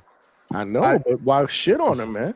I shit on Shakur for claiming to be the best, but his resume doesn't really add up. Like, you know what I'm saying? You don't fight Shoshinos or Tumians and electricians and You're be right. talking He's spicy and never reckless. fought Oscar Valdez. He's never fought Jamel Herring. You know, That Herring was Timo shot. Lopez. I know. If he didn't have any of those guys on his resume, then maybe you'd have a point. Tio's too hot or cold. You know that, Johnny. Tio's too hot or cold. Yeah, Tio had lost to Sandor Martin. Tio lost we forget Tio's accomplishments, right? What Tio has. Tio lost to Claggett. Tio lost to Cambosos. Claggett, what? Arguably, was to Claggett. I mean, the dude landed Who like over argues 100 that? punches. The dude landed way too many punches. Claggett beat him? Who argues that? Probably if you're Canadian, I would How assume. many Canadians you aren't, do you and we know aren't. that So talk why are we boxing? talking Two? about this? Well, if you guys are claiming boxing? Tio, if Tio is as special as you say he is, like someone that's pound for pound, two Did he not division beat a linear. pound for pound Lomachenko? Well, Lomachenko was Whoa. arguably injured. What are we talking about, Alberto? He was on the pound for pound list Lomachenko not before he pound for fought pound? Shakur. He was on the but top 10 pound for he pound was list before he injured fought and he didn't oblige him for the rematch. Why do you guys think that is? Was he not the longest reigning ring champion of this era? Yes, but Okay, what I'm hold on, Mike. This is what I'm trying to say, though, right? Hold it down. Let me bring it back, right? 'Cause it's starting to veer off, and let's bring it back, right? Let's be real, right? Watch. The thing about it is that if we get Shakur and Dev, that's straight NyQuil. I don't know why you guys want to see that. I'm not trying to see a fight that's gonna be fought off the back foot from the mid to outside range the whole entirety of the fight. You know, that's gonna set record low, maybe 12 punches landed per round, if that, 10. So you miss me with the Shakur Dev. That's straight NyQuil. Who do you want to see Shakur fight? Yeah, that's what I was gonna ask. Rematch De Los Santos. Fight. I would like to see him fight like a Isak. Like the Cepeda fight was great. Did we not agree that was entertaining? Well, It really challenged Shakur. You want to see him fight Tanks? I want to see him in a fight. I don't want to see him in a glorified sparring. I'm confused I wanna see though. him fight You said you talked about record lows, but didn't Shakur versus De Los Santos set record lows? So why would you want to see that fight again? I would like to see the rematch because I think Shakur got so much backlash from like the first fight. He would be forced to engage a little bit more, and that's where it could get interesting. Against who? DLS. I'm saying he said he doesn't want to see record low stuff, but that fight literally set record low, so it doesn't make any sense. It's just hate. I don't get it, bro. No, Oh, I think the God. rematch will go differently because then you started to see Turkey with the Tom and Jerry hats and shit. I don't think Shakur would ever be that disengaged again if they made the rematch. Bugger, you want to see Shakur fight Devin Haney, not Tank? I'd rather see Tank fight Shakur. I'll tell you that because I think Tank clips him. I know Tank beats Dev. Ryan beat Dev. But I would like to see Tank and Shakur is like, to me, that's like this era's like De La Hoya versus Mayweather. Like, that's the fight to make. Quick question, because I stepped away real quick, and I just want to ask this question. We don't have to get into it, but you said that you would prefer to see Shakur rematch De Los Santos instead of fighting Devin Haney? Fuck yes. Fuck yeah, Johnny. Wow. Okay, that's all I wanted to ask. Wow. Yeah. Okay, Johnny, how many punches do you think are going to be landed per round in Devin versus Shakur? Do you think he'll even be How in the many double punches were digits? landed between Shakur and De Los Santos? And we've seen that, so there's no speculation. He was a Right now, track star, but he was a track star, Johnny. He was a track star. If they do the rematch, he's not doing that twice. He'll get So, but crucified. why would he do that against Devin then? If you said that Turkey don't want to see no Tom and Jerry, so he fights Devin. How can you respect them when that is different compared to De Los Santos when that fight already happened in his set records? Doesn't make any sense, Alberto. I just think with Devin Shakur, no one's gonna push the issue. I think if they rematch De Los Santos, I just don't want to see that fight. It might just be my preference or hatred for Devin Haney, but No, I just that's don't want to see definitely that what it fight. Are you is. saying Devin Haney doesn't engage? Definitely what it is. No, So did he not engage against Brian Norman? not really. If you look at the Yeah, fight didn't he knock after him the down? Didn't knockdown, he yeah? if you look at the fight after the knockdown, it got way closer than what it appeared that. Like the first few rounds were awful, and that could be attributed to the Normans getting super late to Saudi Arabia. I don't attribute that necessarily Oh, to because of the any trip to Border skill Wars? set. Yeah, no, but just they're supposed to get there like isn't it like 2 weeks, guys? They say if you're fighting like overseas, you should get there a week or two ahead. But wasn't it 2 weeks? Nah, Yeah, it was 2 It weeks. was 2 weeks. It was exactly 2 weeks. was it Johnny? Because I feel like Norman Senior was They left still on like Sunday. calling into the Border Wars show. happened on Saturday. They left on early Sunday morning. Okay, so they were there for a week, right? No, they were They there were for there 2 for weeks. at I heard they least were late around for 13 their That days. fight flight was because November 22nd. Border Wars was in the because of the beginning of Border Wars. November, November or the 8th. second weekend of November, if I'm not Okay, mistaken. November 8th, a 8th. week would make it 15, 2 weeks. 22. Okay. They fought November 22nd, right? Yeah. Okay, I stand corrected on that point. But allegedly, the Haneys were blocking them from using the facilities, and we don't know what happened over there. I don't know, We man. know we Alberto, know like I don't know what to say. I Haney believe won. I believe in wanting to see the I believe in competition. I believe in quality hate. I mean, But I'm gonna be I real, think right? you don't have quality hate when it comes to Hold Devin on, Haney. hold on, Mike. Let me say this though, right? I'm gonna be real, right? If they make Shakur versus Dev, obviously I'm gonna watch it. Of Obviously, course you are. You're a fan. no, and aside from that, I mean, that's like that fight would be talked about so much, and what am I gonna do? Not watch it? I'm gonna have to watch it, but I'll tell you this: if I see 3 rounds of bow and arrow Dev, and Shakur not really, Shakur just no, I'm probably gonna turn it off, but I will give it a fair shot. I know you will, bro. But I know hey, you Johnny, will. I heard Johnny, By the I way, it heard was that. 2 weeks. It was 2 weeks.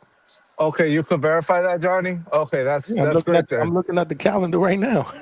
Oh, They oh, got it on okay. the 9th. The fight was on the 22nd. And you were the most tapped in with the Normans than anyone. So yeah, that's a fact, then, y'all. That's a fact. If Johnny said it, disregard what I said. I Uh, mean, they did get there on the but 9th. That I do know. okay. So with that being said, right, Johnny, I heard that the 100 million was capped. I seen Of course Rick it is, Glacier. bro. Of course it Hold on, is. hold Hold on, on, Mike. let me finish. What do you mean? So I seen that Rick Glacier said that number is way less than what the Haneys are touting around. He said it's closer to what he was getting at Top Rank. So does that kind of change y'all opinion about Zufa? Because What I Johnny, heard that was nasty it work. was a 3-fight deal at 30 million. So he's getting paid 10 million a fight. Yeah, that's kind of fight, The and that's what 100 he was getting million at Top Rank. is something that Bill Haney developed in his head with his fake ass mathematics, saying that his son has generated $100 million in his career, which we all know that's not the case as far as boxing is concerned. I don't No know what way. sort of endorsements he have or what sort of sponsorships he's getting paid from, but he couldn't even put up money in a fight against Rolly Romero, and you guys are claiming that you're a promotional company. Aren't promotional companies paying the purse? So And I the don't thing quite about that understand what's is going on as far as that situation is concerned, but I heard it was 30 million over like 3 fights. that's what I heard too, Mike. And the thing about that is, how much was he getting against Cambosos from Top Rank? Wasn't it like 6 or 7? So did he really He made elevate and 12 boss million up? against Brian Norman Jr. Yeah, I mean that's a Saudi, that's a Turkey bag. Those are you. He's Yeah, not my getting understanding those is on he a still regular has a fight basis. under that contract. So Is that true? it was a 3-fight deal at 36 million, 12 million a fight. He fought 2 fights. He fought Brian Orman Jr. He fought who's that? The dude he was running from Ramirez. And I don't like to pocket watch Johnny, but I do have to when it's just blatant lies that are misleading the fans. I never like to promote fake news. So I just like to debunk it, right? Devin Haney ain't making no 100 million on Zuffa. Y'all think Dana White of all people is going to be throwing around the money? He No. is. What do you mean he just paid Conor Ben 15 million to fight Regis fucking Prograis? Mike, that was fake news. He didn't make no fucking 15 million. He made 15 million for that. And then he No. just signed a contract. He just signed a contract for 3 more, or I believe it's 5 fights. Well, I'll just say this, right? I think you have all these fans, right, that push Zuffa. Zuffa is good for us. They let us use the UFC PI. They give us health insurance. Let Eridison Garcia be a cautionary tale, man. I never seen no shit like that, man. You're in there in the main event, and then you get put on the chopping block right after. Like, that's nasty work. They have no plans from over there, not even as a gatekeeper, not in the undercard. Like, just straight threw him away. That's diabolical. Did you hear about that, Johnny? You talking about the fighter that got released after No. his Yeah. first loss? Yes, Yeah, Harrison. Oh, Zuffa guy. Yeah, I heard about that. You guys put it in the Discord. Yeah, They I was packed him up, bro. honestly, They packed I him up. kind of threw up, Johnny, because we're all about fighter pay here, right, Johnny? We Johnny? are? Yes. What did I say? Johnny, we're all about fighter pay here, right? The betterment of the fighters. Hey, Vegas, speak your mind, man. Shout out to Adrian, fighters first, right? And so using that ideology, I cannot stand by Zuffa throwing away Garcia, man. I think because this hurts his market value, right? It's like imagine you get canned in front of all of the other potential employers. Do you think Top Rank's gonna want to touch him? You think the Golden Boy, he'll be lucky to end up on Salida, and that's no disrespect to Salida, but his days of going on a major promoter, it's pretty much it's looking bad. He would have to go on a crazy streak to build back up to that point. So it's all peaches and cream until it isn't. Zuffa, it's a cautionary tale, man. It's the first firing. It's not like he was shot. He just had an off night. One loss and he got dropped like a bad habit. So just be careful with that Zuffa, Johnny. That's what I keep trying to tell y'all. The WWE signs wrestlers and they release wrestlers all the time. No, but that's fake stuff. That are gonna fuck with him, though. There are other promoters that are gonna fuck with him. No, but it's business. Who would sign him? Be for real, Mike. What do you mean? There's other promoters. There's Pro Box. There's okay. That's a tier below. That's a downgrade. You want to go domestic? Like, there's plenty of promoters that he's going to be fighting for. I don't see it as something that's going to be huge, but I do believe in packing them up after the first fight. But Zuffa is competitive. Like, that's what they're. I hear a lot of background noise. That's what they're bringing up. They're bringing. Yeah, up I hear it too, Johnny. It's like when Mike talks. Is it you, Alberto? Your background? No, because I hear it. How would I hear it if it was mine? I hear it too, Johnny. Can you still hear it? Yeah, when you talk. When both of y'all talk. Okay, Mike just. My mic. Okay, mute Mike and then I'll mute after. Is it gone? It's your background. Something in your background. It's picking okay, up. let me. Okay, Mike, unmute and then I'm gonna mute. Yeah, it's your background. Oh, so much better. Yeah, it's definitely his. It's your background. We don't hear it it sounds like you got a fan. When he talks. Yeah, it's like something. Yeah, like a fan or something in the background or something. Yeah. Oh shit! So Bam is not gonna face Naoya after. Oh, you read that, Antonio right? Vargas. He wants Doesn't Tacoma. he have to go up to 126? I love it. He should have been Tacoma now, but Tacoma just fought, so I guess the timelines ain't match up. But yeah, I like that. What is it? Doesn't he Hey, have to go up to 126 to fight anyway? how's my audio? Because my shit's not even showing that it's connected.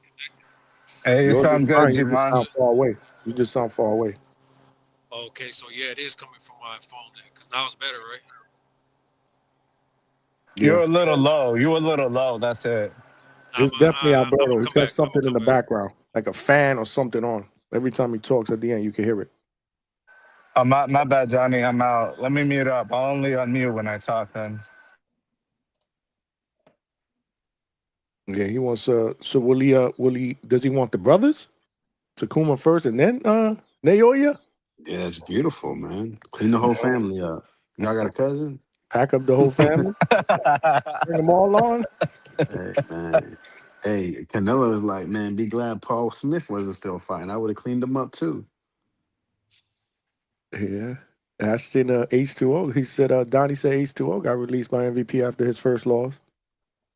But that was a funny one. MVP, they kind of like released something after that and said, well, we never really signed him. Like, what? Yeah, hey Donnie, call into the show, man. Because I mean, that's understandable. If you get knocked the fuck out by a guy you're supposed to beat like that, that's like you're gonna get that red slip. Top Rank could do the same shit, but Harrison was in a 50-50 fight. Cortez wasn't a pushover. That was a 50-50 fight. So I disagree. And when H2O got knocked out, we know he's shot. You know, his chin's not gonna be able to take. His punch resistance is probably shot. We're probably gonna see him knocked out this Saturday. So, way different story. Javon, are you there? Because I think you jumped out and jumped back in. You jumped out and jumped back in, right? Yeah. I was trying to fix my mic. Sounds better. Yeah, you sound good, Javon. Johnny be delayed, like motherfucker ain't responding. That's like he was 2 I minutes don't- behind. I don't hear. He was like 2 minutes behind. He was like 2 minutes behind on the fucking game. Like, oh no, I'm on an official app. It's just I'm just 2 minutes behind. He was a quarter behind Javon. Shit I'm was on crazy. Fubo, man. I don't know what the hell you talking about, bro. I heard Hey, you. nah, hey, bro. You guys were like, yeah, who touched that ball last? Like Johnny's all acting like if he's on the fucking part yet. Like, yeah, no, I mean, motherfucker ain't even seen it yet. Hey, it looks like we getting the Keyshawn Davis Devin Haney fight. Man, we ain't getting that fight. Stop. It looks like Keyshawn's just got elevated. So it shows here. I don't know if this is true, but 6 days ago they elevated Keyshawn to number one. We did know about that. We talked about we talked about that. Before Devin Haney's championship. We talked about that, Mike. Mike, you like a week late, bro. Yeah, man. Get your antenna out for that, bro. How is it that you like fucking 2 days ahead of us in show in basketball, but you like a week behind us on the show? That was last week. But that antenna got him on point. Yeah, man. The antenna, man. He needs me to get an antenna. Oh, it's all good. You can do your thing. Yeah, I got my antenna through DoorDash. I paid $22 for it. Keyshawn being number one sounds good, but how many times haven't we had somebody number one, or even the organization will say, "Oh yeah, that's the mandatory," and somehow we don't get it for years, or just never you get stripped of the belt like Bud was stripped. I mean, I don't know, man, but what I do know Devin is Haney really gonna let them strip him? Yeah, bro. Devin's not trying to fight Keyshawn. It is what it is. He said he wanted to fight Keyshawn and then Shakur after that. What are you talking about? He's on the list. Yeah, I mean, Devin also said he wanted to fucking fight. Hey. I don't even know. He's top 5 pound for pound on Twitter. If he said it, that's what he meant. Oh yeah. Hey, but Javon, let me say this though, right? Because I seen today that Keyshawn got out of school, man, by Cruz. So I could see an avenue. I could see a way in which Devin could outbox him. I know he's been looking great these last few fights, but that was rough seeing him in there against Cruz. No, in the Olympics, man, when he lost to Andy Cruz, he was looking silly, like he didn't belong in there, man. So I will favor. I mean, bro, I'm not gonna lie, like that anyway. That was one of the fights that I wanted to see, but I mean, now I don't know so much, just because amateurs be so different. You know what I mean? Like, bro, amateurs is just different. Like, fucking Andy Cruz beat this motherfucker. Like, what he beat him 6 times or some shit? 4 times? I don't know what the fuck. 4-0 on this motherfucker. Like, at least Ryan and Devin, they're like matched up and shit. You know, you win one, Yeah, it I was win one. 3-3. Yeah, fucking this dude Andy won all of them, but then he gets beat by this dude Morataya. I don't know, bro. I can't call it. Your mic is low, Javon. Is it? Everybody else keeps saying I'm good, bro. No, he's actually a little loud on my end, Johnny. I don't know if it's like the StreamYard and shit, but he's pretty loud on my ears. Sitting right next to each other. No, no, he's pretty loud. Yeah, He's in the next room over. Yeah, he's not coming in loud on mine. No, he's like for low, some right? reason, Johnny, He's like far away. Johnny's hearing everyone lower than what they are because he's saying the same thing about Mike. Really? I can hear Mike, and you're like, oh, he's going in and out. Did you change your plan on StreamYard, Johnny? No, I just Or did you go to a concert? Because you're like kind of old, Johnny. Maybe your eardrums blew out. That was a good one, J-Bar. Right, the ears don't work. Damn, man. We family. Good. We family. I'm good, money, man. But no, go ahead, man. Keep kicking it. Keep kicking it. Oh, that's it. All right. I don't know. I mean, everybody got quiet. What the fuck? If I'm real low, let me know and I'll fucking I'll come back. No, I don't want. I don't have a headache. I don't want a headache. We're good. Hey, crash out, Javon, man. Go crazy. No Diddy. You're Javon, fine. did you watch the Zuffa card? Of course. Yeah. He's a Zuffa guy. Yeah, I mean, yes, I mean, you know, Zuffa's pretty good, bro. Like, I like all the fucking matchups they giving us. I can't call it because some of these guys I genuinely don't know who the fuck they are, and so when I'm looking at the betting odds, I'm kind of like, all right, well, this is what the betting odds are saying, and then I keep seeing allegedly upsets. You know, like what the fuck, like what's going on in Zuffa? Like, a lot of the guys I don't know, so like, are they just doing bad odd making, or is it really just 50-50s? Like, what's going on? So that's it. That's what you thought about this weekend.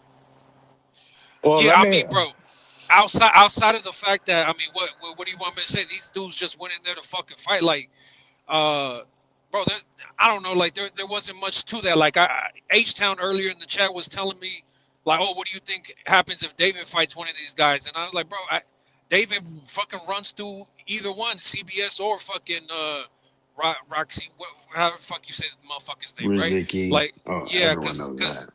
these dudes don't really have skill like that, bro. And Punch is really predictable. You know, shout out to them because they gave a fucking hell of a fight. That shit was entertaining to watch. But like against somebody who has quick hands and shit, David's not able to move around like that. Granted, yeah, like bro, if Obatiah were to fight one of these guys, you fuck these dudes up. Hey, He actually Javon. has feet too. Javon, I'm gonna be real, right? I feel like the Zuffa matchmakers, like this fight's kind of a throwaway, right? Like CBS against Riziki, it don't really move the needle or really progress their careers. I said the same shit about Rayo versus De Los Santos too.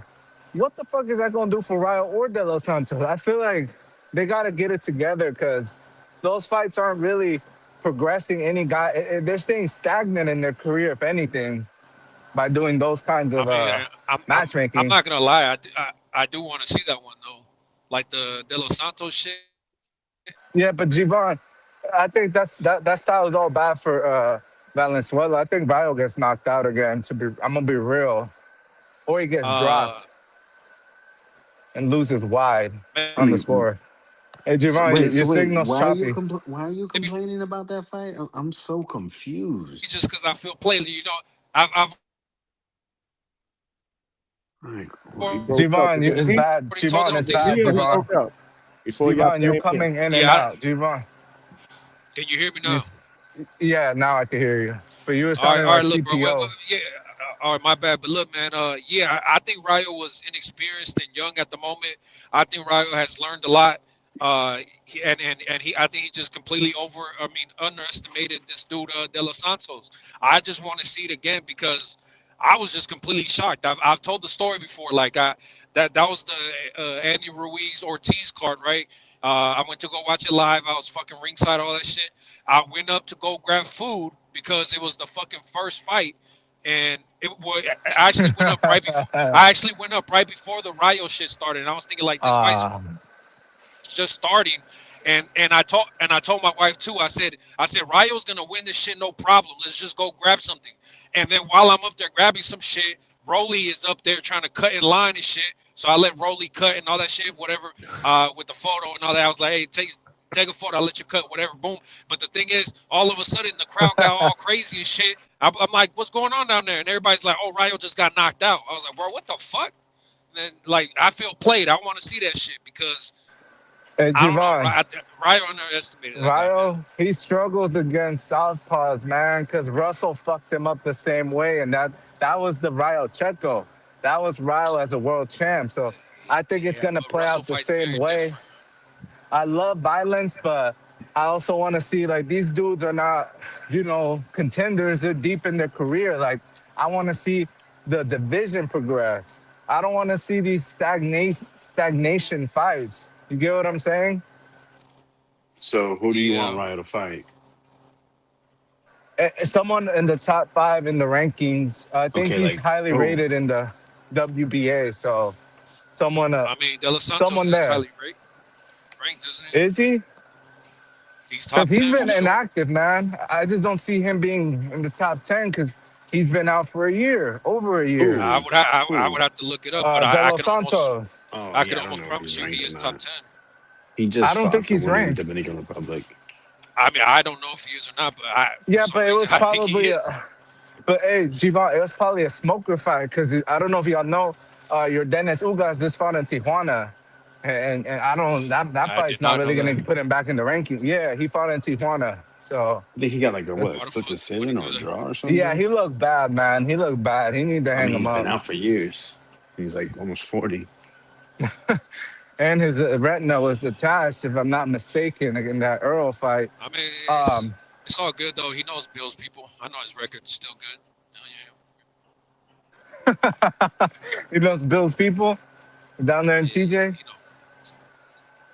Mm-hmm. Hey man, the streets is talking, Johnny. There's some funny shit going down there in TJ with the Haney's and Wait, but certain people Nah, it's allegedly The hey, getting crazy. I story killed. is don't get it. long When ago, certain man. fighters Allegedly, lose, they allegedly. say get it back in blood, but Raul Y'all, can't hey, get it y'all back in love blood. bringing up shit that happened like fucking years ago. the funny shit is what's going on with Mongia and his baby mom, bro. She's back in the Yeah. strip club.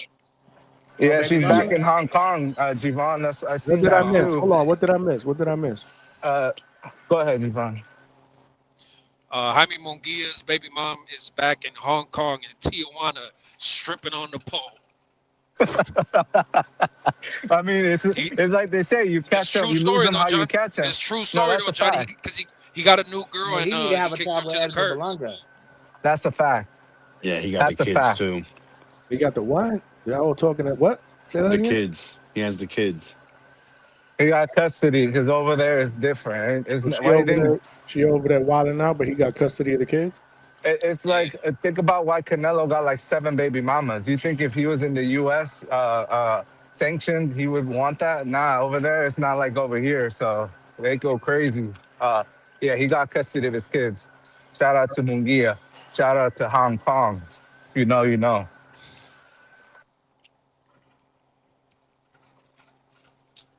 Yeah, I don't know.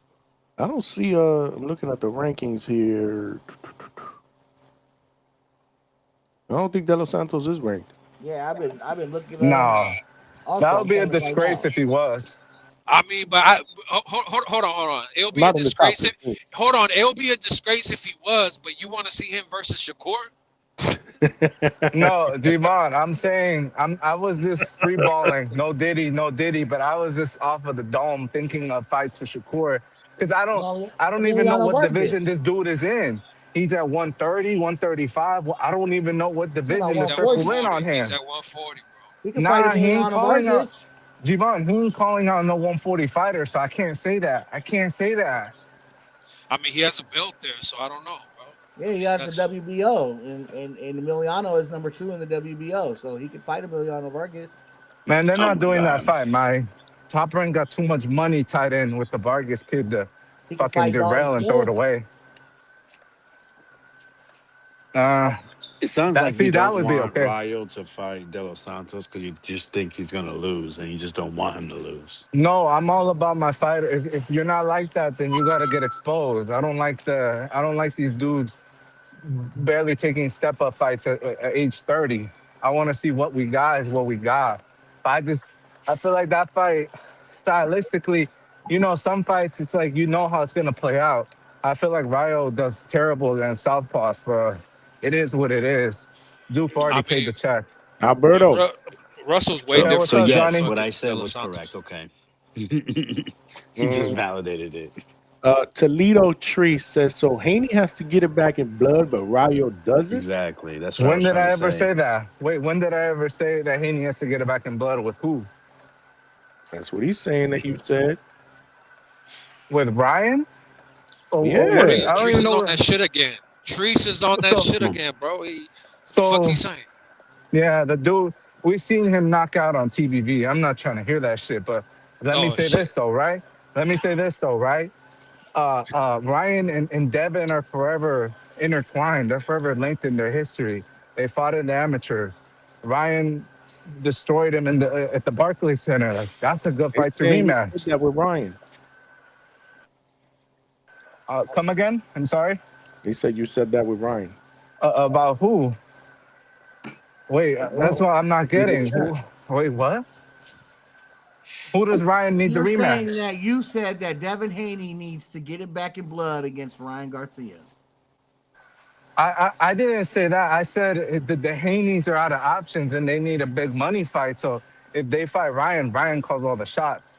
If Ryan wants to do it in LA at the Staples, if Ryan wants to do it at a 150 catchweight, because Ryan's looking big in Japan, no Diddy. 150. So yeah, because I don't know if Ryan can still make 147, man. He's Bro, looking what the huge, what?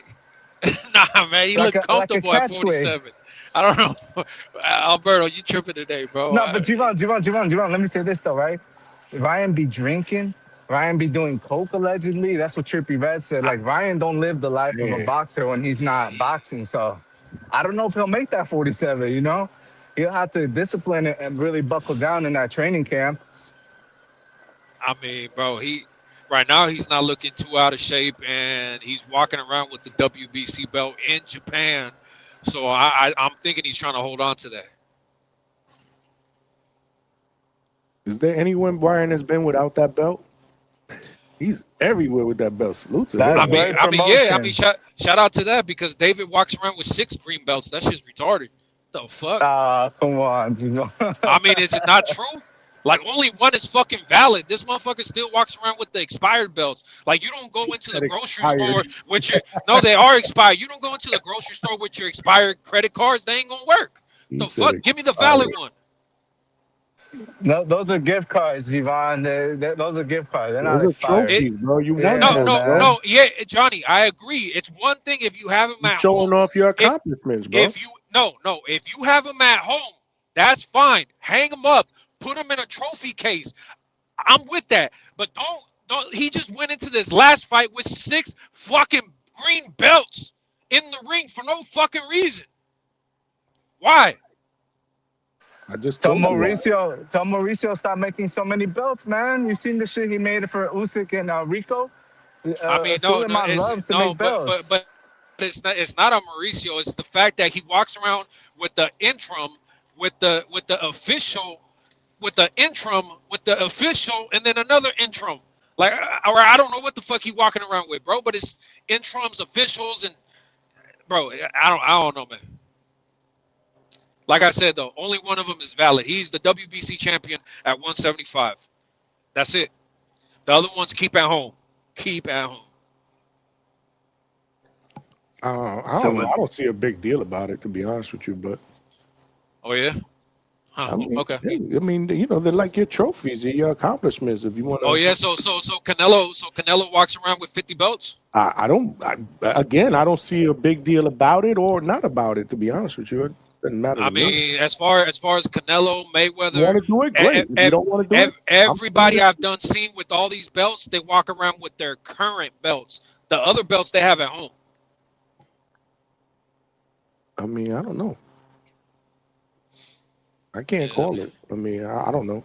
I mean, whatever. It is what it So is. in other news, y'all seen Casemiro knock out Neri like 15 fucking times? Yeah. Yeah. I know Joker was real sad. That was his guy. Who was this guy, Natty? Yeah, Luis Neri, he's shot, man. He got to hang him up. Bro. He's always blowing weight. It's a bad look, man. I'm going to be real because, in Japan, it's a lot about respect, the culture, the samurai, and he always seems to do the most. He makes Mexicans look like pieces of shit. So I don't like that from Neri, but it is what it is. They're saying that Casemiro might have been on some drugs. They're saying his eyes, his pupils was dilated, allegedly. But man, shout out to him because he put hands and hoods on Neri. So shout out to Casemiro. I want to see that Josh Padley fight. All right, that fight was fucking good. Oh yeah, Josh Padley. No, I heard it was entertaining. I heard it was very, very entertaining. And it ended in a split decision. Wasn't it a split decision, if I'm not mistaken? Yeah, I'm pretty sure split or majority, something like that. I did not see that fight. In a war. They're calling it a war. Yeah, they were fighting on the inside, man, leaning over their front foot and just attacking each other down and up, down and up. Is it anywhere for us to be able to see? Did they stream It's on this the on zone. It's on the zone? Okay. Yeah, they're in the main event. I was so super busy. I only got the chance to watch some of the Zuffa fights and some of the Pro Box fights. Anybody have anything any takes on Pro Box? Did anybody see Pro Box on Friday? I did. Yeah, I watched the main event. Takes? What do you think, man? Eddie Vasquez does what he does, man. He almost got punched the fuck out. He almost got knocked out. That was crazy. But Eddie, man, he's such a master at I wouldn't say master. He's just so good at cutting in and out of distance, understanding what his best distance is, a lot of upper body movement. But yeah, that Mexican guy, Daniel Lugo, almost fucking knocked him the fuck out. Salute to Eddie for being such a tough guy, man, showing him that, Texan American boxing is better than Mexican boxing. Another one. Mexican boxing's down bad. Luis got fucking beat the fuck up. You've said that before. Is this the Puerto- worst year in Mexican boxing history? I mean, Puerto Rico's not even a country, but look, hey, did you see what Danny said? Danny said that that they took a point from I'm American, sir. From what's his face because of a headbutt.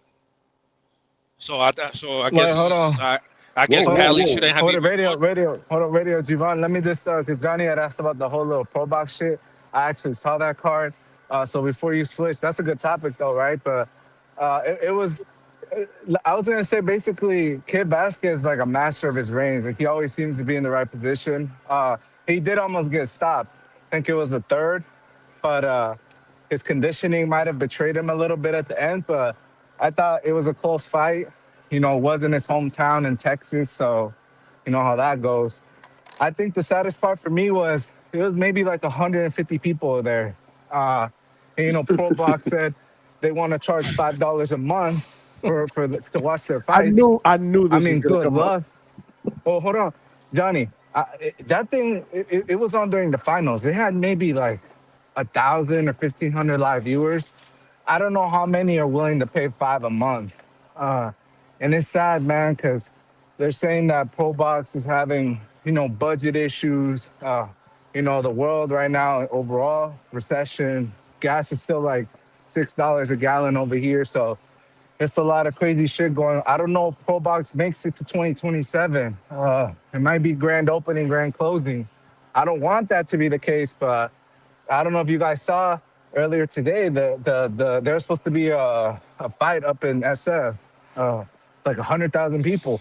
They just canceled that shit. So it's tough, man. People, they don't got disposable income. And boxing needs to become more affordable. But it was a good little fight. To me, Kid Vasquez got robbed against Ford, Savage Ford. But he's always just been like a second place kind of cat for me. So I don't know what this win does for him. I just think when he gets to that world level, he's just a second place kind of dude, but it was a good win. It was a scrappy win for sure.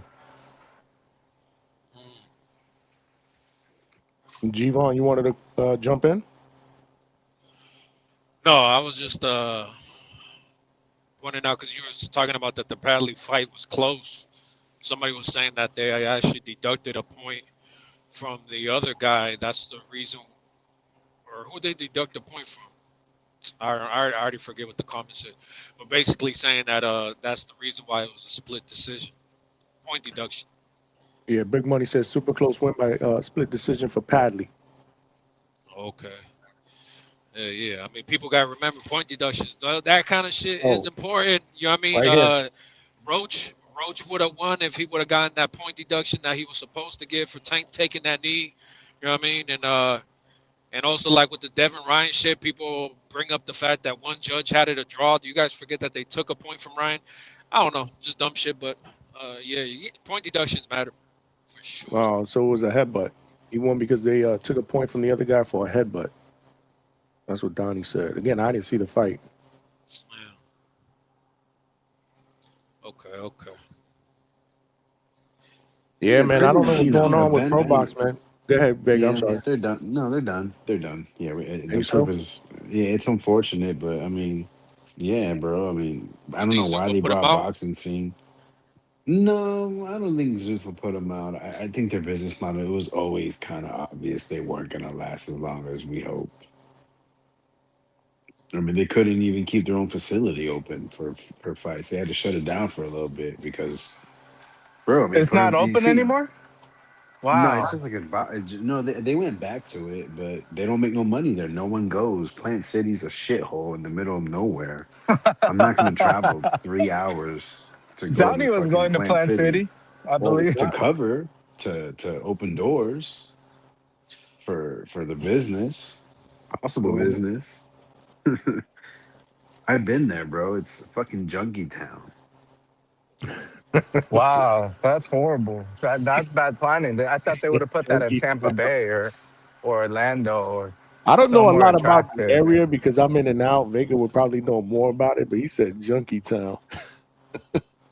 Johnny, how far is Plant City from you? I get there in 40 minutes, 45 minutes. Oh, okay, yeah. If that shit was that close, I'll be going that shit too. Yeah. Now it's a gym. Johnny lives in the middle of nowhere himself. Pretty much, but it's not junkie. But it's not Junkie Town over here. No, it's Hick Town. But sometimes you just say fuck it and go to random events. Like I went to Gabe Flores when he fought at Chicken Ranch because Chicken Ranch is not too far from me, and you know it's a casino. So I was like, man, fuck it, I'll go play at the casino, go watch Gabe fucking fight. And yeah, I mean the shit was trash, but I mean that's besides the point. Gabe Flores ain't it, G-Von. Gabe Flores ain't it, man. No, I'm not saying like I went to go watch him because oh my god, it's Gabe Flores. I'm just like it's not fucking far. It's not far. Like why not go? I mean, I thought it was a good time, good energy. Not a lot of people there. Obviously, it's a very very small gym, small facility, but it was always kind of loud. Did they have a bar area in Plant City Pro Box, Johnny? It's very very very very small. And one of the craziest things there, you can buy a drink there. You know, it's just very very small. It's low budget. You know, it is what it is. I mean, one of the craziest things about the Gabe fight was after the Gabe fight was over, they had some heavyweights fight, and there was some dude that was like 7 foot. Like there was like some 7 foot Mexican that I was like, what the fuck? Who the fuck is this dude? And yeah, like they had because they still had like 2 or 3 fights. That was on Pro Box, G-Von. Yeah, it was like it was on Pro Box. I seen that fight. He dropped it. I think Gabe dropped the dude in the last round, right? Kind of salvaged the event because he was losing a lot of those rounds, if I remember correctly. But yeah, they had like a heavyweight attraction. I don't know where they pulled that dude from. Yeah, I think they just pulled him from the crowd, bro. That shit was crazy. Like, who the fuck? 7 foot Mexican is crazy word. But it's sad, man. The whole Pro Box deal right now. I mean, what if they would have had that type of financial backing that Zuffa had, right? Then it would be Zuffa. Yeah. Mm-hmm. Yeah. Hey, you know what I really liked about Zuffa though when I was watching that card was Max Kettleman, right? He Hey, look, I know he fucks with David. Like he said, hey, I personally like David. He's one of the best fighters there is right now. He said, but he's avoiding Jai Opetaia. And, obviously he's going to say that shit because he's part of the Zuffa broadcast.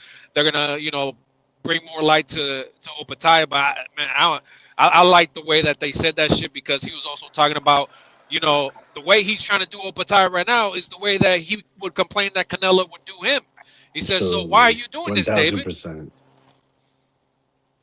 But I'm gonna be real, right? I think just to close the book, well, hopefully not, but just to close the chapter on Pro Box, right?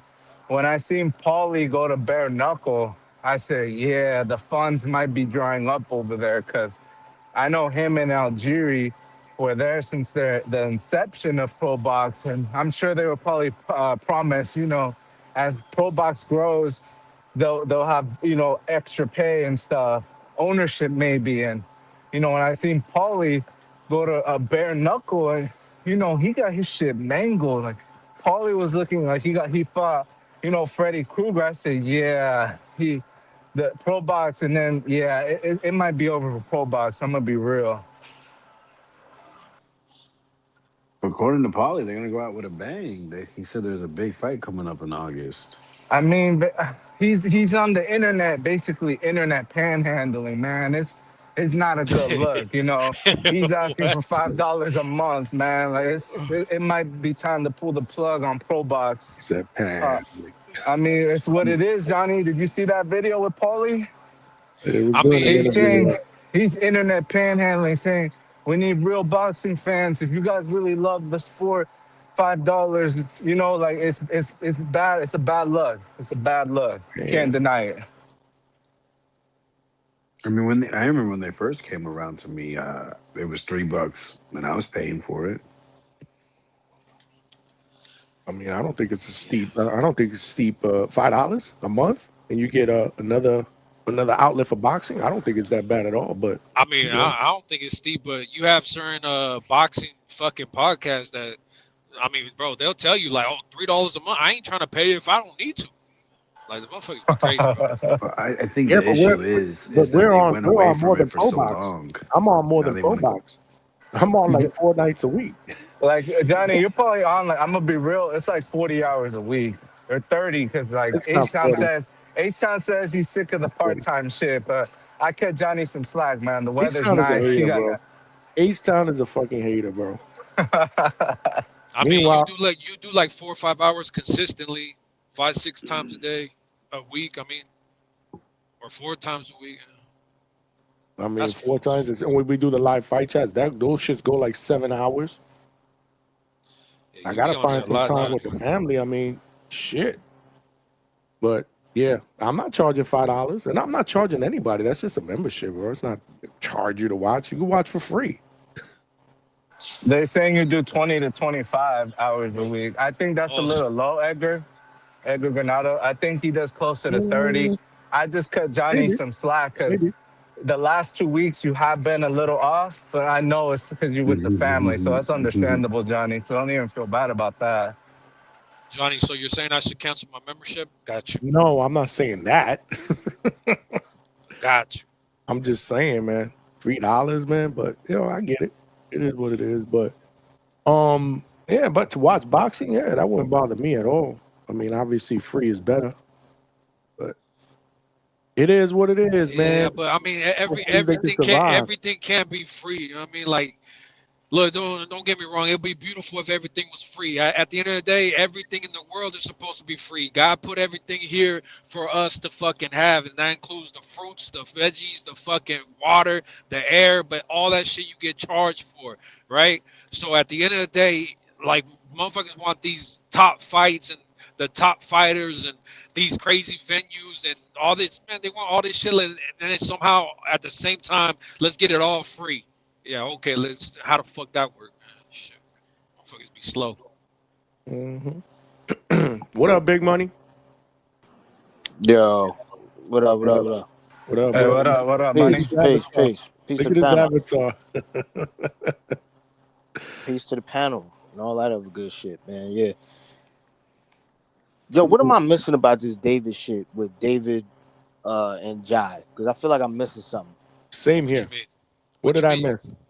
Like, because I'm hearing like what I've been hearing more and more is people saying he ducked Jai and there's proof, or he ducked Better Be Evan, there's proof, and I'm like, yo, I don't know what the fuck I'm missing. I mean, I haven't looked too deeply into the Better Beef shit, but look, at the end of the day, Jai Opataya is still the Ring Magazine lineal champion, the guy who's recognized as the champion at Cruiserweight, right? Now, look, you just beat Ramirez to get 2 titles, right? So are you not trying to get the rest of the titles, or what are you doing, right? At the end of the day, who else is there? You have the WBC champion who allegedly was already closing a fucking deal with Jai Opataya, but again, David, since I don't know, he's more of a name. He just comes in, and now the WBC is treating him like a baby Canelo. Like, oh, David, what do you want, David? Or do you want us to wipe your feet before you step into the ring? We could do that, whatever the fuck. And so the WBC somehow trying to mandate a fight with a unified champion, which, I mean, to my knowledge, they don't be doing that shit. And so that sounds weird, knowing that Jai was already closing on the deal, and that also tells me that Zuffa can make deals with people outside of Zuffa, right? Because the WBC champion is not with Zuffa, and that's one of the things that David and his team and his fans try to say. Well, Jai's with Zuffa. How are you going to possibly make that fight? Well, they were just closing in on a fucking deal with somebody who's not with Zuffa. But what happened? David and his team, and I say his team because the WBC is now part of Team David Benavidez. They said, no, you want that fight, David? Don't worry, we'll give it to you. And they did the same shit when it came to Ramirez, because Jai Opataya, after his last fight, before Ramirez signed that fight with David, he said, I want Ramirez. I want to unify the fucking division, yada, yada. And he kept calling for Ramirez in interviews. And he said that, we're already speaking to his team. And then what happened? David comes in. He's the star, more money, and David gets the fight. And then what happened? Jai was in interviews saying, I wanted that fight because I'm already here and we were already going to make that fight. But, hey, I get it. He's the money. That's fine. But let me fight the winner. And even David said, yeah, like if I win, I'll fight Jai. But then all of a sudden it's like, well, I don't know why he went with Zuffa. David saying this after the fight, knowing that even before the fight, Jai was already with Zuffa. So why not fucking try to make the Zuffa excuse from the beginning? You get what I'm saying? And so, and at the end of the day, Zuffa can make the fights with anybody. All that Zuffa, he's with Zuffa shit, so it's not going to happen, doesn't make sense. He does have a belt. So for the people who act like, he don't have a belt, he got stripped of the IBF. Yeah, he got stripped of that shit. But does he have a title? Yes, he still does. Didn't the WBC just tell McCaglin that he can't fight Jai Opataya, that he has to fight David Benavidez? Hey, you hella low, Mike. You hella low. I barely hear you, homie. But that's WBC just tell McCaglin that if they would strip him if he fought Jai Opataya instead of David Benavidez. But that's what I'm saying. WBC is now part of Team David Benavidez. Shout out to that. Yeah, because like Two-Tone said, hey, we love it. We love it that now we get to play politics. Now we get to call the shots. Now we are in the driver's seat. It is what it is. It happens. But at the same time, don't act like fucking, no, David's trying to make the Opataya fight. He don't care. He wants to fight Opataya. No, he doesn't. Because him and his fans are saying, nobody wants to fight me. Nobody wants to fight me. And he's saying that because Bivol had a back surgery. Don't forget that. Better Beef was allegedly still trying to make the fight with Bivol or whatever the fuck he was trying to do. So whatever, there's all kinds of shit going on. But guess what? There's a guy named Opataya who's just screaming everywhere like, I want the fight, I want the fight. And then even when the fucking Ramirez fight got made, he said, that's fine. Just give me the fucking winner. I don't care who it is. I want those fucking belts. And now, we can't make the fight because you're with Zuffa. But Conor Ben fought Regis Prograis, and he was with who? Like he wasn't with Zuffa. He's not with Zuffa still. He's already retired. And then Conor Ben's gonna move on to fight Ryan. Ryan, is he with Zuffa? Oh no, he's not with Zuffa. Okay. Like, bro, like, come on, man. All these fights can be made. It's all fucking bullshit narratives. Because even Devin Haney allegedly closing in on this deal with Keyshawn Davis. Is Keyshawn Davis with Zuffa? Oh no, he's not. Oh, okay, David. But I didn't then hear, what's happening, David? David say that he wasn't gonna fight Jai. I heard he say. I mean, bro, you don't have to going to. Did Canelo ever say I'm not gonna fight fucking David? Yes. Yes. No, he Yeah, didn't. he put Yes. a lot of roadblocks, Yes, he Devon. did. He Yes. said he needed No, 200 M's. no, He said no, he no. needed. No, now recently he said, "Oh, that fight, I don't think." Even now he says, "I don't think it's possible."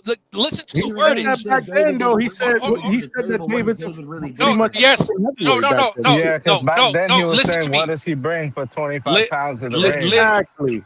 No, exactly. But All I hear listen is to me David though. hate. That's all I hear right now. Like, to be honest. Yeah, I hear you, but what I'm telling you is that David is not saying that he's not going to fight Opetaia. Same way Canelo never said, I'm not going to fight him. Even to this day, he said, well, I don't know if that's going to happen because I don't think David could even make 175 Yeah, but anymore. you can't read the writing on No, the wall? yes, like, I can. Johnny, hold on. say it, though? Hold on, but this is what I'm talking about. This is that bullshit because at the same That's what time, David's doing. but yeah, because what I'm saying is that White Mike can't tell me shit about Will. David didn't say he's not going to fight him. Yeah, he don't need to say he's not going to. The writing's on the fucking wall, Johnny, like you just said. Right. Hey, but Devon, I'm gonna be real, right? I think Canelo now he don't want the Shiraz smoke because when they asked him in the interview, he said these dudes just want to fight me for the money, the payday, but they gotta fight each other, and then I'll fight the one who's left standing at the end. Yeah, That's also to me like some right? slick shit, man. Because if you're confident in your abilities, then you will fight Shiraz. If he's unproven, then why not beat him if he's still unproven? You know what I mean? I just think Canelo takes one step forward, but 2 steps back at the same time. Damn, Malcolm was up here. He split. So with David trying to get the Bivol Too fight, right? Too many of y'all. And he never said that he wasn't going to ever fight Jai Opetaia or he didn't want to. He said there's just a lot of politics involved, right, with the WBC and Zuffa. So there would be a lot of politics involved. But hey, if we can make it happen, let's make it happen. Wait. I overheard an interview with Jose Benavidez. Hold on a second. Let me finish. I overheard a video with Jose Benavidez saying that nobody's called him yet. Nobody's calling. Yeah. That's so that's all what that ducking Jai Opetaia shit, and we both know, like, literally David will pack Jai Opetaia up. Like, hey, look, my thing is why right now did you even bring up the WBC and Zuffa when they were closing in on a deal with fucking Opetaia and the WBC champion?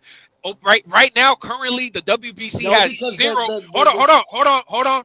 Currently, Suleiman is the one that said he was going to strip McKellen if he decided to. Hey, one by one, y'all. Hey, John. Gotta pull out the belt. Hey, Johnny. Really? Johnny.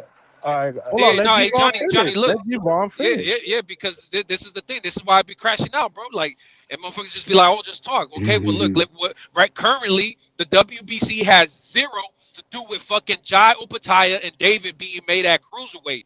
Is Jai Opetaia the WBC? No. Is David Benavidez the WBC? No. All right. So the WBC was going to allow the WBC champion to fight Jai Opetaia, a guy who is at Zuffa. But then they wanted to step in and try to give the fucking favoritism and give the fight to their guy David. But so I don't see how you don't see how that's a problem, bro. I mean, I don't know. I don't know if I feel that I don't know if I feel it's a problem. Oh, that's crazy. Shout out to you guys. I don't know if I feel it's a problem because when it comes down to it, now we looking at the rules working in favor of a guy who's always been at the shit end of the stick and who at this point is getting to call his own shots. So I'm not really. I don't know if I'm mad at him about it. Yeah, well then I guess we should all stop complaining about Canelo, about Tank. I don't want to hear nobody else crying about none of these motherfuckers. Everybody gets to do whatever the fuck they want when they the guy. I don't want to hear none of this shit. Everybody's allowed to duck everybody. Fuck it. Everybody. That's fine. But Devon, let me ask you a question, let me ask you a right? question. Hold on, Mike. Let me say this, right? Yeah, let me ask you a question, right, Devon? Because watch this, Johnny. Was Canelo holding all the belts at 168 when David was at 168? Yes or no?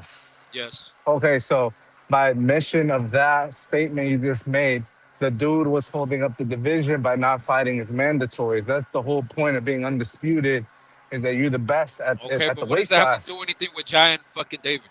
No. who's We pivoted from there. We talking So about who's the David and WBA Canelo now. cruiserweight champion? Hold Who's the on, one by WBA one, cruiserweight y'all. champion? Hold I do on. this every night. Come on, one by one. Johnny, Please. can you pull up the bell real quick?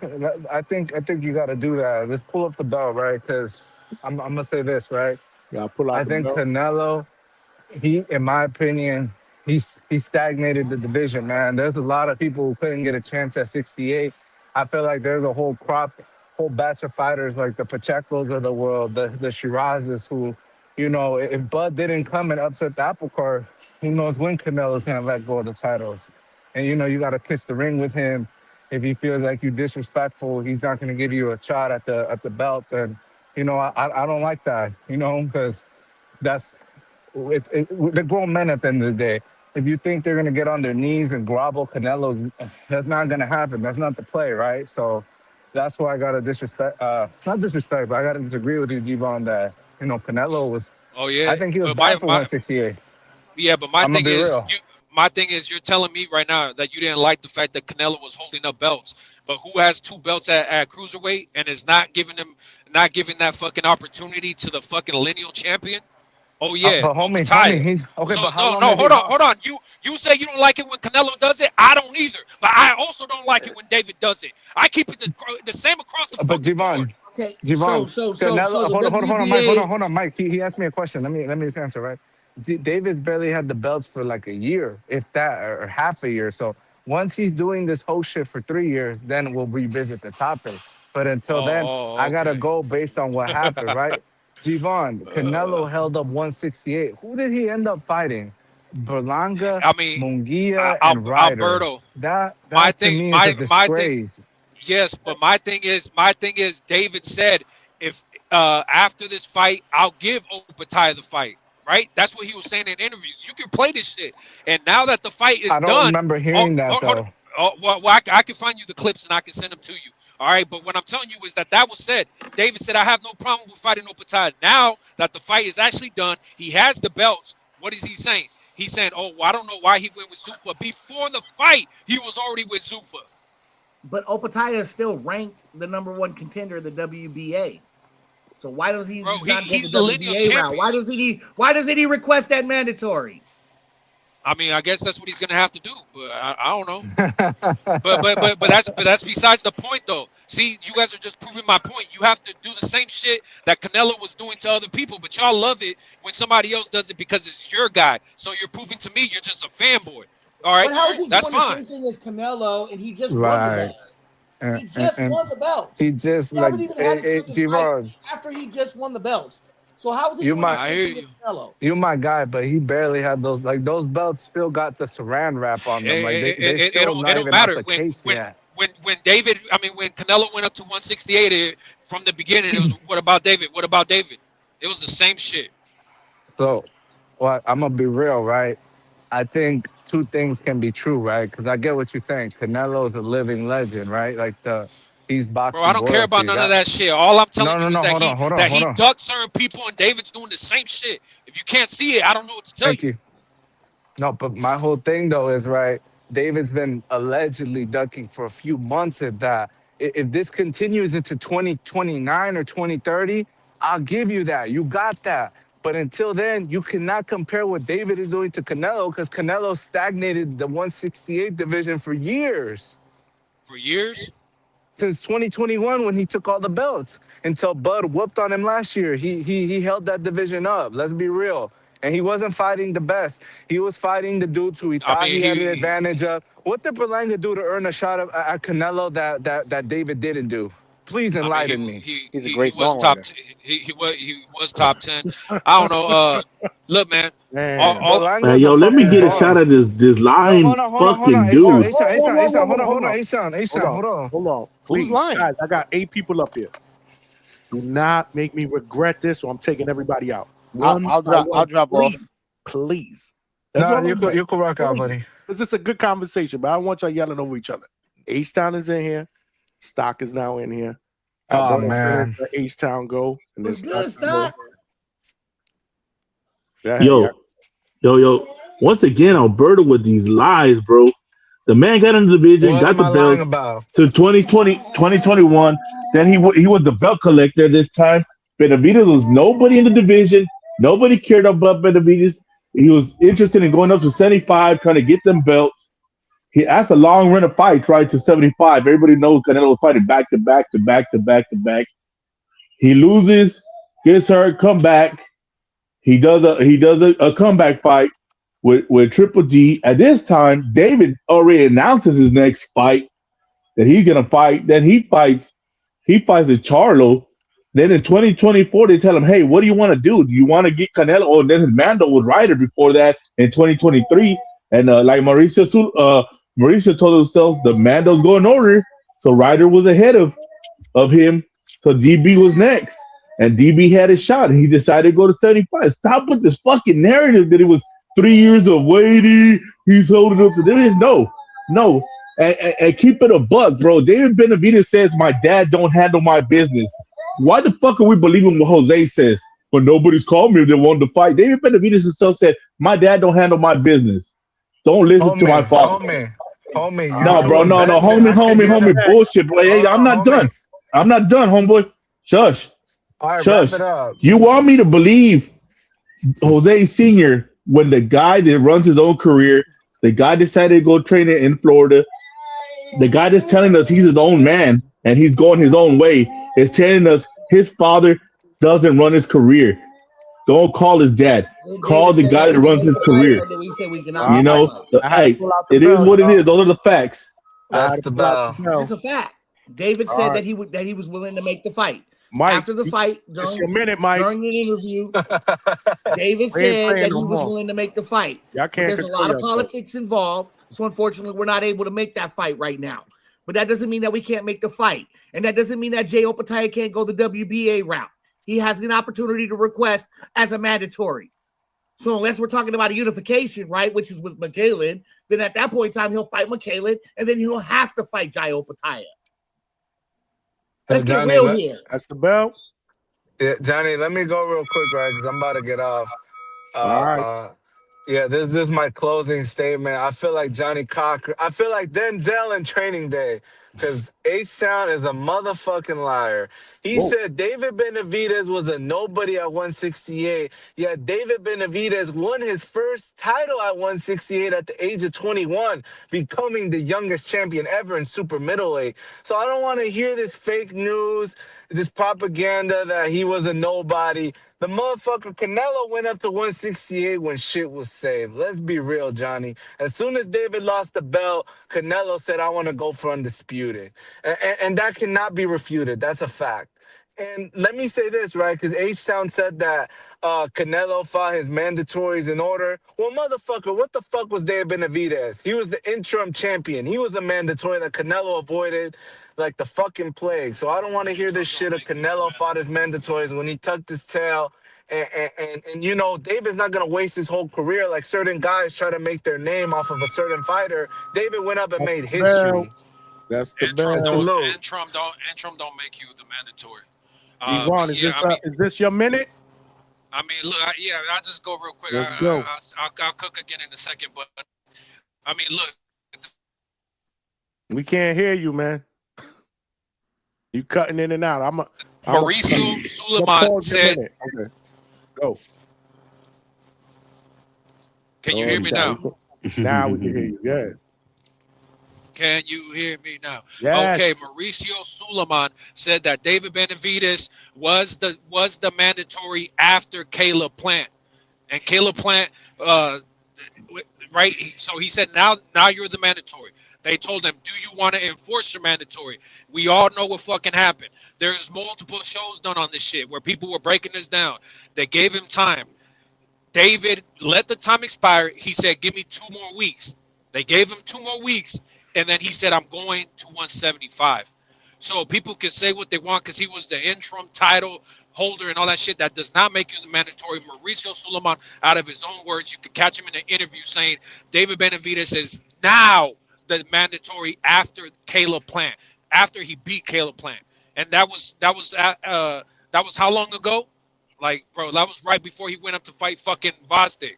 Motherfuckers forget how the shit went down. It is what it is. All my only thing is Canelo was moving like a fucking duck with certain people, and that's fine. But the thing is, David's doing the same shit. Don't act like you don't fucking see it, just because it's the guy you like. Man, fuck that shit. I think Alberto jumped off. So did H-Town. I thought H-Town was going next. Hold on. Yeah, where's Stark at? He's here. Hold on. Before we get to stock, Edgar Granados with the $20 super chat, man. Cash rules everything around me. Green, get the money. Dollar bill, yo. He said, pull out the bell. We had to pull out the bell, man, because I thought this was going to get crazy. We had to pull out the bell. A minute. I mean, sparring look, session. That's what it's all about. We got to spar, but you got to go one by one. I like it. Yeah. I mean, look, when it comes to certain narratives, one of the channels that builds some of the biggest narratives is TBV. Shout out to them, 250,000 subscribers, right? And fucking Ness will tell you himself, right? Ness is obviously a David supporter. Like, he's known him for the longest time. He's been in camps with him. He's been in his house, all kinds of shit, right?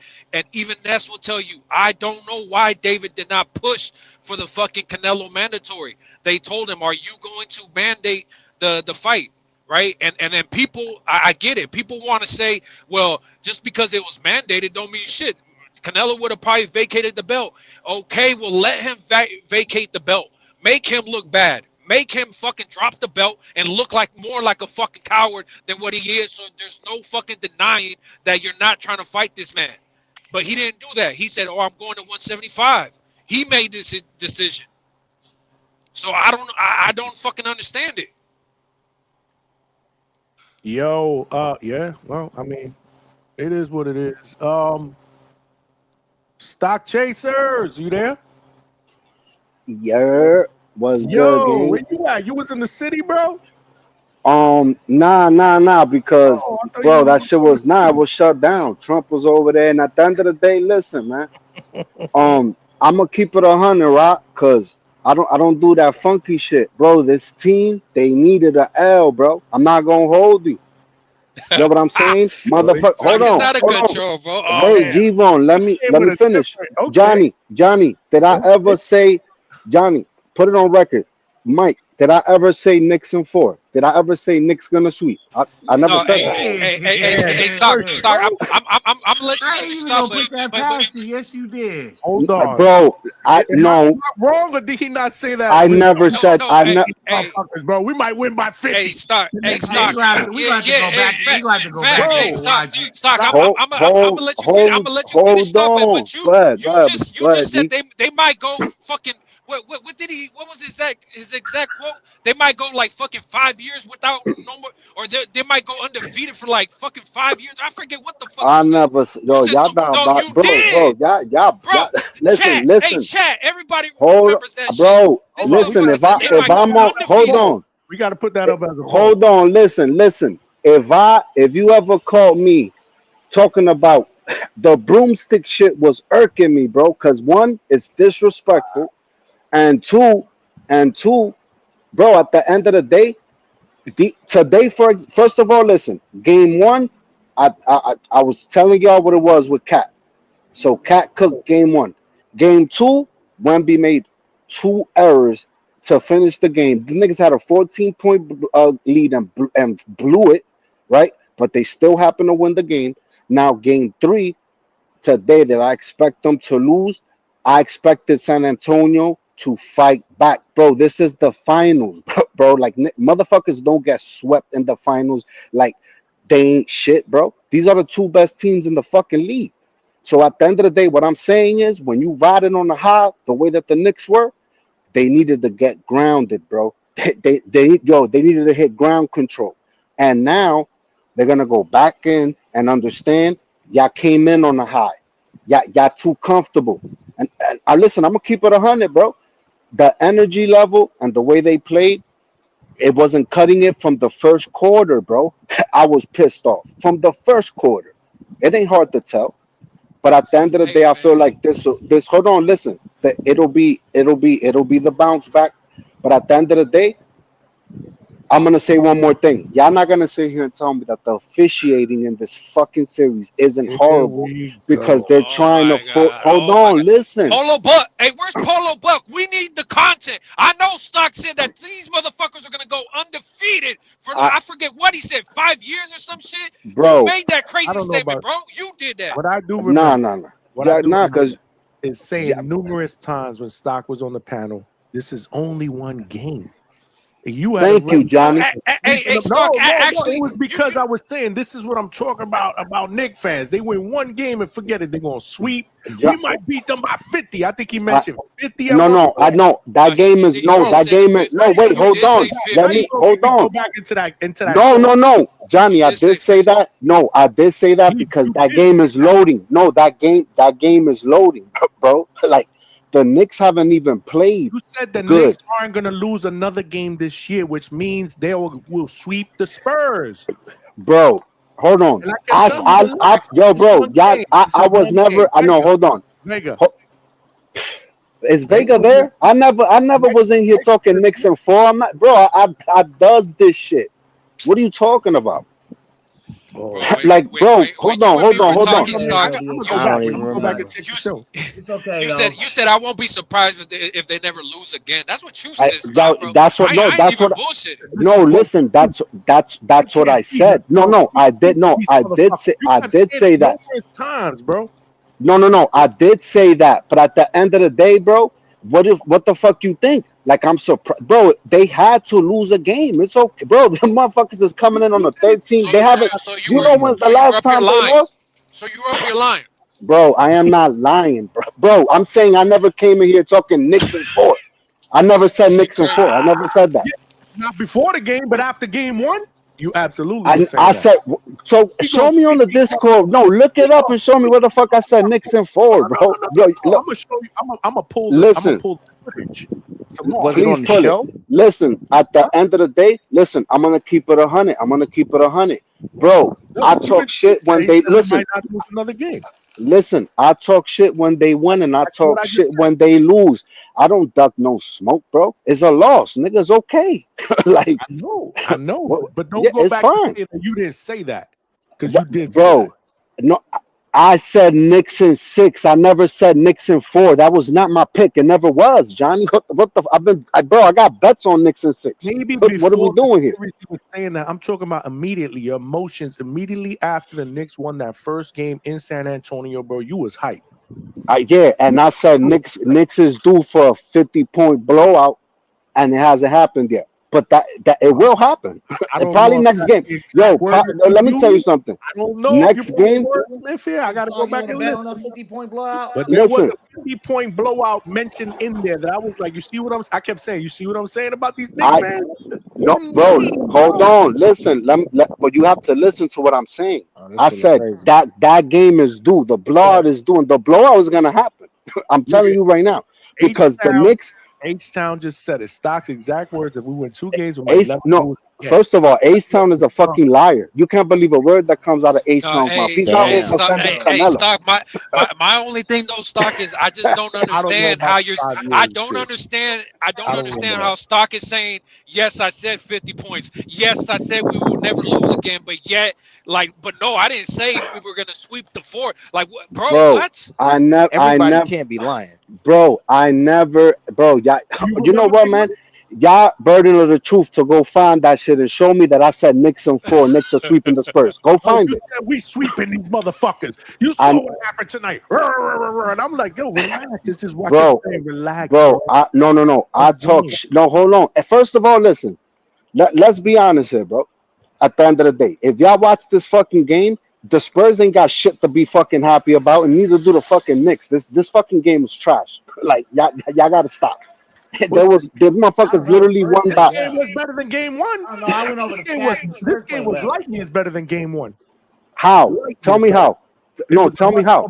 We complained about how both teams weren't at their best after the first game. Wait, in game 1, game two was the shit game, not game 1. But anyway, listen. At the end of the day, Bro, it is what it is. It's a fucking loss. Who the fuck? That shit's only gonna make them better. They needed to. They haven't lost since what? Fucking In about a month. May. In about a No, month. it's been longer than a month, bro. Maybe more than a month. You're probably right, but they lost now. Now And that's cool. Let's see if that let's see if that could break up that momentum. That's all I said. I mean, no, losing at home is nasty as fuck. And let me tell you, these motherfuckers keep like the coach in the press conference talking about the fucking officiating. Bro, no one gives a fuck. That officiating ain't gonna save you. Now I'm gonna tell you what the fuck needs to go down. Jalen Brunson needs to turn the fuck up, bro. It's been 3 straight games that Jalen Brunson. This ain't the Jalen. Y'all haven't seen Jalen Brunson cook yet. Jalen Brunson. They don't win the first game without Jalen Brunson.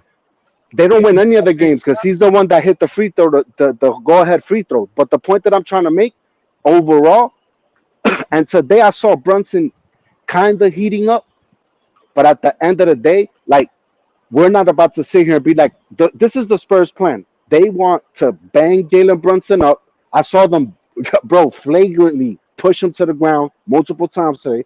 Now, at the end of the day, the other guys aren't going to win this chip. I got motherfuckers telling me Cat for MVP.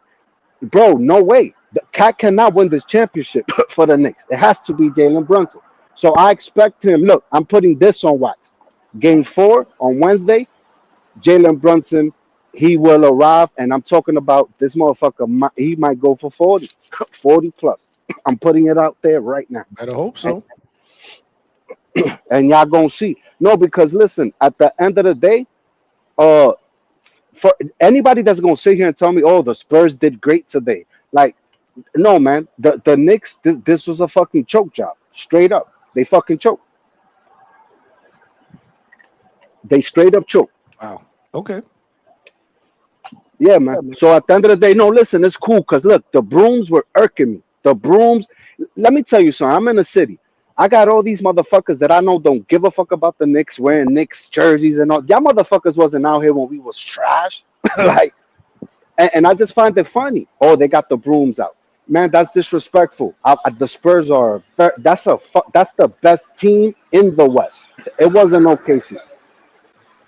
That was the best team in the West. But at the end of the day, from the beginning of the game, Johnny, today the energy wasn't there. It wasn't hard to tell. I told my wife, Rook, I said, they're going to lose this game. They're going to lose because you have to blow it out at home. Close game wasn't cutting it. And it was already close. The entire fourth quarter was like, oh, no, man, I knew that shit was going. But it's all good. It's one game. But anyway, let me address this shit with G Vaughn, and then I'm going to pass it on. Yo, G Vaughn, this shit about David Benavidez ducking, yo, y'all need to stop, bro. Y'all sound ridiculous for real, bro. Like, Arthur Better Beef? Like, who he's ducking? Jael Pataya? Like, and then we're talking about, oh, if they go to Zuffa, the fights aren't going to happen. Zuffa's the bag. And what y'all going to see is Shakur. That shit's going to probably come out soon, and Dev and all that. Let me tell you something. Pro Box going under. I think Top Rank lying about their fucking financials because I don't see how Top Rank's making money right now. I don't see how is Top Rank making money putting on those shows. I don't get it. But at the end of the day, this ducking shit sounds crazy. But y'all don't say that shit about Shakur. Y'all don't say that shit about real ducks that really duck, like Diego Pacheco, who really ducked the smoke with Shiraz. Y'all don't talk about that. Blatantly said, no, I don't want the fight. Like, yeah, you're diabolical for that. Somebody's about to call back in. I don't know where he went. He just split. He's not back there again. And hold on, and let me say this. Oh, Keyshawn this, Keyshawn that. Dev already said it. He said, yo, you know what, Shakur, when you ready, we fight. I'm fighting Keyshawn. And that fight's going to be on the table. Now, the question is Keyshawn going to take it? That's a question to be seen. Keyshawn is not telling himself in the mirror, I could beat Dev. There's no way, bro. Like, there's no way that motherfuckers is actually going to go to the bank and bet on Keyshawn in this fight. There's no way that you are confident in that.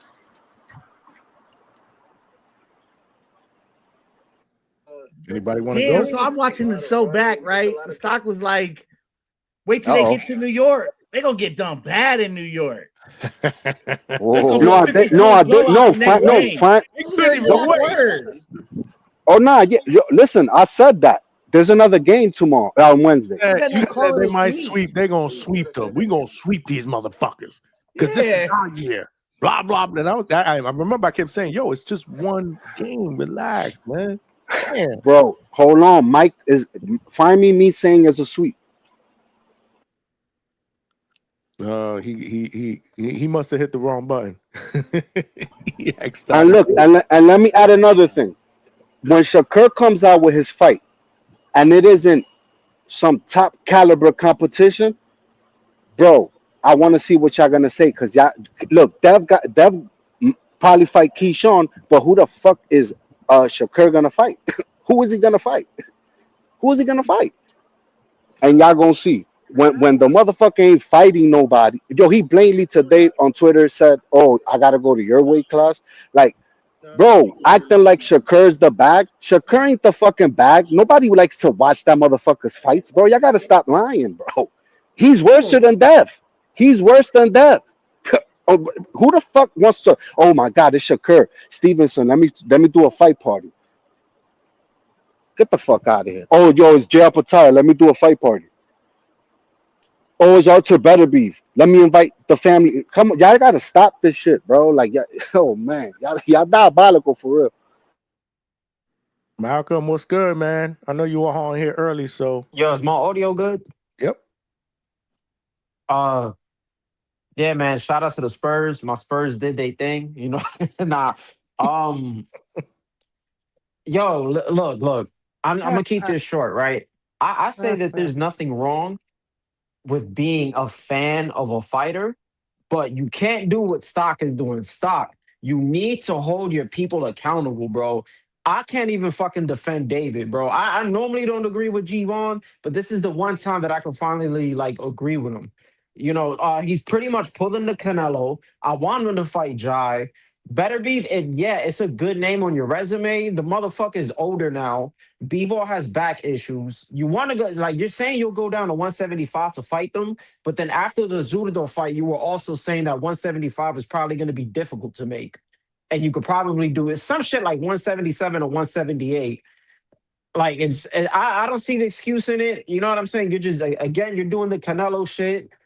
You know, your pops is saying elsewise, that shit's nasty. The shit that Shakur's doing right now is also disgusting. You'll fight Conor Benn at 154. You fucking said it before. Now you can't fight Dev at 147.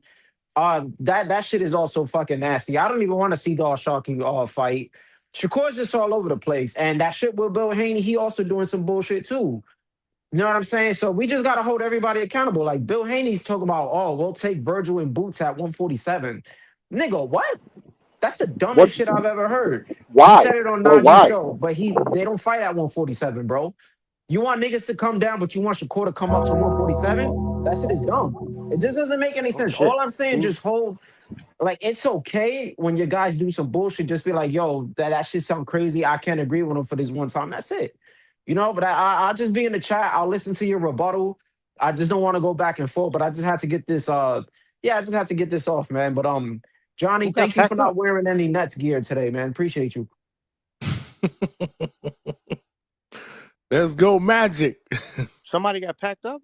I heard the No, Undertaker shit. Virgil. Donnie said Virgil will die at 147, so I hit him with the Undertaker.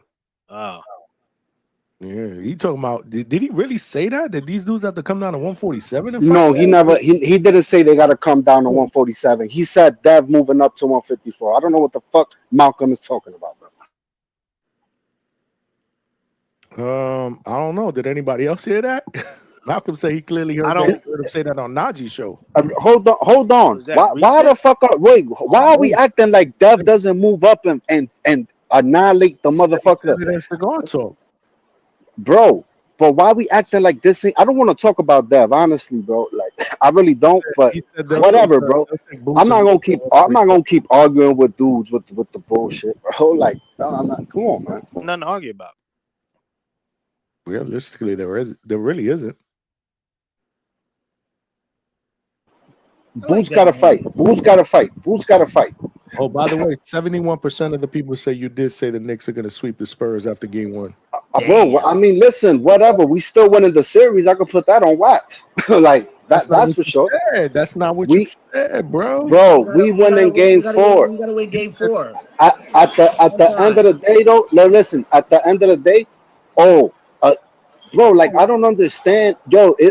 Bro, honestly, listen. First of all, man, my mom's in town, so I've been cooking with her. But what I'm trying to say is this, man. I was thinking like, motherfuckers really acting like, oh my god, what? That Dev doesn't move up and fight champs, like, so why we acting like going to 154 is some diabolical shit that he can't? Virgil Ortiz, what the fuck makes Virgil Ortiz special, bro? Like. This motherfucker didn't he get cooked in a fight bad? And that I'm talking about putting it. And I'm not even. You know what, man? I'd rather not because they're gonna say, "Oh, but Ryan did this." But at the end of the day, I'm not even gonna go down that road with the PDs. Why hasn't Ryan signed the contract with Conor Ben? Conor Ben is pressing you to sign. Why? Because you cycling off, my nigga. I know what the fuck you doing. I'm not dumb. Wow. I'm glad these guys was on the counter for this shit. What was that, Big Money? Oh, I didn't say anything. I thought was the Conor listening. Ben Ryan fight was already made. What do you mean he won't sign the contract? It's not made yet. It's not official. I mean, I guess we're still waiting to hear.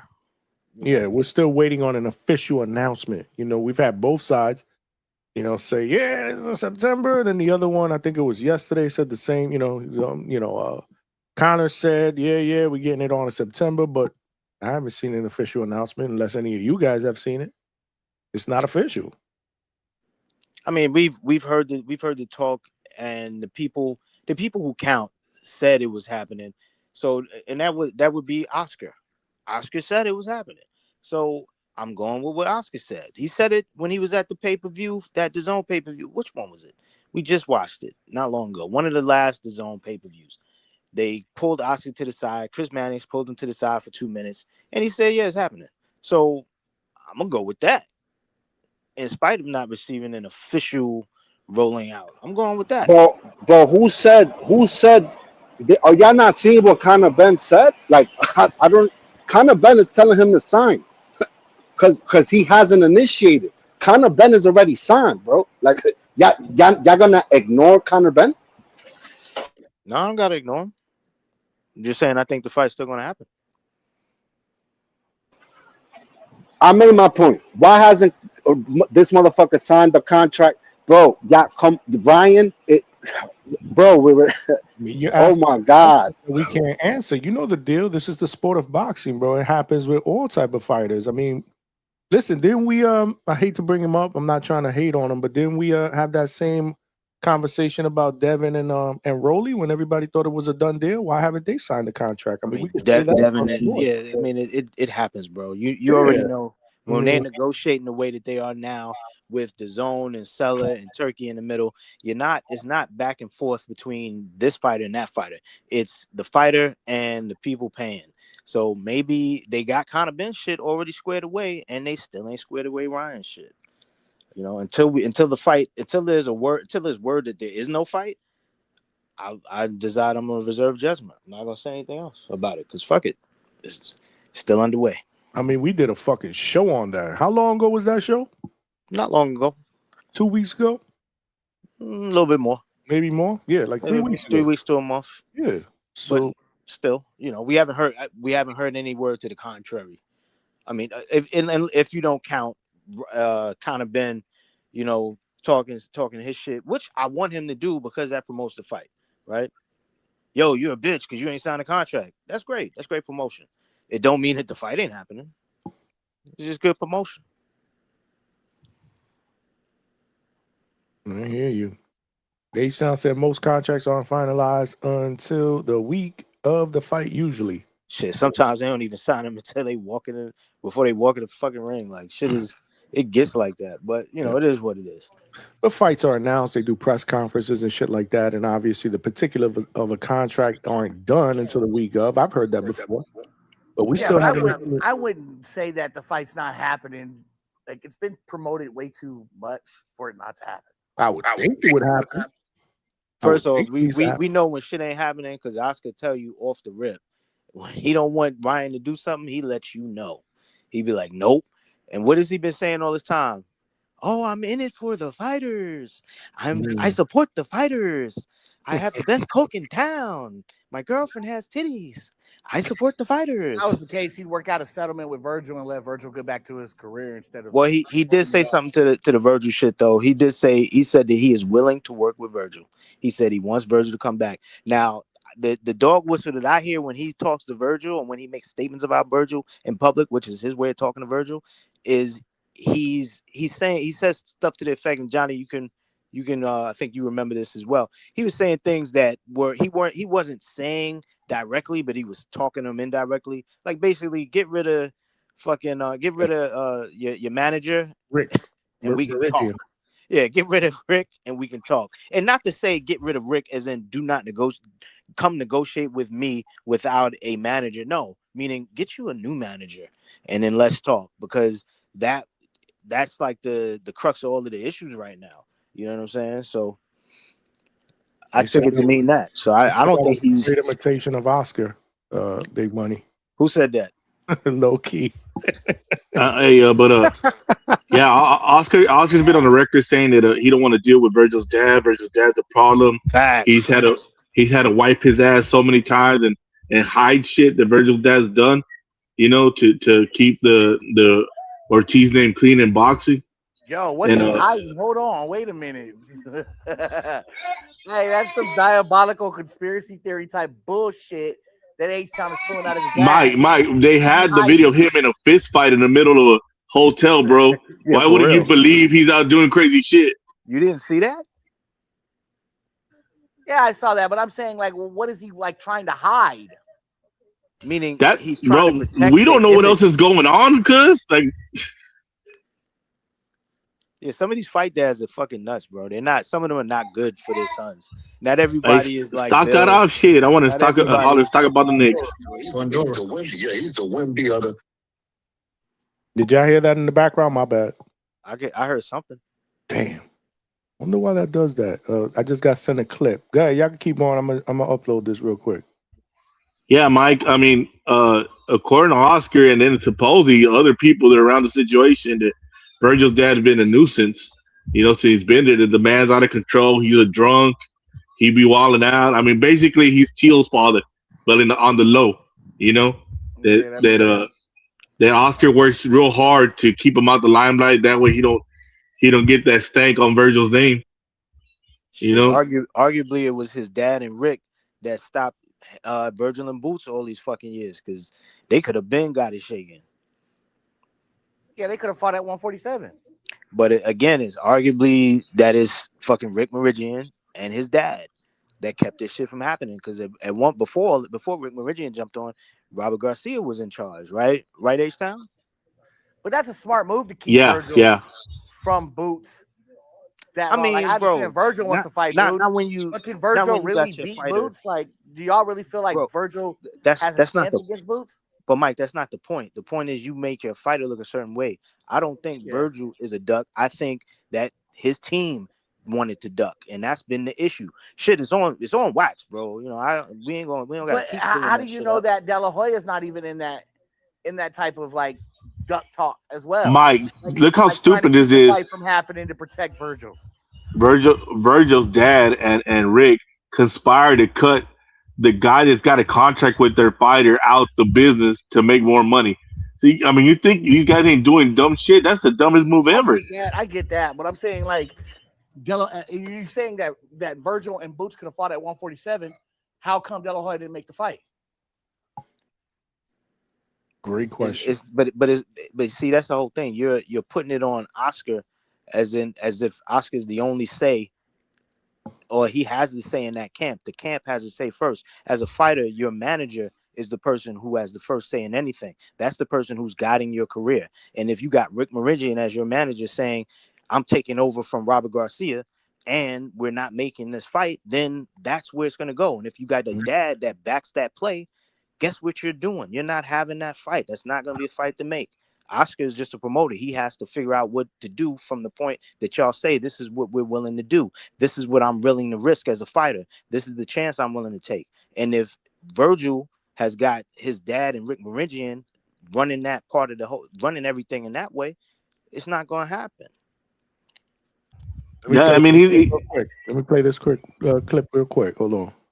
You know what I'm saying? Oh yeah, Fondora. He's the Wemby. Yeah, he's the Wemby of the boxing. It doesn't mean that he can't be beat, but it's a extremely tall task.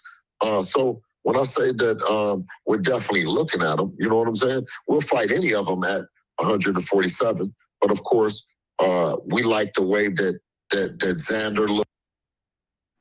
So that was Malcolm that sent me that. So he said, I guess they were he said the clip too long. I guess they were talking about Fondora, Boots, and who's the other one?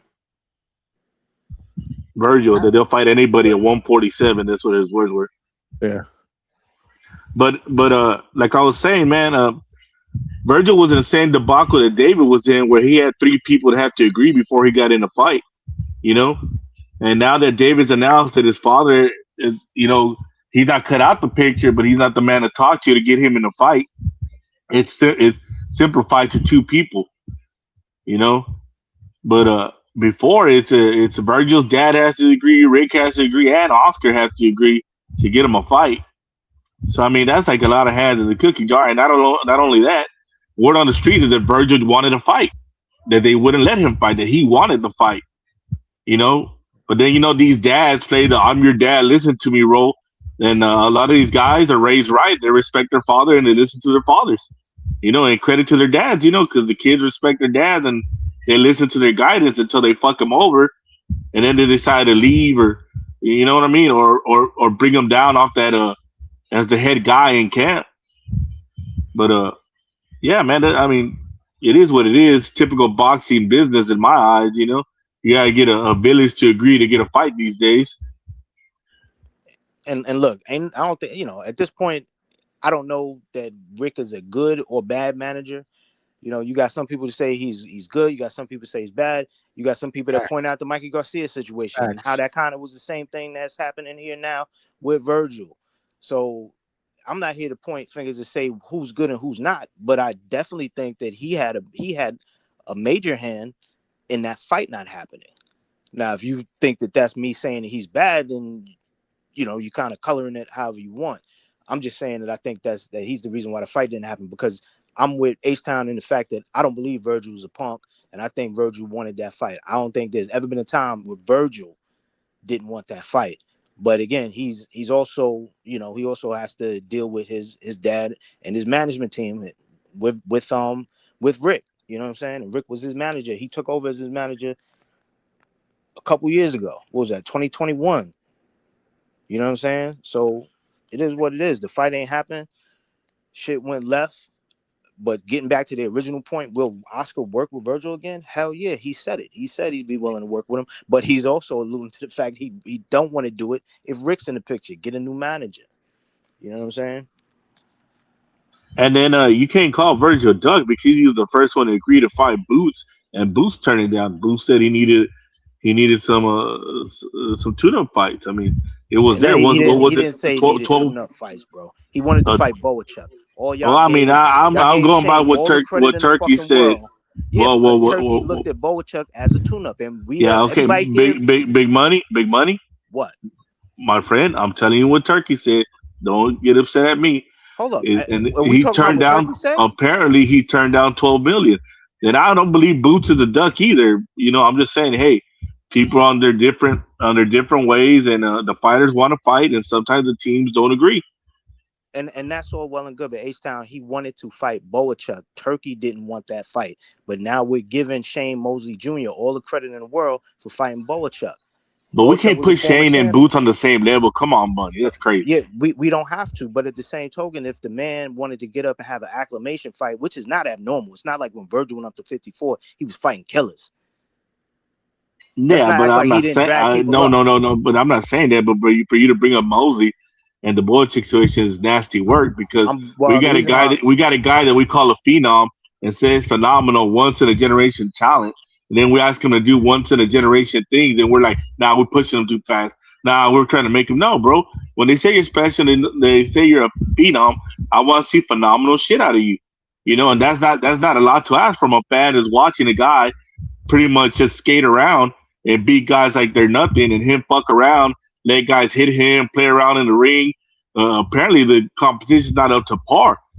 So it is what it is, and I like Boots. I'm just letting you know how it is. 100% the truth.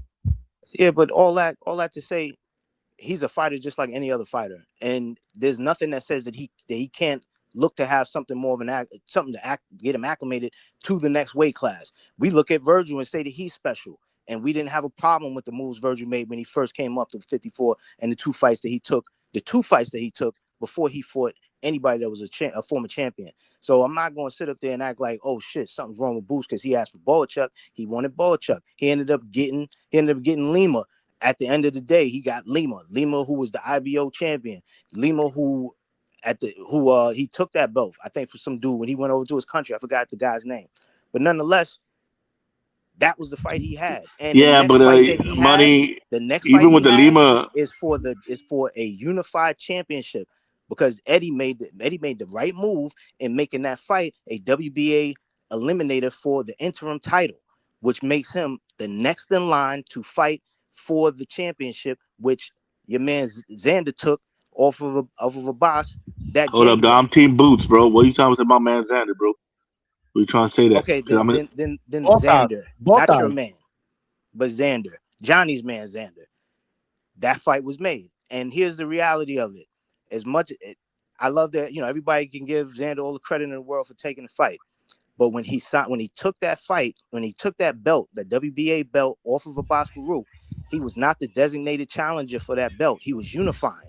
So what that means is he has 120 days. He had 120 days from the date of that fight, which was January 31st, to make the mandatory defense against the designated challenger. The designated challenger is the interim titleist. That was Boots. So he had to make that fight by the end of May. And if he didn't make that fight, it would have went to purse bid. And if purse bid didn't work out, then he would have got stripped. So yeah, he made the right choice to say he'll take the fight, but it wasn't all 100% out of bravery. It was a move he had to make because he was already set up in check.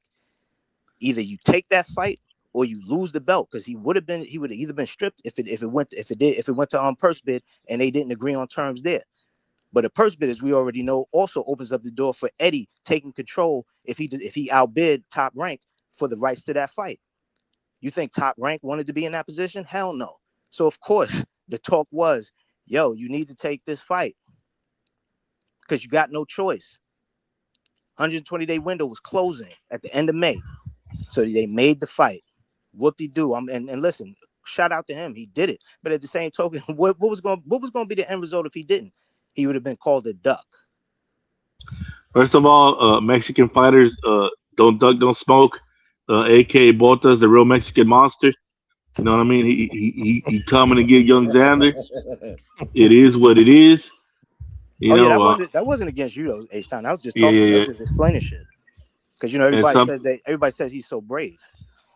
Sometimes we got to jump through hoops though to get these fights. And there's too many sanctioning bodies. Either go back to just one. I'm for the SUFA shit. Not so much because it's SUFA, just because it's bringing structure to the sport and it's making you actually fight tough fights. And they showed us this, especially with the CBS and Rozeki fight, that people didn't even know it was going to be a good fight. But I told y'all, man, we need to watch this fight, and that fight was phenomenal. I mean, if that's not a fan-friendly fight to get people into boxing, I don't know what is. That's a bloodthirsty fan. Yeah, man, we all bloodthirsty, Mike. If we wanted to watch nice gentleman sports, we'll watch cricket. Chess matches. Well, let me get my Giovanna. We'll be watching cricket, Mike. Cricket. You gotta call him a motherfucker. You can't just say Mike. Yeah, I don't know, man. I like the chess matches, man. Technical bouts, bro. I like Me too. The I like them all. I like them all. Fight that was a great fight, bro. Like to me, bro. If we got a card of nothing but technical matchups, y'all motherfuckers be asleep by the fucking first fight.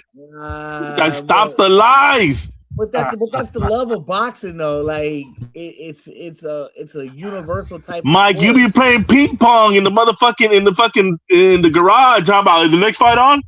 Oh, they're still going. All right. That's chanclas, no botas.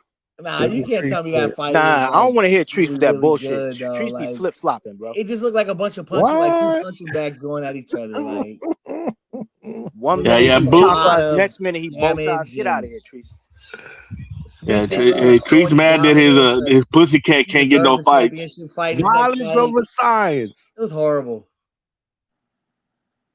Mm-hmm.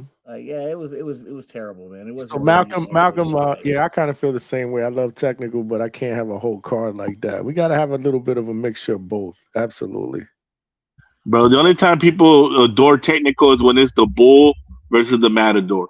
If it's the matador versus the matador, motherfucking talking about this is boring, bro. Donnie said Mike likes to watch fighters throw 6 punches around, throwing shots at you now, Mike. Damn. Mike, what did you do? Why they get that? I said I like technical boxing. He likes technical boxing. Oh shit! He's on the same bullshit. He's on the same bullshit Ness is on because they like Devin Haney, bro. So they got to stick to that side of the street. Oh no, I'm not a Devin Haney, so you know that H-Town. Come on. Yeah. But I'm saying, you know what I mean. Mike don't like. I'm a fan of the sweet science, man. And I don't do peptides either, so don't put that. I am a fan of the sweet science. Yeah, y'all hide your titties around this, bro. Why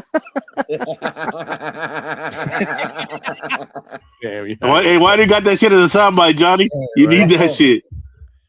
That soundbite's golden. I heard it. I got to clip it. That'd be dope. I have not heard it. I've heard y'all talk about it, but I've never heard him say that. And again, I'm not, I don't watch the shows like that. As you be all right, man. You don't need to hear that. Working in the morning. He said you be all right. You don't need to hear that shit, bro. Hey, man, but man, I really want to talk to Stock about this Knicks shit because I think he's wrong with that Brunson needs to score 40 and 50. I think if they run through the offense through Brunson, they're going to lose because, I mean, if you really, really pay attention to basketball, I know basketball, the whole team stops to watch Brunson play and nobody moves around. When they run the offense through Cat, everybody's moving, he's dishing, he's finding open shooters. Brunson is just a one-man show on three. He's Harden. You know what I mean? He's Harden without all the passing. He's Harden before they started complaining about him ball hogging. OG Anunoby's not going to go for 25 every fucking game. He was the best player. He was the best player on the Knicks tonight. Not only that, bro. The bench, dude. That's what I'm saying. But Cat gets the bench going when they're in there with Cat. The bench don't get going when Brunson's in the game. Brunson's worried about his shots. He's trying to be Superman. So, man, in my eyes, let Brunson get 60. They'll still lose. Yeah, where's Stock? Because I wanted to know, is the Knicks going to win the next one? Yeah, he said they're going to win the next one. He did say that. But then, my man said if they win game 2, we might never lose again. If they lose, then he's going to come back and say, nah. I said that the series might go 2-2. He did say the Knicks are going to fuck them up next game. Not in those exact words, but yeah. We're going to start flipping Stock shit. Well, the Knicks are fucking up if they're letting these young guards be confident. As you saw tonight, they look more confident. Castle looked more confident, and Harper looked more confident. Man, those kids are super skilled and talented, man. The Knicks are not on their level skill-wise. Like these kids, I mean, they'll all play. Oh, they got experience. That's it right now on these kids. H-Town, let's keep it real. The Knicks are much more experienced than them. Like pound for pound, talent-wise, I mean, the Spurs haven't been anywhere near what the Knicks have been. Remember, they've been together for about 2-3 years already. Yeah, but no, that's a cohesive as a team. I'm talking about talent-wise. These guys, they don't got nobody as talented as Castle or Harper on that team. But again, you're downplaying the experience, like you just said, the cohesiveness, the experience. Battle tested. They were in there in the Eastern Conference Finals last year against the Pacers. And no, I'm giving them credit for that, Johnny. That's the only reason they're in this series. That's the only reason they're in this series. But because let's keep it a buck. If Wendy don't make that stupid mistake, the last game, it'd probably be 2-1 Spurs right now. Which mistake you talking about at the end? Yeah. When he gave them the whole goddamn momentum of the game with that pass. Oh, yeah. I know what you're talking about. But I blame Castle for that, man. Like you should always, like, especially you're the point guard. Like you should always be ready to catch the ball coming up the court. Like especially if like it's on the other half. Yeah, why they gave their back to Wemby was crazy. I blame Castle for not paying attention. Yeah, and Castle's a shooting guard, bro. He's not really a point guard. But hey, dude, Harper is scary, bro. That kid scares me. If that kid, I was talking about him earlier. if he gets his shit right, Johnny, oh my God, don't let this man come of age in this series and become something special. I say it and I'll die on it saying it. He should be starting, man. Oh yeah, no way Fox should be starting. Fox should come off the bench. Yeah, let him be the sixth man off the bench, man. I'm sorry. Especially I didn't know about the high ankle sprain. You know, salute to Vega for putting us on that. But I'd rather that version of Fox against the Knicks second unit, not the first unit. And I really think Michael Jordan put a gigantic chip on that kid's shoulder when he told him he wasn't good enough to make the NBA. So, man, that shit, because that kid he's playing. You know who he's reminding me with the attitude he's got on the court? Kobe, where he wants to be in the moment. He wants to rise to the moment. Man, like that kid needs to get a chance to start. Johnny, And I gotta get off, bro. I gotta get up about 5:30 Pacific Standard Time. So appreciate you, bro. All right, Mike. All right, Mike. Hey, get some rest, champ. Salute to Mike, man, that jumped on with me, man. Helped me call the game. He was like 2 minutes ahead, like he usually is. But it's In the all right. future. I cleaned up. I let them do their thing. Which is funny because Castle's game reminds me more about Harper's game, where he's more defensive oriented and he could get his buckets. And Harper, man, he's I'm telling you, man, he's giving me hints of Kobe, you know, of a young Kobe. Like this kid, he looks like he could be special, man. Because he's legit. He's on a big. Look, today was crazy to me because he's on the biggest stage in the world right now. You know, in New York, playing the Knicks. Dude, you see how many superstars are in there? You see how it's going crazy? You got the fucking president in there. And this kid's ice water. He's in there trying to get buckets, not scared. Like Castle looked more nervous than him. You know, he's a rookie. You know, Harper's a rookie. Yeah. And so, I mean, hey. And he didn't even have his best game, man, shooting wise, but he did. Nobody's played well yet. Right, but the thing about it is players like that at a young age, even though they're not shooting at their best, look at what else they contribute to the stat sheet: 9 rebounds, 4 assists. You know, energy off the bench, 32 minutes too. You know, that's significant minutes for a bench player, especially a rookie in a game 3 must-win game 3 at Madison Square Garden. Salute to all the fans that paid $5,000 for nosebleeds, bro, to see the Knicks get packed up. That shit is a 2-pack of ass. $5,000. Like honestly, right now we don't know who the Knicks are yet because they've been a front runner team. They haven't even been in the series yet. If they get 2-2, Game 5 will tell you who the Knicks are. If they're really ready to win a championship and they get a series 2-2, then Game 5 they'll come out and they'll win Game 5. But I'm gonna tell you right now. If you're the Spurs, you got to expect that the Knicks are going to come out strong game 4.